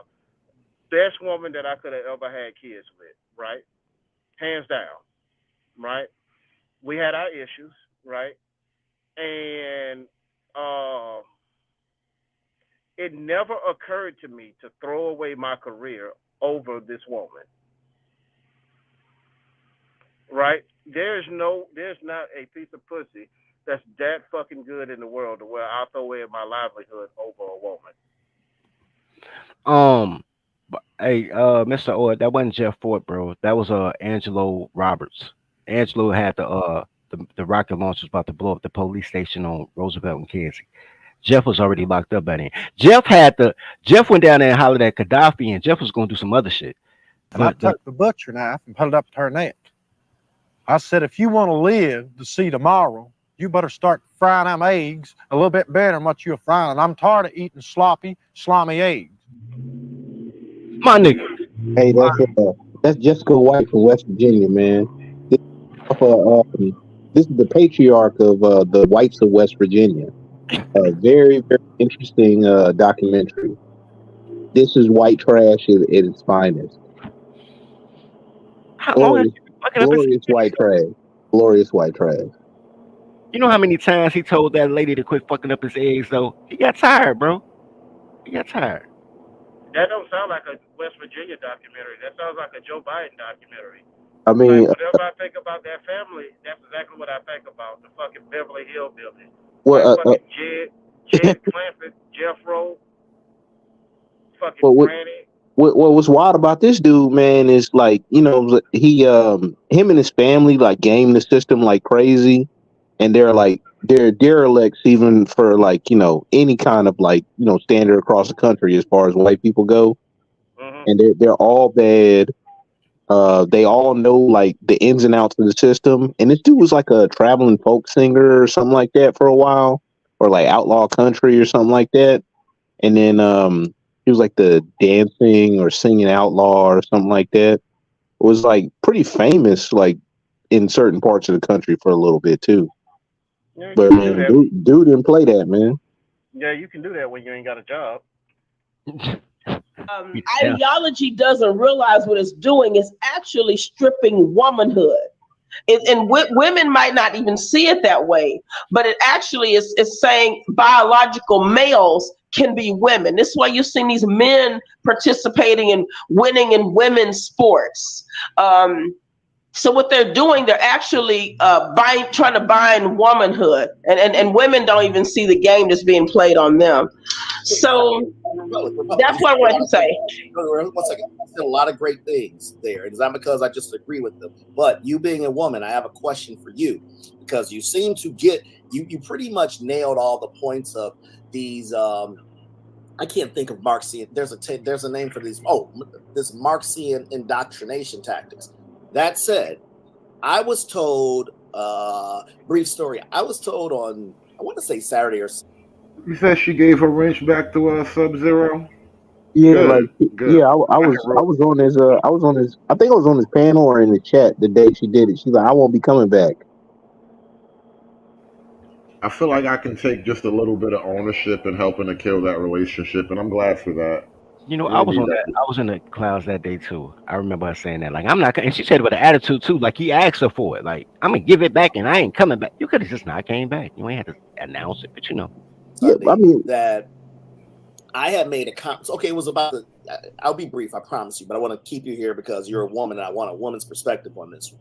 Okay, so there was this whole 10 Commandments controversy. And if you're not familiar, one state, not 50 states, one state said they're going to put the 10 Commandments in the schools or whatever. And I figure if they can put rainbow flags, they can put the 10 Commandments. But hey, I said also, just keep your kids out of public school. And if you want a religious upbringing along with their education, find them a school that way, whatever. Right. That does that. But you guys expect too much for public schools. So then I said, considering they're just nothing but Marxist indoctrination camps. So a woman replied back to me, said, how you make this connection? And I'm like, wow, really? So I ran her the riot act just like you ran through us or whatever. Then she replied, avoiding any of that, and said, well, most people don't know what Marxism or communist is or whatever. And I'm like, that's why I'm here. I'm trying to tell you the tactics. Okay, the plane has landed. My question for you, why don't most women get it from your perspective? Even though the evidence is clearly out there, why do they support this kind of nonsense? Oh, Colin Kaepernick a good boy or whatever. He's just at least he ain't teaching those kids how to shoot or anything like that, right? Go ahead. I can answer that. And the thing is, it's Sub-Zero might disagree with this, but I want y'all to just take this. This is just the truth, and it's evident the way it's worked out in the Black community. It's because Black women are raised to see Black men as victims. It's because Black women, even myself growing up, it was always. Now that's the thing she said that made me want to jump on the panel. As soon as she said Black women are raised to see Black men as victims, I was like, oh nah, bullshit. Wait, what? Well, you know. Yeah, that shit didn't sound right at all. Don't do this to the Black man. You know that the man got him down. And Black women are always talking about, you put a mic in a Black woman's face and it's, I'll support the Black man. I'll take care. I'll build up my Black man. It's because the Black community's dynamic is flipped. The women they're not masculine, but they're in the masculine sphere. And the men are more in this kind of a feminine sphere where they are expecting a woman to, like, you got to earn me. You get, when other men are like, they know what they have to do to get a woman, to have access to a woman's body, to anything a woman has, her fidelity, to get children. Well, in the Black community, Black men don't have to do that. The Black women are raised to see themselves as, I gotta earn a husband. And they can be making more than the man, but their mentality is, the Black man has been kept down, and I need to do this because y'all are doing this to my Black man. This is Black women's mentalities, and it's taught. And even the Black male is passing this kind of stuff on too. So that's why. So you don't see. We got to keep it multi-floor and what have you. Sure, I'm sorry. Go ahead. No, that's fine. Okay, so Hoodservative, you my dog, man. You my dog. But she actually made some sense. Okay, I know sometimes you be on that He-Man hate these broads and shit or whatever. Respect your patriarch. It's something you say, Hood. But what was bull fucking shit that she said? We talk on this about son husbands all the damn time for the last 5 or 6 years I've been in the manosphere. She exactly explains what a son husband is, and many of y'all disagree with this. I'm not saying it's the entire reason, but what was there to disagree with? And that is that there are men that are reared to be soft as hell, and thus They don't even learn to be critical or challenge things. Why is that so difficult to understand? I don't get it. Sub, what you got? No, it's funny you say that because I thought she said Sub's going to disagree. I've talked about on numerous occasions the reversal of in the Black community where it's more a matriarchal community. Everybody talks about that. And I think that men need to take their rightful position and take back leadership, and don't be worried about, women and stuff. And that's best done through gaining power. You gain power through economics. Yeah, and Carlton, that's spot on. And honestly, I don't know why Sub or Third Size couldn't see the bullshit, but that's neither here nor there. But what part of the culture actually trains black women to earn a man? And then not only that, what part of black male culture even believes in forcing women to earn a man, right? That whole thing was cat. Nobody believes in that shit. This is why we do the dumb shit we do. So you got to get out there and you got to build. We talk about that all the time. So I don't. It's up. I gotta keep 100 with you. I got to keep it 100 with you or whatever too. You know you my dog. But when Friedman's journal shows that chart about how some black parents deliberately dumb down their sons, I think it has more validity also. And again, why is that? But that's the thing though. I never argued with that chart. What I'm saying is every one of those children have fathers. And so what I'm saying is you want to blame one parent, say, see, this shows you ain't shit. Because the child is failing. Hold on, let me say this. Because the child is failing, because this shows you ain't shit. It ain't the father that ain't nowhere to be found, nowhere, don't have shit to do with the child's education. Ain't paying for them to have tutor, ain't doing shit. But hey, fair enough there. But that's the problem, Sub-Zero. That's why, because in the black community, what I see is typically the woman is like, I've been in there when men are talking about the woman didn't teach the man how to read. I mean, so that's what black men don't realize. This goes on nowhere else. No one else is saying that, well, your mom didn't teach him how to read. And like you said, it is about gaining power. You don't take back some. Yeah, if you're a single parent and the son can't read, who else is supposed to get the blame? I don't escape that. Even if saying the mother and the father is trying to be present, how much time would the father actually spend, especially if the woman is like doing anything that, may make it difficult, or, the father has to spend most of his time, like working to try to provide, like, say, child support, alimony, whatever, stuff like Whether that. it's the best or the worst scenario, you would expect the mother to be spending most of the time with the small to toddler, infant children, that kind of thing. Like small children and women go together perfectly. And if the child goes up somehow unable to read, you would assume something went wrong during that small child period where the mom was in charge. Hey, Carlton is right. I done been to the Chinese restaurant, whatever, right? And the little Asian girl or boy or whatever is in there studying. And then if their mom or dad needs help, what they do? They put their little bookmark in. They go, help them out. Then they go back to studying. I've seen little Chinese boys working the register, bro. Taking the order. What do you want? What do you want? Chicken fried rice? No vegetable chicken fried rice. Okay. And yeah, bro, the little boys got it. I've seen that shit. But so yeah, listen, if your kid can't read, whoever's in charge of the small children, it's on you. Some rightful control or something if you don't have anything to compel women to submit. And the black male has gotten that without having to do anything. That's what I'm saying. And this just is what it is. And I'm just in male bashing. Republic. Let's keep this concise and moving or what have you. I know I'm guilty of it at times. So Sub, go back to Cap's video or just any portion of it. I would like another female opinion on this, so what have you. And I see Nakori and Tiff is in the chat too. Feel free to type your response also too. If Colin Kaepernick looked like Lawrence Taylor, or let me use a more recent example.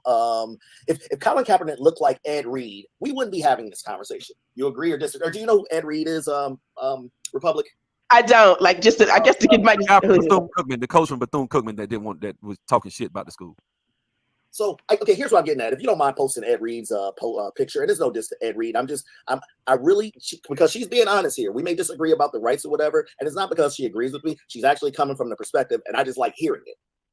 If I think Colin Kaepernick, okay, If Colin Kaepernick looked like Ed Reed here, and shout out to Ed Reed. Ed Reed's a Hall of Famer. Colin Kaepernick wish he could be a Hall of Famer, right? So this is nothing about the great safety that there is. I think a lot of sisters make decisions based off a dude's appearance.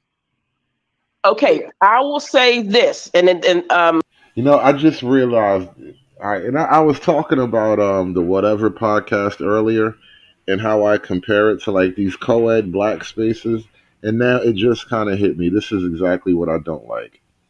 On the Whatever podcast, you have the men trying to explain reality to the women, but in these black spaces, you have the men asking the women what they think.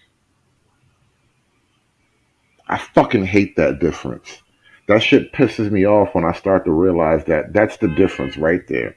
Instead of telling women what to think, you're asking women what they think. That's Yeah, the but fundamental difference, right? it does happen on whatever podcast though too, Hood. It's probably not as prevalent. Well, no, there's They way more debate clips of like, back and forth debate. Oh, you think this? All right, well, this is why you're dumb. Your ideas are dumb. You're being dumb. Like it's a different kind of tone, I think. yeah, I would agree with you there, but I think because of Andrew Wilson, without him, you don't get the good pushback. Because like, No, definitely. It wasn't just. Yeah, go ahead. No, it wasn't just him, but like right now, he's kind of been like the guy with the viral debate pushback clips. You know, as much as I don't like Charlie Kirk, he had a couple good back and forth on there, and then that one clip that went viral with the girl that didn't know that black folks get the most deletions of children. You know my problem with the clip. And shout out to everybody involved, right? Number one, and I like Sir Tice. Sir Tice, my Facebook friend, everything. I've known him for a while. But he admitted confirmation bias, right? So she was already disingenuous, but he didn't mind her saying it because of confirmation bias, right? And Sub not gonna push back on anything because the good black woman. He has to believe that things are unilaterally everybody's fault. But the bullshit in the game is that black women choose those men, right? And when I say that, I'm not even talking from a talking point standpoint. I'm speaking from a when black women choose men, they choose men that they can feel in control of. So when their very next statement is, yeah, because black men ain't build nothing for women to actually, be able to blah blah blah blah blah. That's the cap because the men who build you don't fuck with. That's the whole educated lame argument, right? That man, we build shit, but y'all don't want to listen. Y'all want to be the boss of me, and you not gonna boss the shit that I built. That's the educated lame argument. Nobody just wants to admit that, the worst thing that happened to black women is black men listening to black women and taking their shit seriously. Like these bitches really got something to say. Yeah, I think that's a more review. But yeah, there was a lot of feedback. Let me shuffle. Is that coming from me? Yeah, I think it was. All right. That was a great segue to this next clip. I think this will be the last piece we review. 8 hours.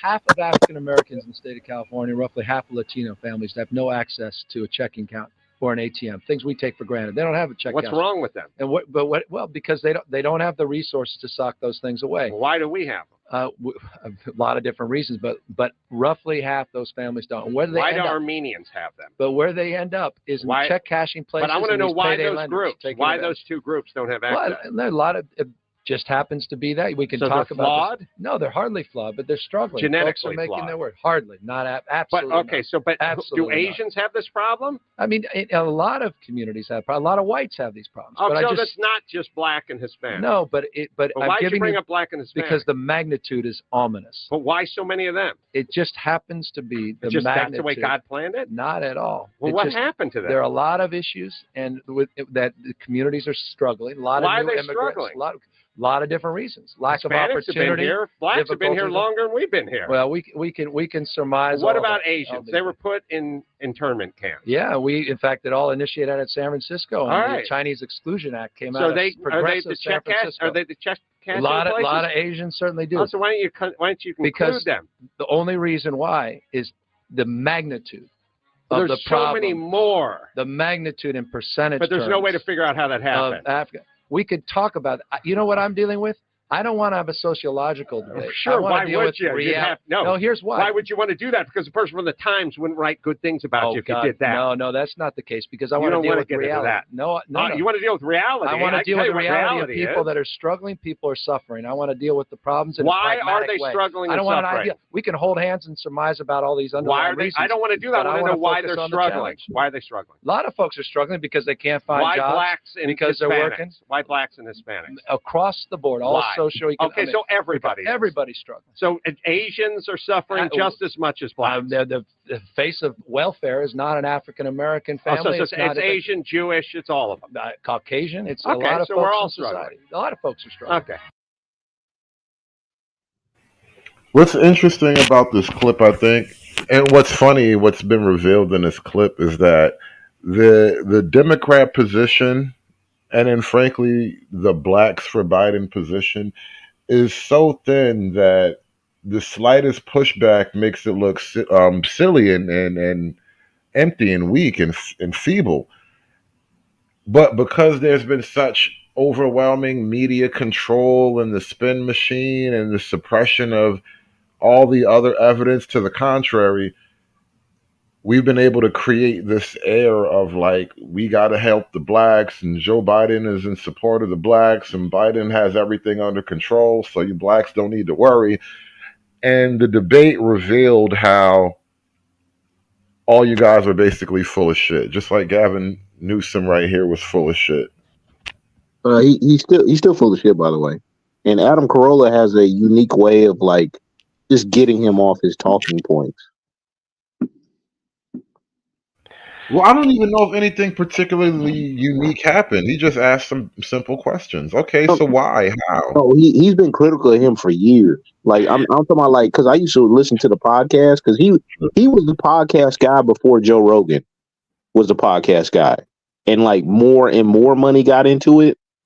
But I'm saying, like, I've been listening to him like dump on Gavin Newsom forever, ever since he was was it the governor of San Francisco, and then moved up in government. And then what is it? Nick Freitas that said the other day. He said if this dude was the presidential candidate, we had to ask him, like, how he's on year 20 of a 10-year plan to eradicate homelessness. Here's my thing. This would have been a perfect time for Hood to drop the who got that clip of the guy in Harlem that ran up in the iPhone store because he never seen a computer before or a cell phone before or something like that. Oh, you talking about the dude like acting jump around like a monkey? Yeah, dude jumping around like a monkey, like you never saw. Then, so blacks don't have IDs, right? So we've never driven a car, we've never gone to the club.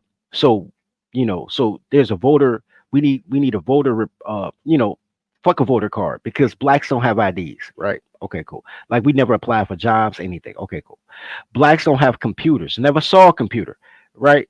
Libraries don't work. Obama didn't give everybody a iPad during that wasn't Obama, but during the recession, every kid didn't get an iPad because they had to go to school from home. They never saw a computer. Okay.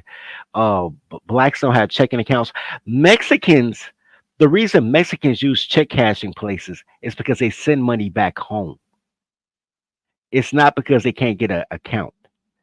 Well, I mean, it's not just that though. I mean, like, you remember the man on the street guy with Army Horowitz, I think was the dude's name. He worked for Fox News for a brief period of time, but he was a YouTuber, and then Fox scooped him up, I think. But he went to Harlem, and he asked these black people, and he asked the like liberal white people or whatever, and like uptown or whatever. Yeah, and they were like, yeah, I saw that one. Yeah, like and they're like yeah, like black people, they just don't have the ability to have access. And every single black person they said be like, why wouldn't I have ID? Why wouldn't I have ID? Exactly. I saw that clip, and that was they. I think they played it on who's a big nose Semite Bill Maher. Uh, Bill Maher. I think. yeah. They played on his stuff. Like, cause he used to invite him there until I think he pissed him off one time by like saying something that showing a contradiction of his. You see, I'm not saying Mexicans don't have banks. I'm saying that the Mexicans who send money home from they normally work a temp agency job. Anytime I've seen it, not Mexicans who have a 9 to 5 get a paycheck. I'm talking about normally, and that was back in the day. People got Cash App now, but and older black people like to pay their bills in money orders. That's how they did their bills. They didn't like to use their checking account. That was a cultural thing. That's not because they didn't have a bank. It's because they like to use money orders. My grandfather was like that. My mom was like that. Go to the post office or go to the currency exchange and get a money order. Yeah, not to mention like the what the quote unquote migrant workers that are getting cash under the table. Them cash they getting their cash, man, and they go into Western Union or one of those like third party joints to send their money back. Send the money out. So it's reasons that people do it, but most people that go to currency exchanges don't cash their check. They go to get their license plate sticker or whatever else, a notary, something like that. There's other services there. You know what? Check cashing places are what they say Planned Parenthood is. When they act like Planned Parenthood do more than just chop shop, like, oh, you can go out there and get a health. Like, no, you don't. I don't need Planned Parenthood.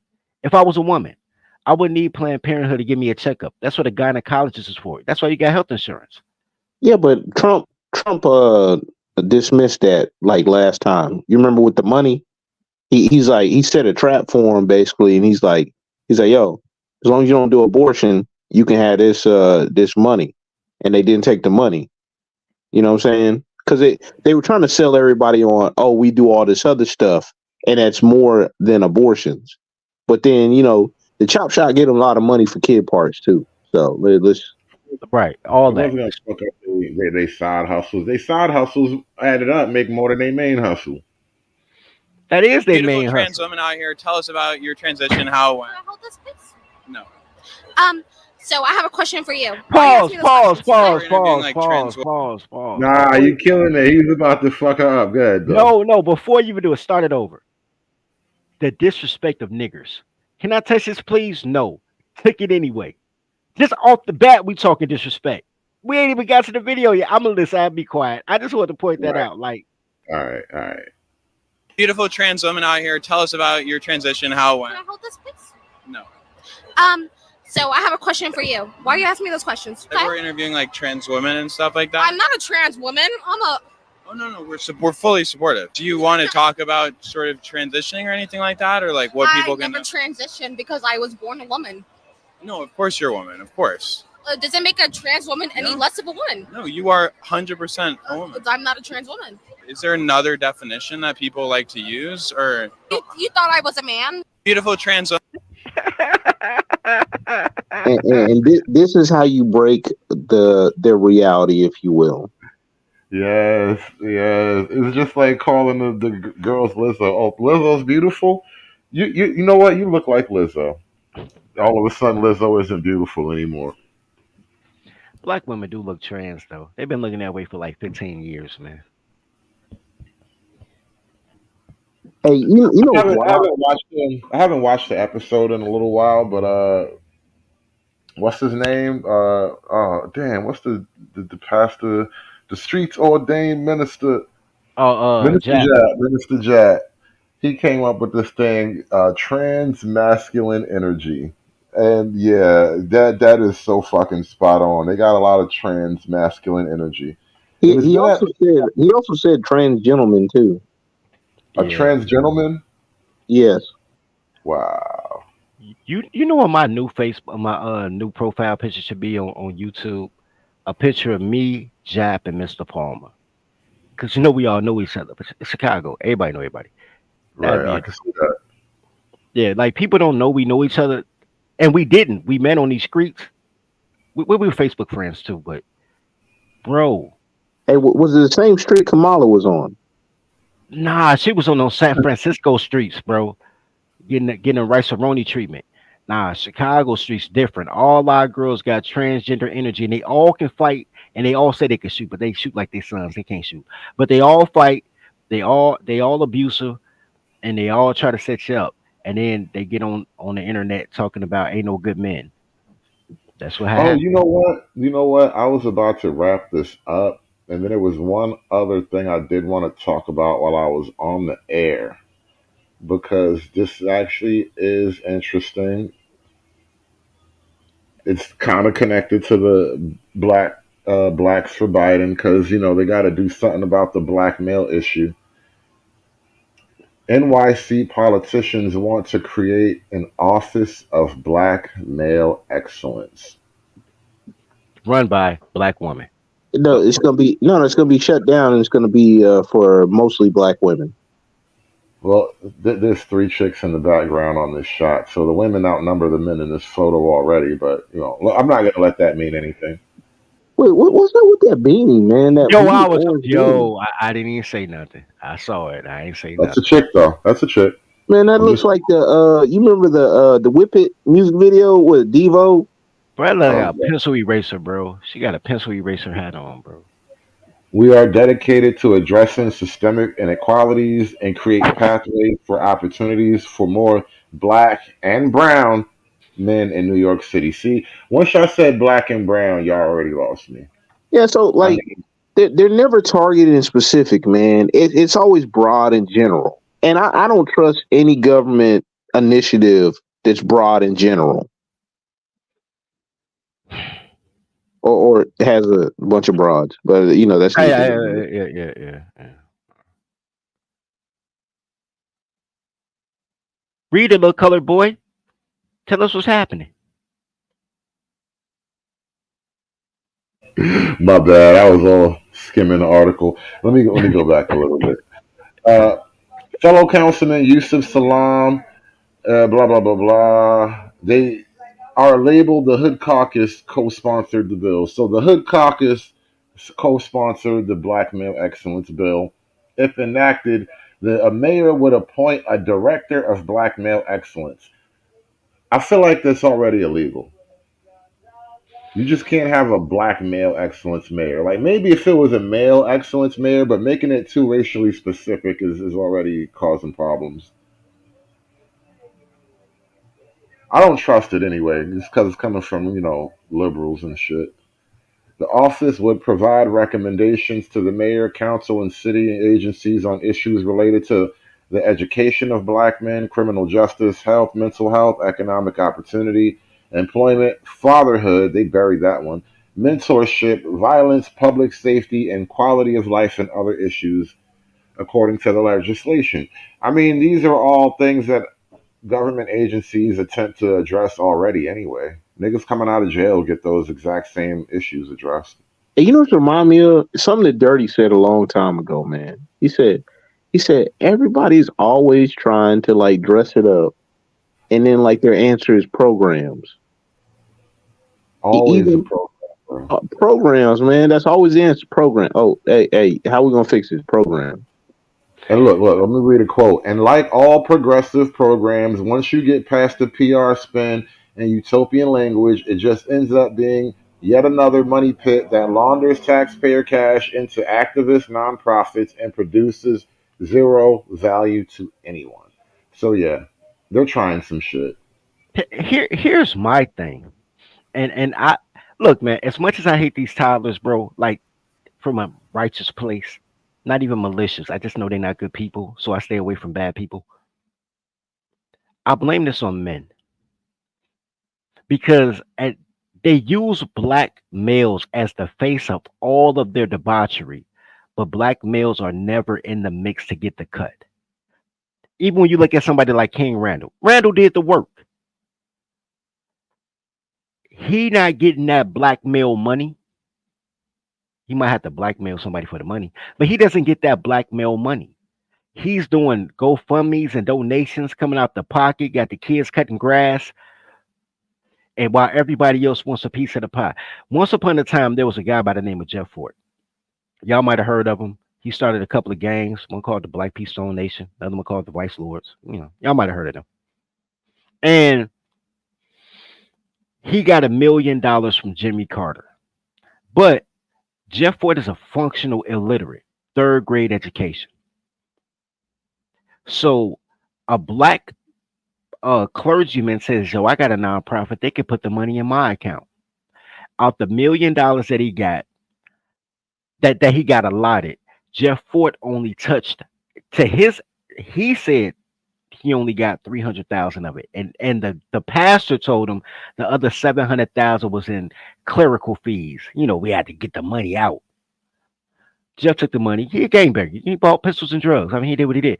But when he got audited, he ended up going to federal jail because $5,000 was missing out the million because it wasn't accounted for because the church stole $700,000 from him. And the I say all that to say, when it comes to black programs, the money always gets stolen before it gets to the mail. That's my problem with the Urban League.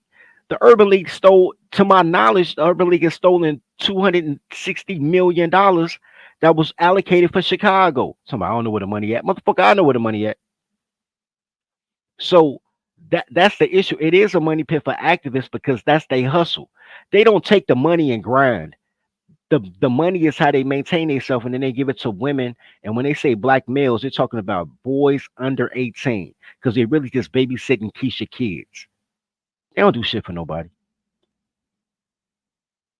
And we are going to wrap up the show right there. We have crossed the 8 hour mark. I have put in a full day on my black job. You guys have paid me well for today's black job, and I thank you. I appreciate you very much because, if I was working my black job for free, that'd be called slavery, and we don't do that no more, right? Right? And so thank you so much for paying me for my black job today. Shout out to Dirty Folks. Shout out to True Hype. Send them some money too. They helped me on this black job. But we're gonna wrap today's show up. I gotta get out of here. It's been a long 8 hour show. I haven't put in a full show like this in a long time. So, I did that for y'all. I hope this was a good stream. We pretty much stayed on target most of the stream. It got a little weird with that clip of Joe Biden rubbing on that guy's arm. I don't apologize though. I apologize for nothing. Joe Biden made it weird. None of us made it weird. Joe made it weird. Don't be rubbing on me like that. Secret Service just might have to take me down because that shit's a little bit too much. Like personal space, nigga. Ew, for real. We gotta go. I want to leave y'all with one last parting shot because I gotta isolate this clip and save it for future trolling. It would be a problem for Democrats to nominate a black woman. And why would it be a problem for Democrats to nominate a black woman? Because there are a lot of people in this country who do not like black women. There are a lot of people in this country who do not like black women. Trying to figure that one the fuck out. Why would that be? Aspiring to be patriarchs like what white men have, that isn't freedom. That isn't going to help anybody. It's certainly not going to help black people. Good afternoon, boys and girls. Shut the fuck up. Hey, not nice. No, thank you. No, thank you. You need to leave? No, bitch. Okay. Oh, yeah. It's done. It's done. It's done. It's done. It's done. It's done. It's done. It's done. It's done.